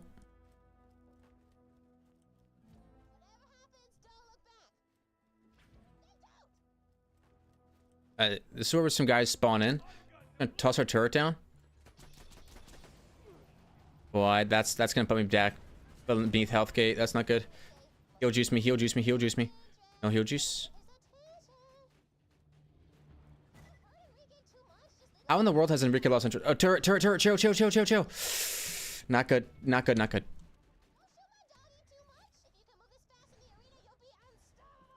Okay, don't get hit again. Don't get hit again.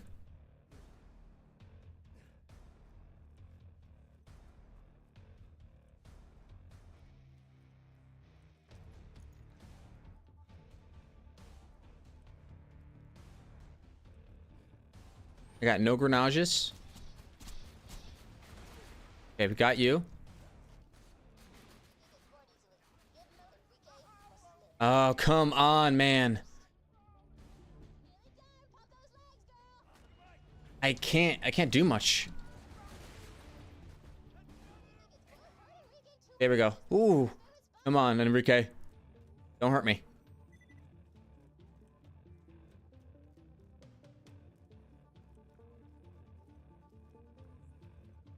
No more bandits. Please, no more bandits.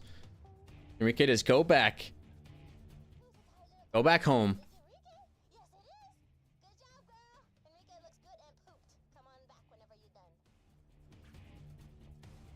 Alright, return the Tina. I'm just gonna do it.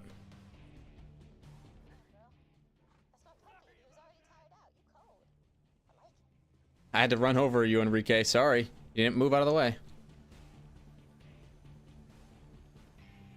Golden rule, survival of the fittest.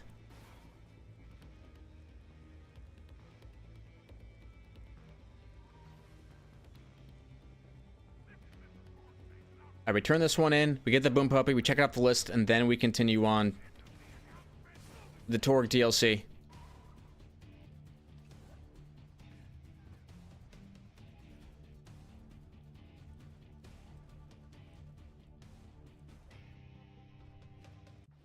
Okay, walking the dog. Thank you. Get this Boom Puppy. And Jacob's Grip. You know what? We take the Jacob's Grip for extra damage. Thank you very much. Check it off the list. Boom Puppy. Thank you.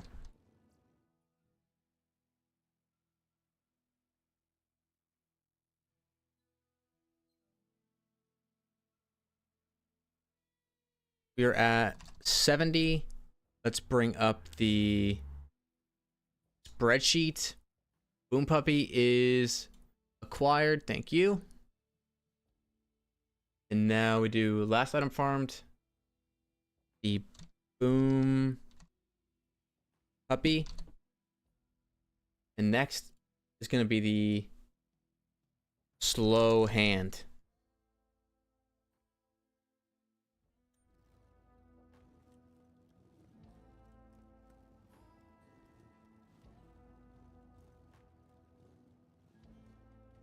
The turn of the arena. You tried to make us out to be a coward, but you're the real coward, Piston.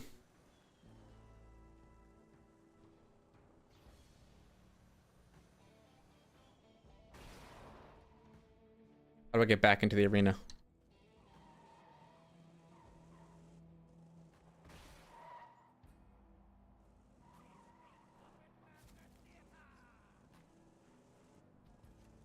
We're coming for you. Say, what are you planning to do with the arena once the tournament is over? Oh, probably get a construction team in here to carefully disassemble it. And what the fuck do you think? We're gonna blow it up. Oh, sugar, I've got a much better idea. Alright, here we go. And let me just check out the slow hand real quick. Slow hand BL2.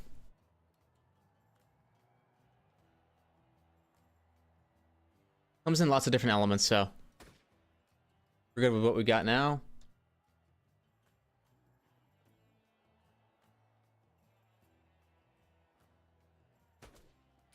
Okay, here we go. What do we got? The center of the arena we go.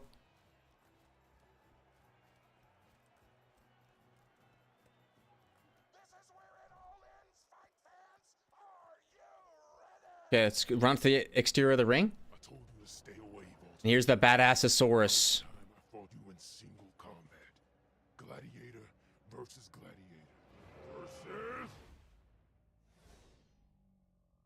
giant goddamn metal T-Rex! Okay, giant metal T-Rex. Let's run away. Run away, run away. Okay, hang out right here.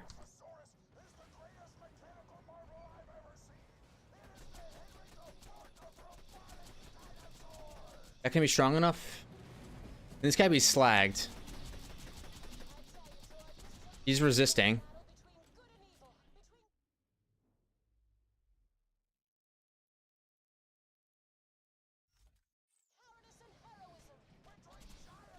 Oh, there we go. That's a little bit better, I think.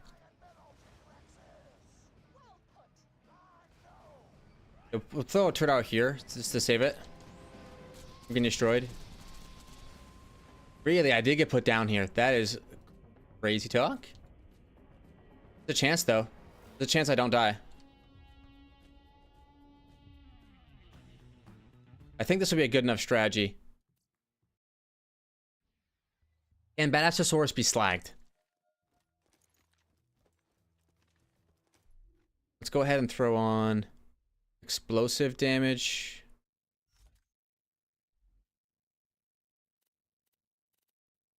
And we could always try flacker swapping.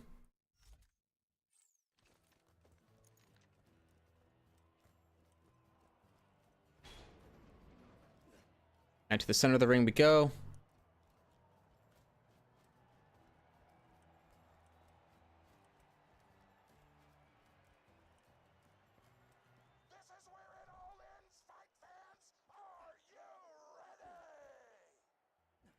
told you to stay away, Vault Hunter. But now it's time I fought you in single combat. Gladiator versus gladiator. Versus... giant goddamn metal T-Rex! Alright, run, run, run, run, run.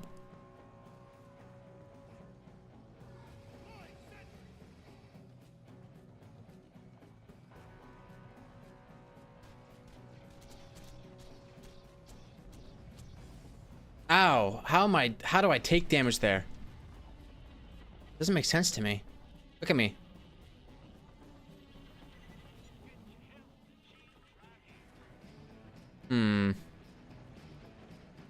I thought I'm supposed to be safe. I'm over here. It's not.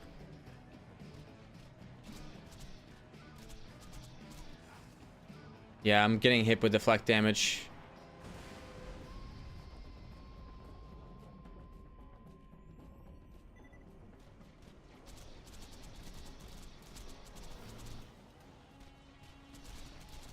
Dang, those rockets can definitely hit you.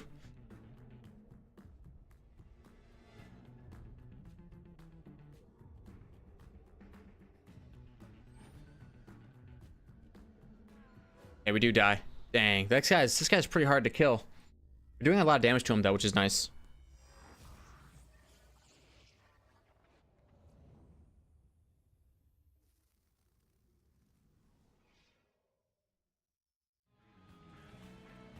This time we're not gonna make the mistake of trying to restart it. We just go right ahead.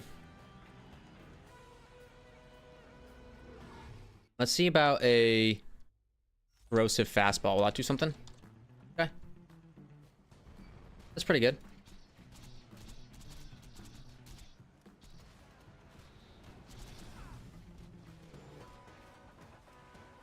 I don't get, there's gotta be a way to, I thought there was a way to be completely invincible from this guy.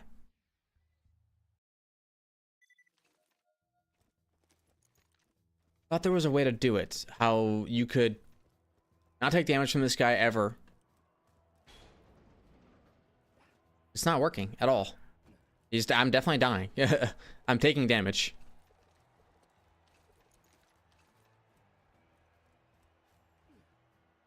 This is where it all ends, fight fans! Are you ready? I told you to stay away, Vault Hunter. But now it's time I fought you in single combat. Gladiator versus gladiator. Versus... giant goddamn metal T-Rex! I want to try something. Turret down. Juke that. That's not bad. Oh, that's a lot better right there. Oh, just flacker swap them. Let's go, baby. Ooh, get flacker swapped, buddy.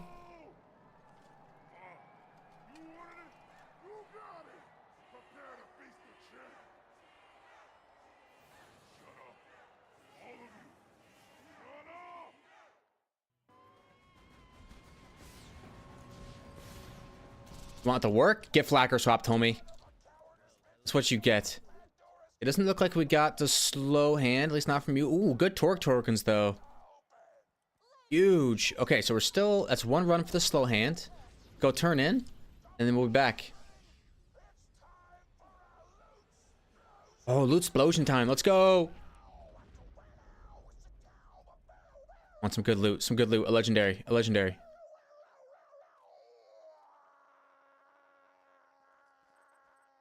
Wow.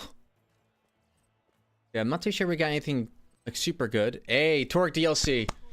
Claps. Torque DLC. We made it through. We made it through. It's a good time. I'm excited to go try to destroy the Badasasaurus some more and get the slow hand and then get out of here. Very, very nice.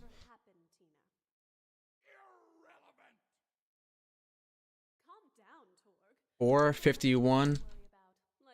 Org. DLC done.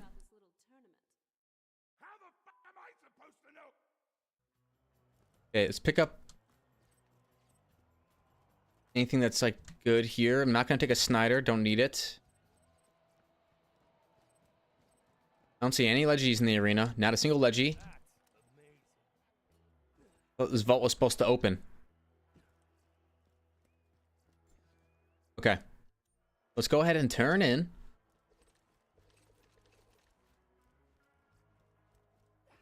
And we come back here to flacker swap this guy some more, hopefully.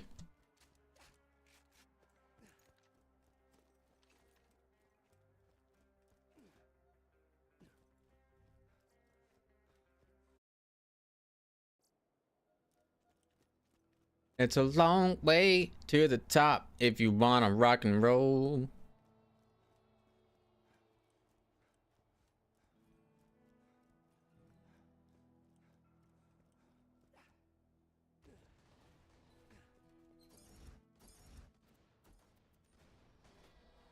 Let's get out of here.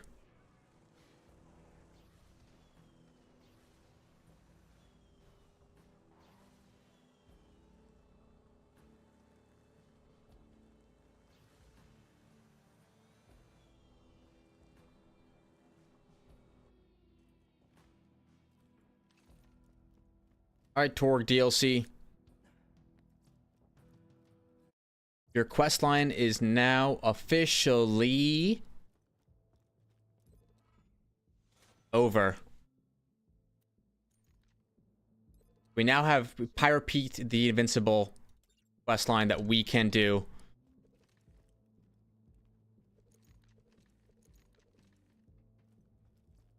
We can now do. Let's go ahead and save quit. And we're going to go try to get back over there to farm the slow hand.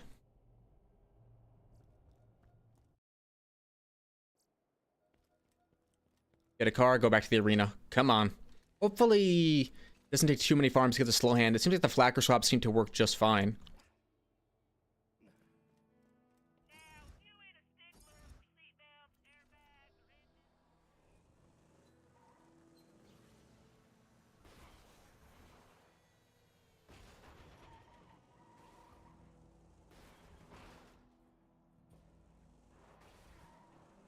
All right, here we go. Back in. Back into the belly of the beast.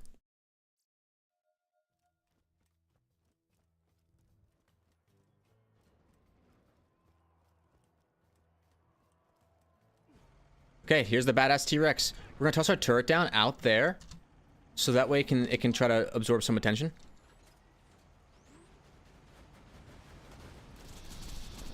Okay, almost a one shot. There we go. It's a two shot. All right, slow hand, please. He's not actually dying. He's just kind of sitting there. All right, let's go again.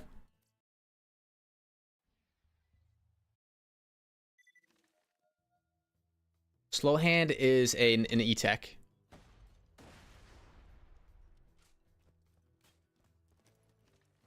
What I need is a new Nukem.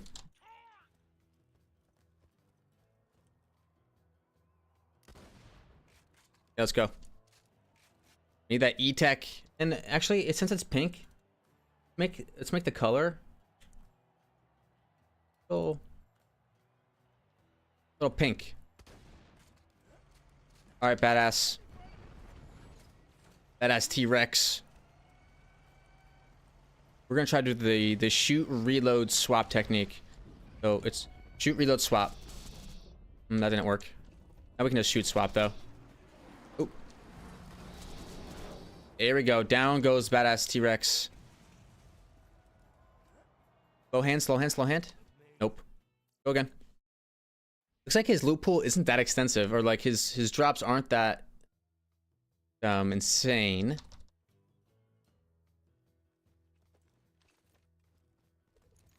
But killing him isn't too bad with the flacker swaps, and if I had a better Nukem, probably be even better.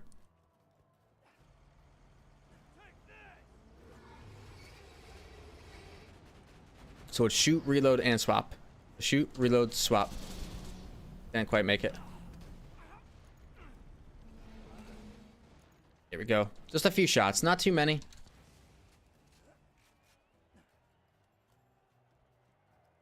Okay, no drop. Go again.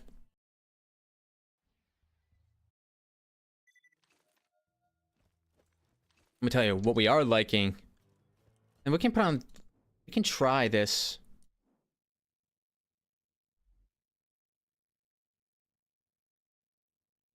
This Grenadier to see. If the extra points in Sentry will do something good for us. Not too sure.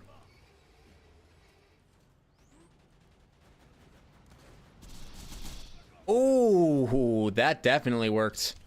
Ooh, that definitely worked. That's a one-shot. Let's go. That Grenadier comp came in clutch right there. Wow.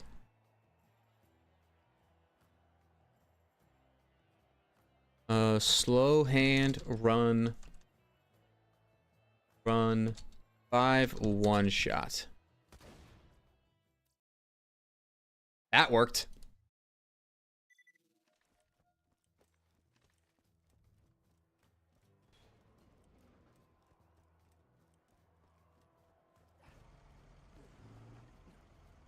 Alright, toss this down.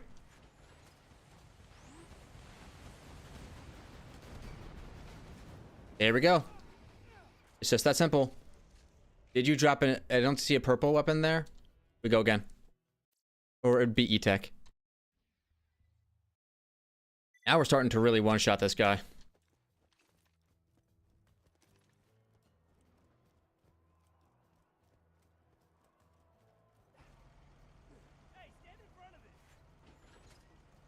Oh, turret got instantly destroyed.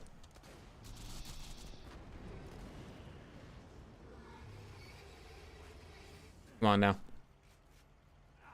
Where are you going? Where are you going?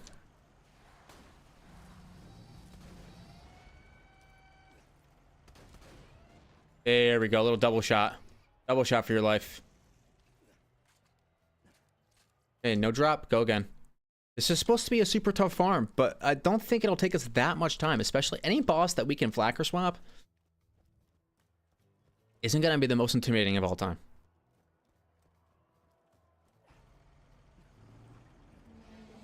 Alright, put the turret off the side a little bit so maybe we can slag him up. Alright. Whoa, whoa, whoa. That's one heck of a move there, buddy.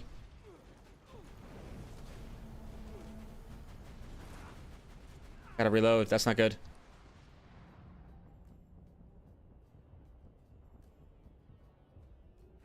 There we go. Down goes Frazier. Slow hand, slow hand, slow hand. No slow hand.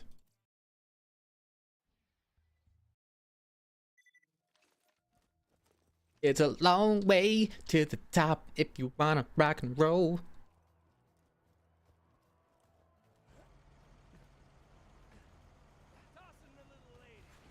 What we need to do, again, right here is when you're on site, shoot, reload at the same time, then swap.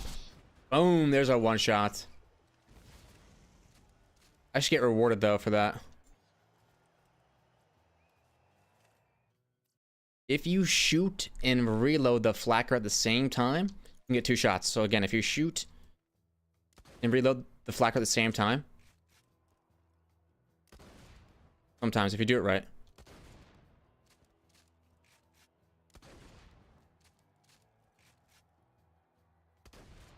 Not working there.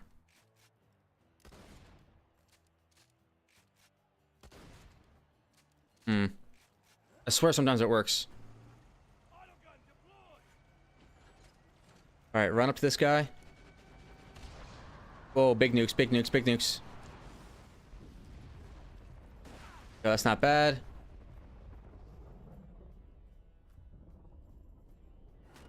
Here we go. Down goes Frazier. Still no slow hand, though. Well, hello there, Loot. It's tough, because that's the weapon I'm looking for. Let's go. Axton, I mean, you can pretty much always second win when he downs you. Exactly, yeah.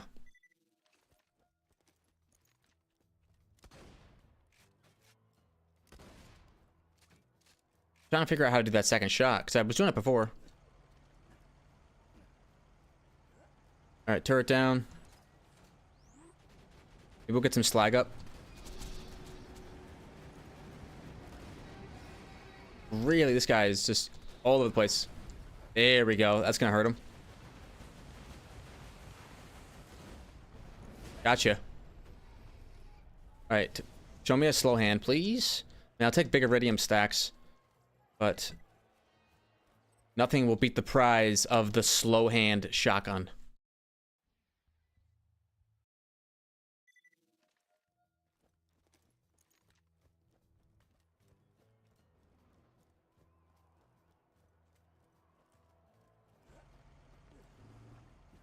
Now you be careful,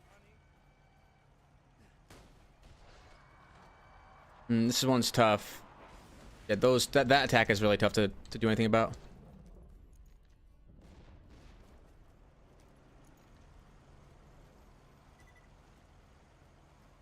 Come on, get me over there.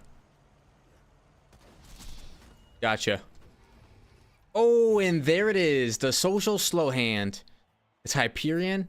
I can't tell that grip. Jacob's grip. But it's social, which is nice. I like that a lot. Very nice. Which gives you more weapon damage, fire rate, all that stuff. Very nice. Slow hand acquired. Thanks, Thanasaurus. Really appreciate that. You helping me out there? Very, very nice. Thank you very much. Okay, so it's run 12, slow hand. Tally 71. Last was the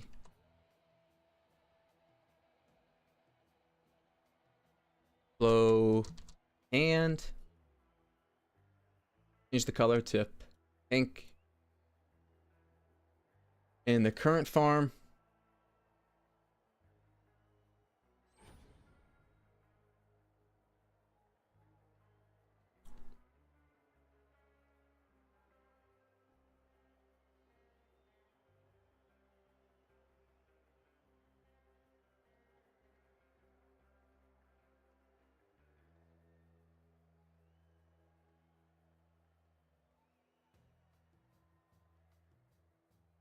okay.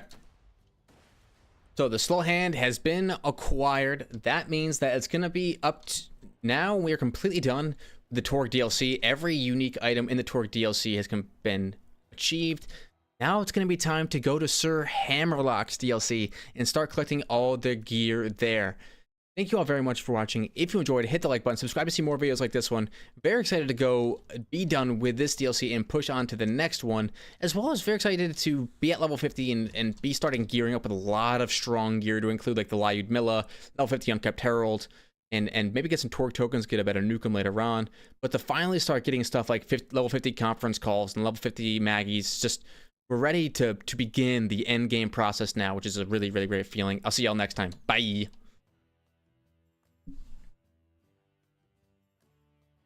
All right.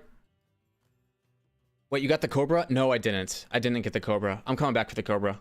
There's a few weapons that I'm coming back for. The Cobra's one of them. Now I'll show you guys the spreadsheet here. So that puts the slow hand.